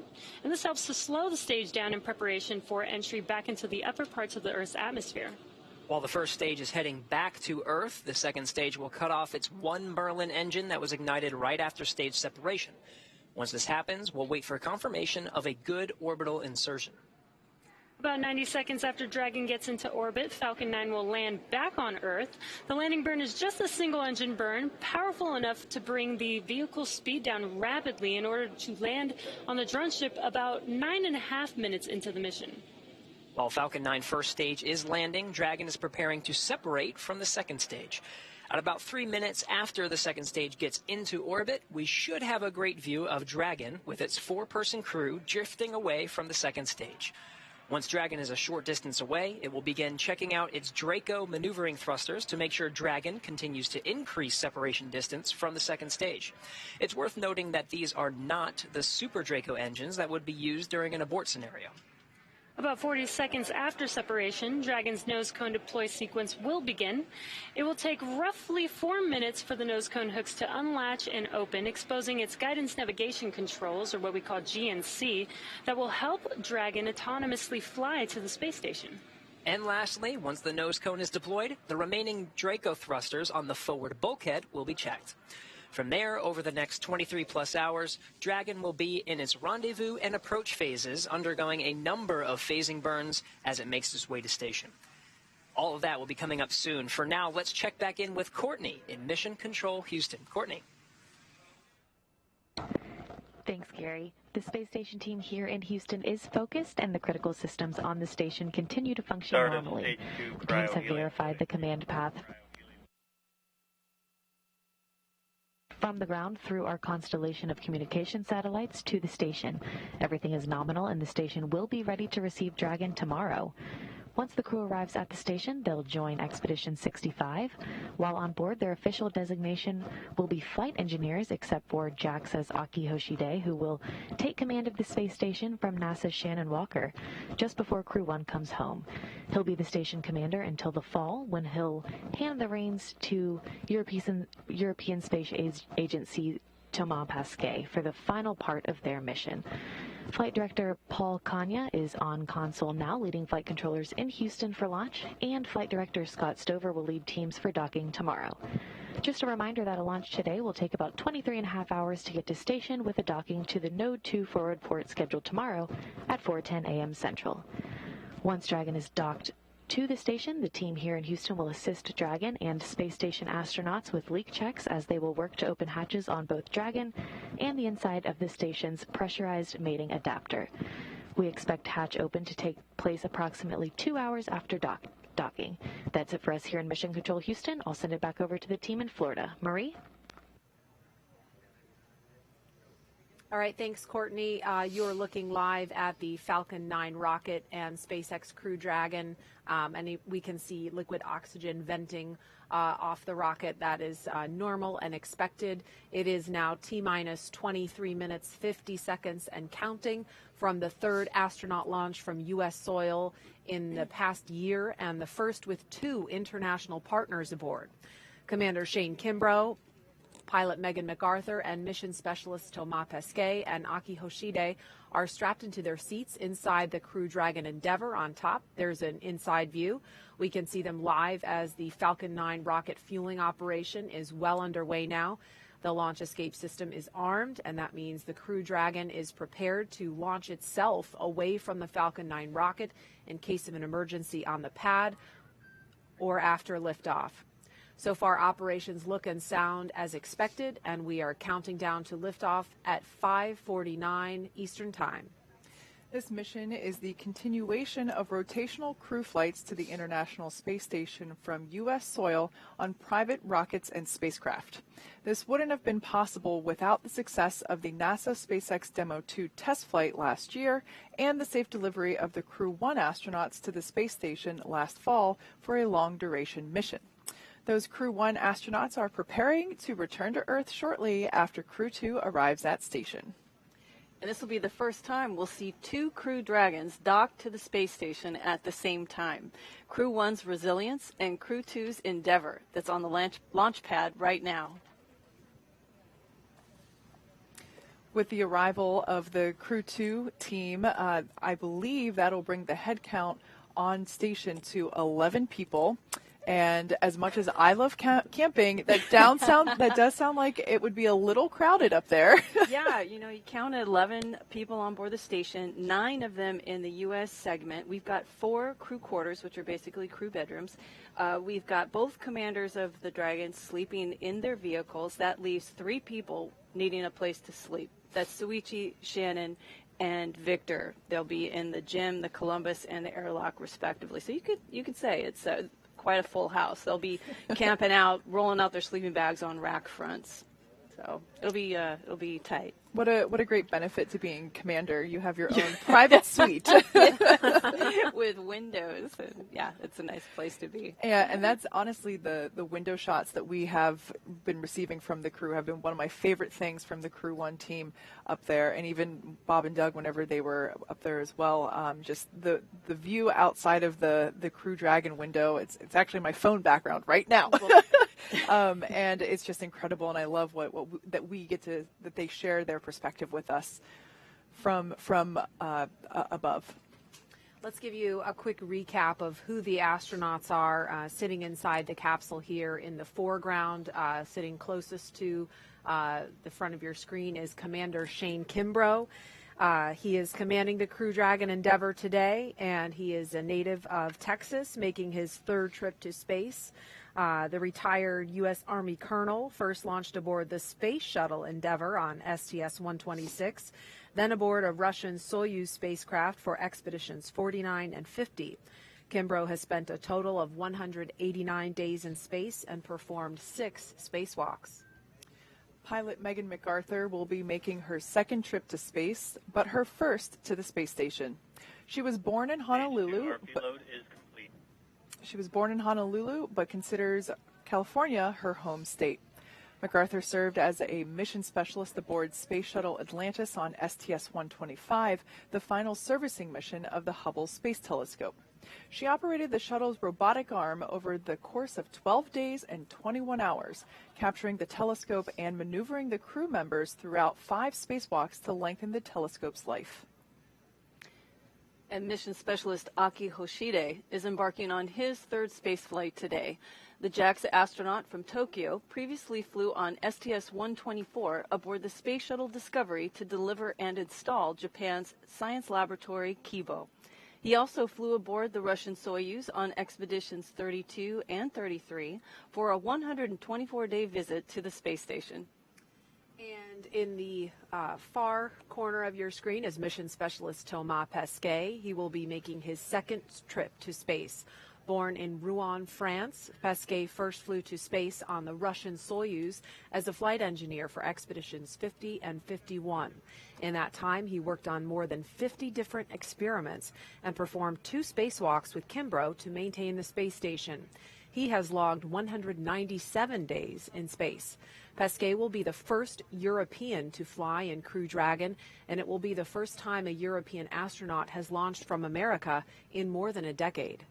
Each of these 4 crew members will join Expedition 65 once they arrive at the International Space Station, with Akihiko Hoshide taking over as commander of the station right before Crew 1 departs. And as we're looking at a live view of the pad, again, fueling is underway. We heard a call out during those bio recaps that the RP-1 load is complete on the 2nd stage. And we have a really special treat if we could take a view of Bob Behnken's spacesuit. We have that in studio. That is the actual spacesuit worn by Bob Behnken during the Demo 2 test flight, and you can see the photo of his wife, Megan McArthur, in the photo there, and she is sitting in the same spacecraft in the same seat that Bob did almost a year ago on the Demo 2 mission. Megan is the pilot for this mission. There's a shot of Bob's spacesuit on the left and Doug Hurley's spacesuit on the right. This was a couple days ago during the pre-launch news conference. So again, looking live at the pad, Falcon 9 will have 1.7 million pounds of thrust at liftoff, and we've We've heard it sounds like a gorilla sitting on your chest. Would you say that's accurate, Tracy? Yeah. I've never had actually a gorilla on my chest, but I imagine that one would be that heavy. That the feeling that you have in your chest is pretty significant. Once again, the white cloud that we see there is expected, totally normal. That's just the liquid oxygen vaporizing essentially as it comes into contact with this humid Florida air. As a point of reference, the liquid oxygen that we load on board Falcon 9 is super chilled to help densify that liquid oxygen. When I say super chilled, I mean really, really cold. We're talking like negative 336 degrees. So, of course, whenever it comes into ambient air, it will turn into its gaseous state. Stage 2 LOX load has started. Okay, and there we just heard the call out that second stage LOX load has just begun. And so the mission teams that we've seen in control rooms from Kennedy Space Center to Houston to Hawthorne are all laser focused on keeping this crew safe from this point and all the way to the space station and back home in 6 months. We had a chance to ask about their mindset right now from a couple of their leaders. There's a very delicate dance between the weather, normally the weather and the operations, and making sure all these complex systems are working correctly together. And what is really important is just how calmly, quietly, efficiently the team's working through every single one of those things. It's why we train. People are very passionate about this program, as am I, and they know the consequences of what they're doing. They know that the crew's lives depend on what they're doing. This human spaceflight endeavor requires diligence every day on the job, and I think our team knows that. I definitely feel like those crew members are in our hands, and we need to be there thinking straight, making sure we're making the right decisions so that we're getting that crew safely to the International Space Station. And that was Kathy Leaders and Steve Stitch, who have been in charge of the NASA team for much of the life of the Commercial Crew program and have worked very closely with the folks on the SpaceX side who have gotten to know these astronauts on a personal level and have taken such care in all of the checkouts and the paranoia reviews, as they're called, to make sure that they're constantly looking for problems to uncover, to make sure that every leaf, every stone is unturned to make this flight as safe as possible for the crew. Again, it is now T-minus 14 minutes, 15 seconds and counting. Liftoff will be about 1 hour before sunrise here on Florida's Space Coast, and if we're lucky, we may see a beautiful contrail at first light. At the time of launch at 5:49 and 2 seconds Eastern Time, the space station will be flying 258 miles over the Indian Ocean south of Sri Lanka. And now with T-minus 13 minutes, 50 seconds and counting, we want to focus on the pad as we proceed through the final stretch of the countdown. We will turn it over to Hawthorne to take us through launch at 5:49 this morning. John?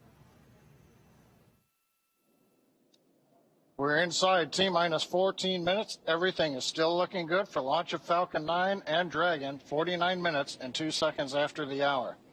Falcon 9 began propellant load at T-minus 35 minutes. Loading of the RP-1 fuel onto Stage 2 is complete. Fuel loading is continuing on the first stage. We're over half full, and it'll finish at T-minus 6 minutes. The densified liquid oxygen loading is continuing on the first stage, and we began loading liquid oxygen onto the second stage a few minutes ago. The liquid oxygen loading will wrap up T-minus 3 minutes on the first stage, about T-minus 2 minutes on the second stage. Checkouts of the thrust vector controllers, what we call TVC wiggles, are coming up, along with throttle valve checkouts on the engines. That's where we move the engines a little bit, make sure the hydraulics are ready to go. Currently the range is go, ready to support, working no issues, and we continue to have good weather both at the launch pad at ground level, at the upper altitude winds, and downrange at the contingency landing sites. On the Dragon spacecraft, the Dragon mission director and team, they're reporting no issues. Their communication checkouts are complete. The crew access arm is retracted, as you see on your monitors, away from the vehicle. The launch escape system is armed. The crew is strapped in and ready to go. Final instructions of the crew will be coming at T-minus 10 minutes. They'll configure their displays for launch. That'll give them insight into how the launch is proceeding, and it provides constant updates on vehicle health. And for Dragon at T-minus 5 minutes, we'll hear it enter terminal count as they transition to internal power. Now we're going to hear continued call-outs on the countdown net as we get close to T-minus 0 and to the liftoff. Now, Gary, we talked about the ascent sequence of events that are coming up here. You and Jesse went through that a little while ago. But we're also going to have abort modes. Can you explain a little bit about what the abort mode callouts are that we might hear? That's right, John. We're continuing to track that the Falcon 9 and Dragon are looking good for launch, but just in case anything were to happen, Dragon is fully prepared to initiate an abort and use those Super Draco engines to escape from a speeding Falcon 9. On the way uphill, you'll hear a series of letter and number combinations. Those will denote the stage that the rocket is on and the abort zone that we're on as well. On first stage, you'll hear abort zones A and B. That will cover the Falcon 9's ascent up to about the northern border of North Carolina, about 7.5 to 8 miles in altitude. And the stage 2 will have stage 2A through E. Mostly it will be stage A, or stage 2A abort zone, but towards the end of the 6 minutes that stage 2 will be firing, you'll hear the numbers start going out from B to E, with E being an abort to orbit. All of these capabilities enabled on the Dragon spacecraft to make sure that the crew will be delivered safely into orbit. Inside 10 minutes and 30 seconds, we should be hearing some final status, maybe a good luck and Godspeed from some of the ground teams here, ensuring that the crew is ready to go, that Falcon 9, Dragon, and all the support teams are ready for launch.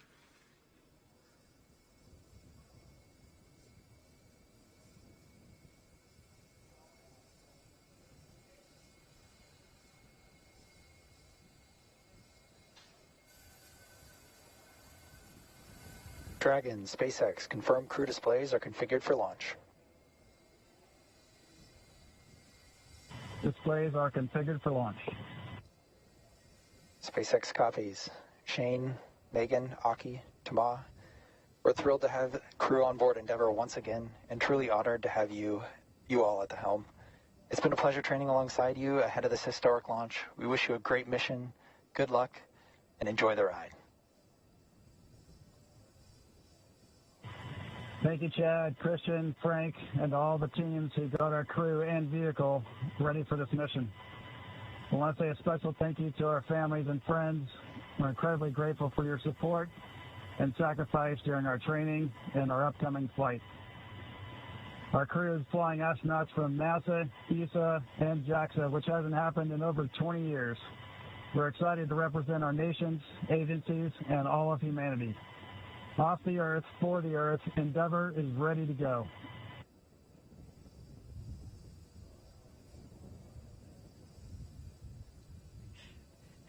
All right, some celebratory handshakes from inside the Crew Dragon. That was the voice of the Corps, Chad Healy, here in Mission Control Hawthorne. Next series of events, John, will be the engine chill. Everything's looking good so far. Yeah, it is. We're actually watching the fuel trim valves on the Merlin 1D engines, going through some checkouts right now. And as you said, at T-minus 7 minutes, we're going to start a sequence of events that begins with opening the pre-valves. Currently, the liquid oxygen, the kerosene fuel on the Falcon 9 first, second stages is separated from the Merlin engines. T-minus 7 minutes, just over a minute from now, we open the pre-valves. That allows propellant down to the top of the engine or the inlet to the turbo pumps. At the same time, we open up bleed valves on the turbo pumps, and that allows a little bit of that densified ultra-cold liquid oxygen to flow through the pump and to chill down the liquid oxygen pump. That way, when we get to T-minus 2 seconds and we spin the pumps up and everything comes to full power, we're not pulling very cold liquid oxygen through a warm pump.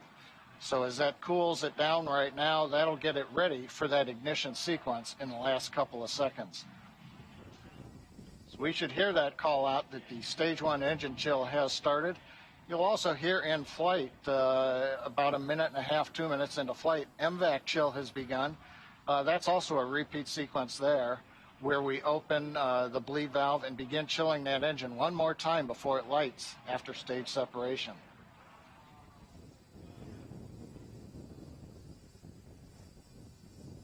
Right now we're waiting to see the pre-valves come open and the chill begin. Stage 1 engine chill has started. Yep, and there's the call out. We've got indication pre-valves coming open on the engines, and we have begun to chill in the Merlin engines for flight. That's right, John. Now inside 6 minutes, 40 seconds. RP1 rocket-grade kerosene is completely filled in the second stage. We're anticipating about 30 more seconds for the first stage to be completely filled with that RP1 refined kerosene.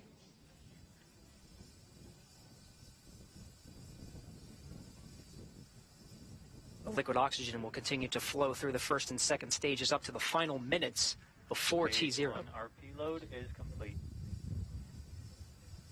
All right, confirmation. We have 100% fill of RP1 on both the first and second stages. 6 minutes to go until an instantaneous launch window today. The next milestone will be Dragon to transition to configure for terminal count. And this time, terminal count, the Dragon will be on internal power, no longer relying on the lines from the ground. And from there, the Falcon 9 propellant tanks will pressurize for strong back retract. That'll be another visual milestone. The clamps just below the Dragon's unpressurized trunk will open, and the strong back will tilt back just 2 degrees. Then right after liftoff, back to 45 degrees. Again, RP1 kerosene, both on the first and second stages. Liquid oxygen continues to flow through on the first and second stages. That very densified, very cold liquid oxygen. Dragon has transitioned to configure for terminal count. Falcon 9 propellant tanks are pressurizing for strong back retract. All right, John, good calls and right on time. Dragon is now on internal power. Okay, next major event coming up is going to be opening the clamp arms around the second stage in preparation for retracting the strong back away from the vehicle to get ready for liftoff. Strong back is retracting. We heard the call out. Strong back is beginning to retract. We're into the automated sequence. We should see the clamp arms that are just visible there around the top of the second stage begin to open up. Once they are open, then the strong back will begin to move away from the Falcon 9.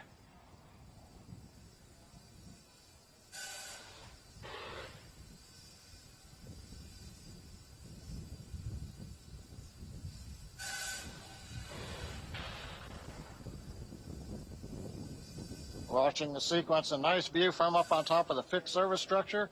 The arms are opening. And we're beginning to recline away from the Falcon 9. We'll move the strong back 2 degrees away from the Falcon 9. That'll get it ready for liftoff. And at T0, when the flight computer commands liftoff, the hydraulics on the strong back will pull it to a position 45 degrees away from the Falcon 9, giving it the clearance for launch. So right now, the strong back is moving away. Everything proceeding nominally. It's great to hear, John. We're also anxiously awaiting the liquid oxygen complete on the first stage. Should hear that call very shortly.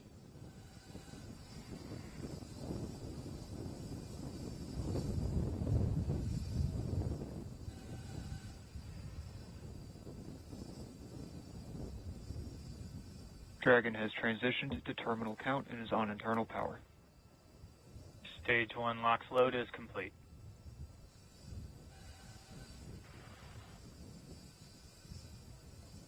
Okay, we've heard the call out. Stage 1 LOX load is complete.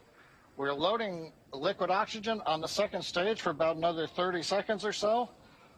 Once we get the liquid oxygen load complete on the second stage, the propellant line that runs up the side of the strongback that carries liquid oxygen will vent that line down to make sure there's no liquid in it when we get to liftoff.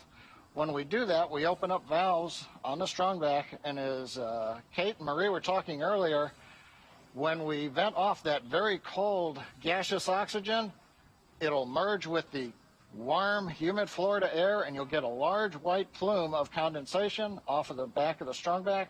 That'll be normal, coming about a minute and a half before launch. Everything continuing to look good. Stage 2 LOX load is complete. Dragon is in auto idle. All right, with that, the Falcon 9 is fully fueled. We have fuel on both the first and second stages, and both stages are filled with liquid oxygen. Gas closeout has started. Expect loud venting. Dragon is also in auto idle. The flight computers on Dragon, maintaining their calculations, standing by, waiting for the T0 mark. 1 minute, 15 seconds until launch. The 1 minute mark, Dragon will transition to countdown, and the flight termination system will arm the computers on Falcon 9.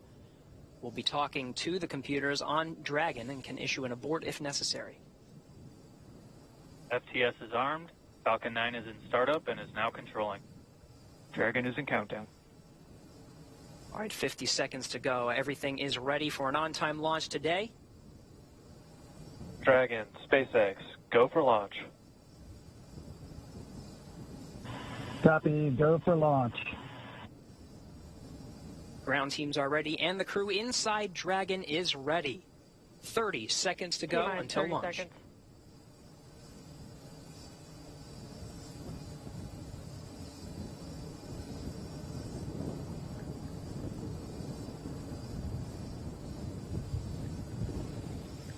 T-minus 15 seconds. 10, 9, 8, 7, 6, 5, 4, 3, 2, 1, 0. Mission and liftoff. Godspeed, Endeavour and Crew 2. Copy, 1 outside. Endeavour launches once again. 4 astronauts from 3 countries on Crew 2, now making their way to the one and only International Space Station. The vehicle is pitching downrange. 9 Merlin engines on the first stage, providing 1.7 million pounds of thrust. Hearing good calls on first stage performance so far.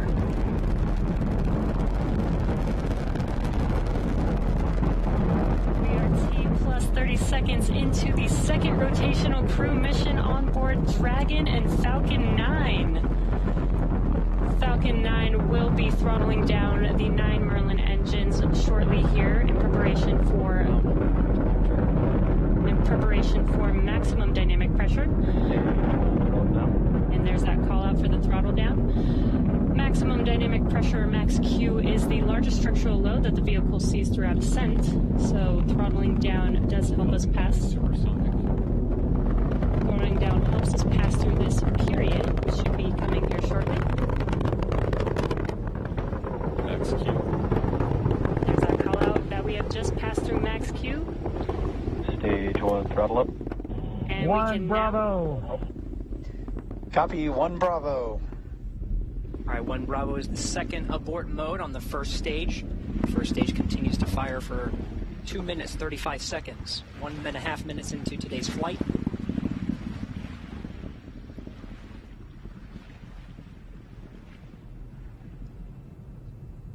Falcon 9 now traveling at more than 1,500 miles an hour.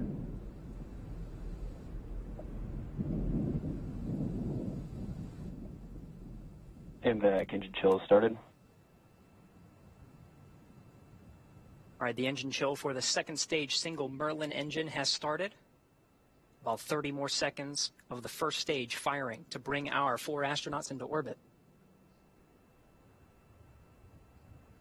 Now from here, coming up in about 20-some seconds, we're going to have 3 major milestones. We'll have shutdown of the 9 Merlin engines. We're beginning to throttle them down. We will then get stage separation. Throttle down. And then we will get ignition of the second stage engine to propel Dragon and the Falcon 9 second stage into orbit.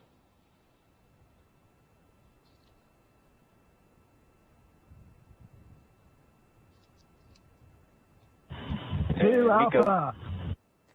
Copy, 2 Alpha. Confirmed. Acquisition signal right.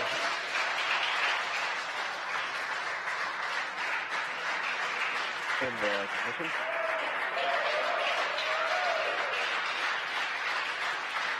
And we have ignition of the second stage. You see the green flash of that T-TEB fluid.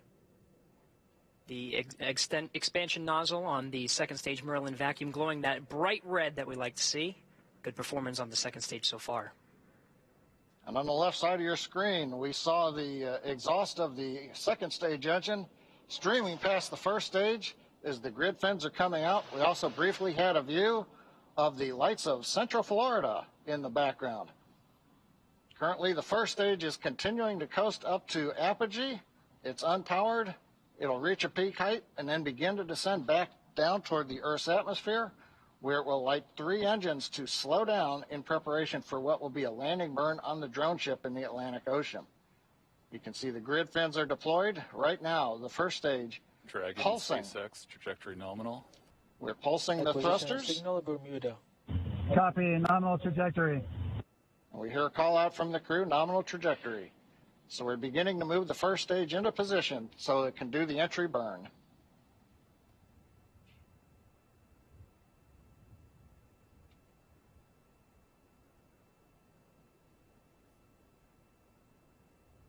Four minutes, 15 seconds into today's flight. Second stage propelling our 4 astronauts up the eastern seaboard. We'll continue to fire. It's a 6-minute burn to deliver the astronauts into orbit. We'll wait for a cue for good orbital insertion after that. Meanwhile, we will be hearing check-ins on the vehicle's trajectory and performance, as well as check-ins with some of the ground stations as it passes over throughout the 6 minutes of the second stage firing.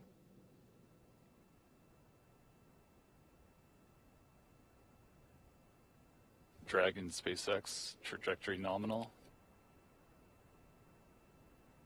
Copy, nominal trajectory.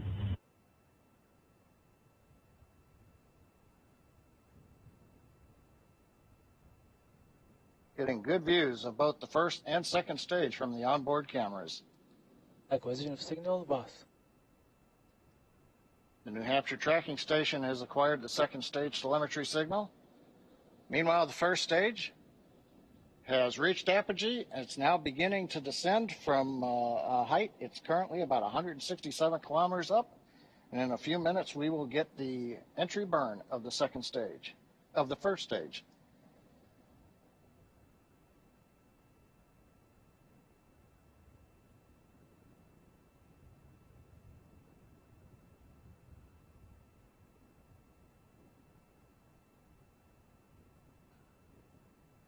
Dragon SpaceX trajectory nominal.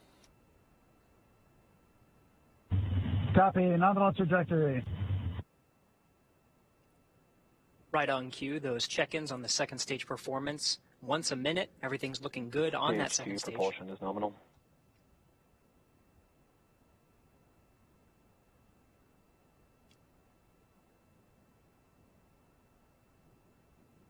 Stage 2 continues to climb. The vehicle now exceeding 8,000 miles an hour at an altitude of about 124 miles. And just about 1 minute from now, we will begin the entry burn of the first stage. That'll consist of lighting the center engine, and then shortly afterwards, 2 more engines for a 3-engine burn to slow down the first stage in preparation for entering the Earth's atmosphere.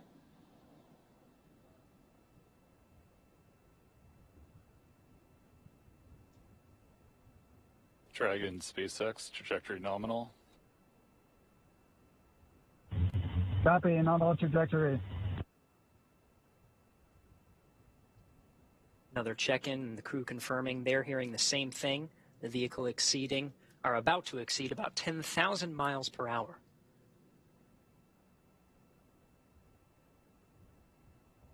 Meanwhile, first stage down at 90 kilometers, getting ready to relight 3 engines for the entry burn.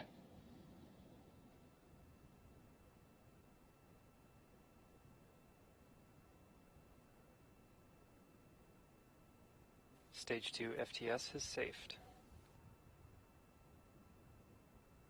We've got the center engine ignition, and there come the two side engines. Now this entry burn will last about 29 seconds. It's going to significantly slow down the vehicle in preparation for hitting the denser part of the Earth's atmosphere.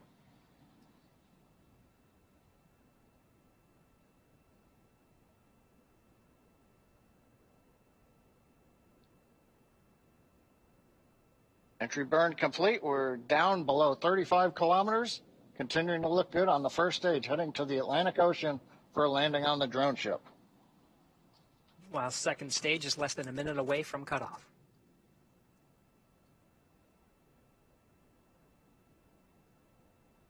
Stage 2 in terminal guidance.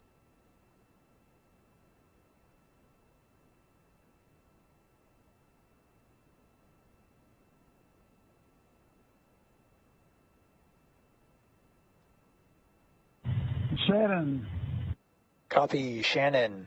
Shannon called out at the back end of stage 2, a few seconds until cutoff.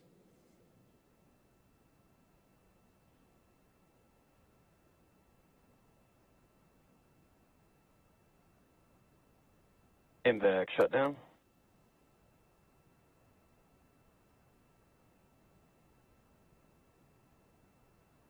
Dragon SpaceX launch escape system disarmed.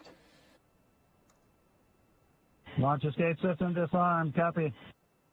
Dragon SpaceX nominal orbit insertion. Copy. Nominal orbital insertion. Right, the Falcon 9 second stage has done its job, delivering our 4 crew into orbit. You hear the applause here in Hawthorne. We're waiting to get a video signal back from the drone ship. Of course, I still love you. And the view from the onboard camera, we saw it just briefly. It looks like first stage on the drone ship. Getting views of the Dragon trunk. So the first stage is on the drone ship, successfully landed. And more importantly, second stage is in a nominal orbit with the Dragon spacecraft getting ready for some important events coming up, Gary. That's right. About 2 more minutes. The Dragon and the second stage of the Falcon 9 will be in a coast phase. It'll take that long until the spacecraft separates from the Falcon 9. Of course, both now in a nominal orbit. It's great to see some of the views of the Earth as it passes by over the North Atlantic Ocean.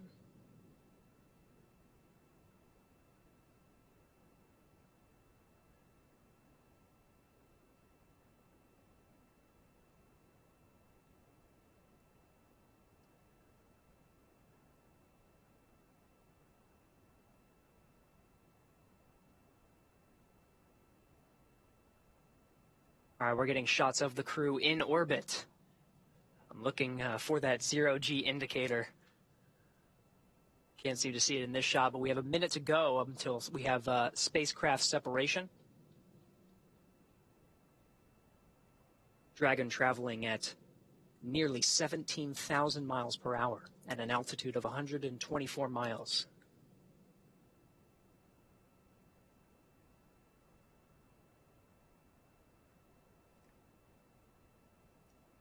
Again, the 4-person crew of Endeavour is in orbit right now.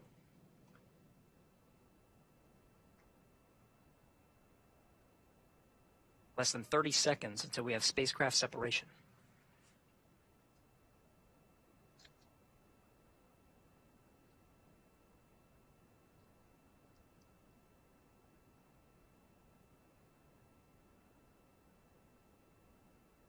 Ten seconds to spacecraft separation. We should hear words from the core here in Mission Control Hawthorne once we have successful separation.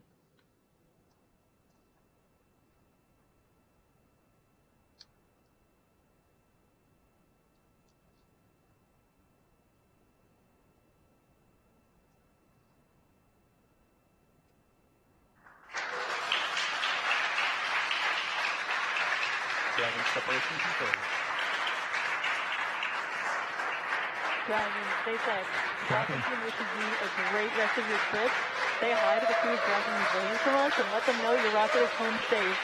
Thanks for flying our first flight proven crewed Falcon 9. See you airside, Crew 2. Thank you very much. We're great. It's glad to be back in space for all of us, and we'll send our regards to Crew 1 when we get there. Thanks.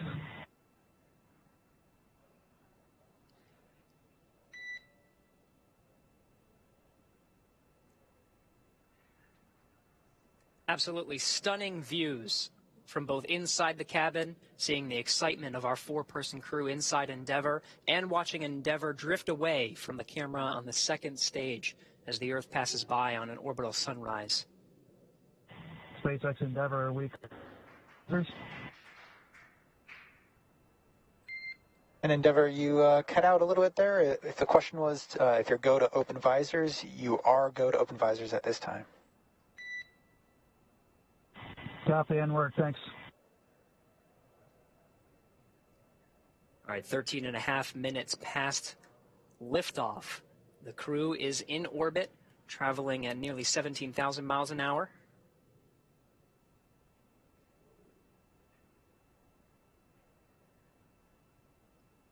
Well, Gary, I don't know about you, but that was a great countdown. Everything sounded great. Right on time, actually a little ahead of time. Nominal dehumidifier activation and service section Draco checkouts. Got a good orbit out of Falcon 9, and first stage landed on the drone ship. And we're in the sunlight over the Atlantic Ocean with the Dragon spacecraft. All in all, a great day. I think everybody's jealous of the crew in orbit right now, John. These views, even just from the cameras, are absolutely stunning. It was great to see our crew members get into orbit. They already performed successful checkouts of the 12 service section Dracos around Dragon. The next milestone will be the deployment of the nose cone. That'll be about a 5-minute process, but that'll expose the forward bulkhead Dracos and prepare them for checkout.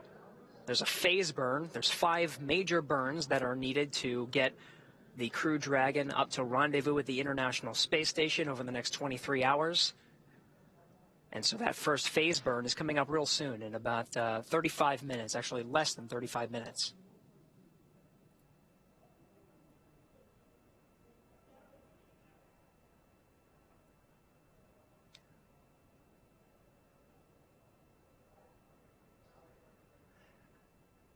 And Jesse, I don't know if you could see the 0G indicator, but I was told it's a penguin. I'm trying to look for it.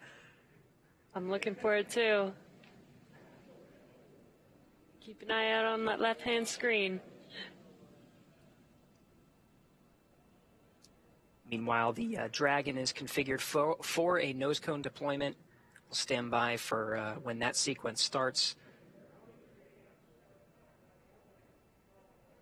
The nose cone itself opens just beyond 90 degrees, about 105 degrees, to expose the forward bulkhead Dracos. Those forward bulkhead Dracos, 4 of them at the very top of the Dragon, will do the bulk of the work when it comes to firing the Draco engines for minutes at a time to increase the Dragon's speed, altitude, and phasing to catch up with the International Space Station again over the next 23 hours.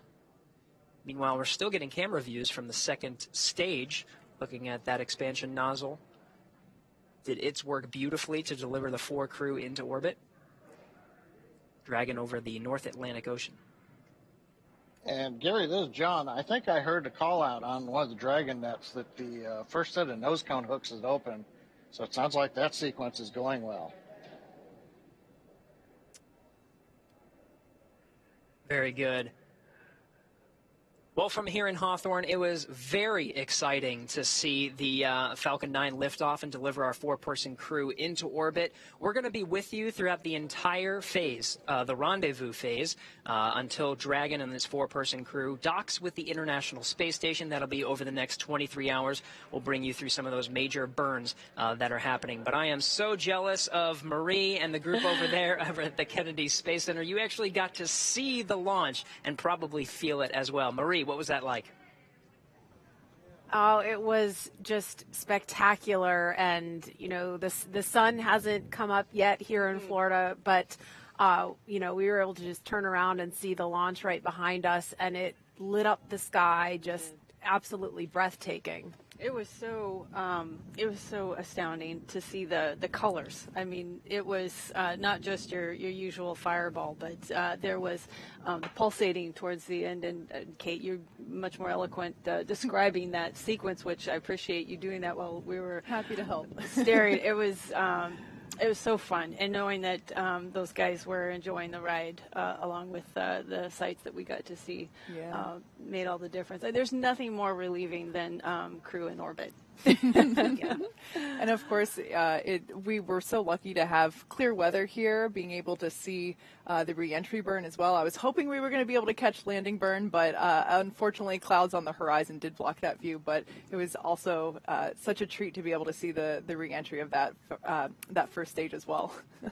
Let's go over to Jasmine to get some reaction. I think she's with the NASA administrator now. Jasmine? Thanks. Thank you, Marie. Yes, I'm joined again here with Steve Jerzik. Thank you so much for being here. Thank you. So we just had the privilege of watching that spectacular launch in person. What was that like? Watching a launch, particularly a human space launch, will never get old for me.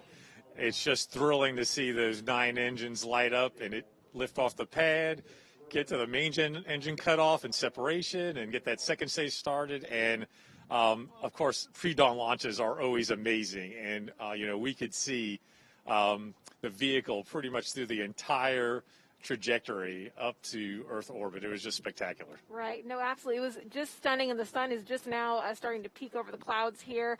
So do you have any final words of encouragement for our NASA team, our SpaceX team, and our international partners? Yeah, partnerships are key to what we do, particularly in human spaceflight.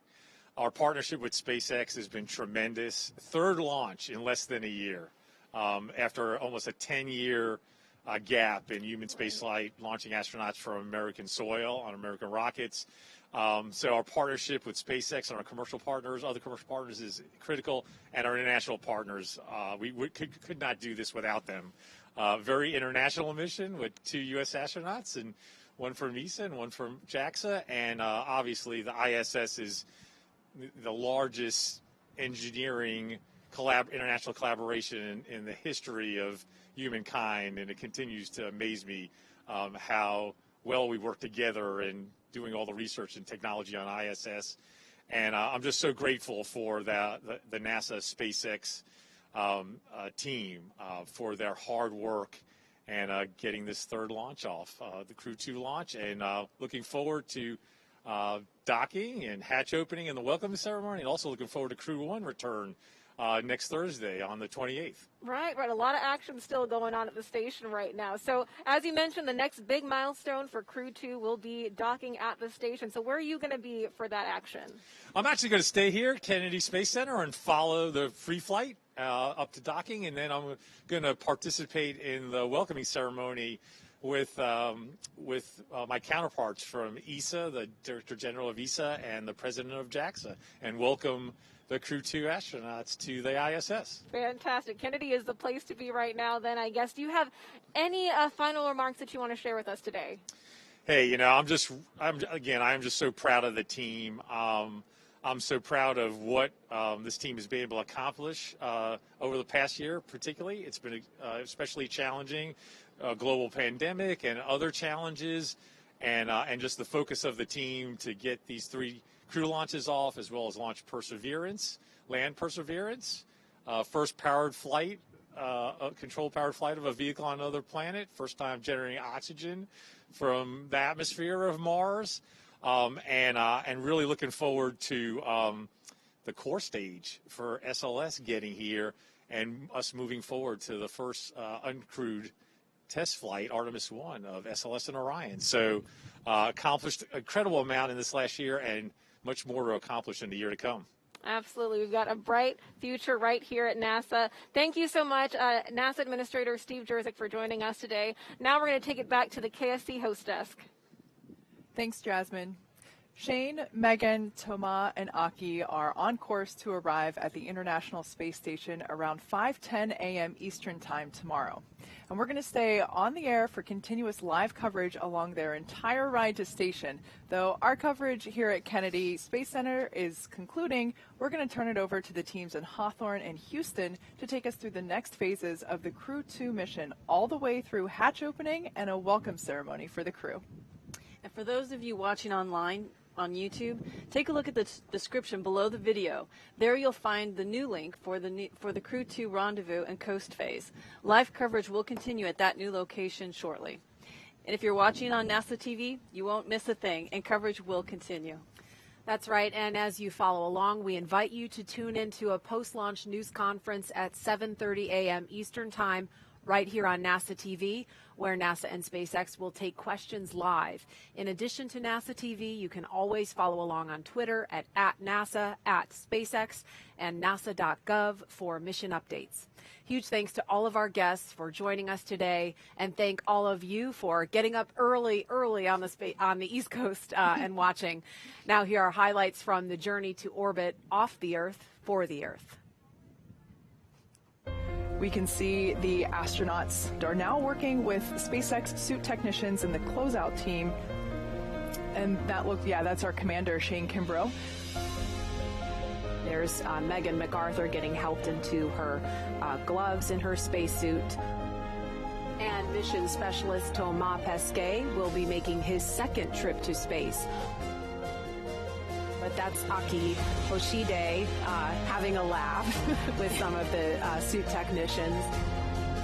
There's Shane Kimbrough, pilot Megan McArthur in the front, Megan blowing kisses. Thomas and Aki ready for their ride to the space station.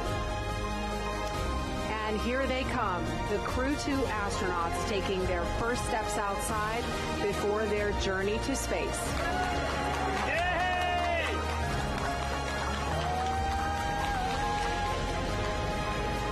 Love this moment. They're now going to have the opportunity to wave goodbye from a safe distance.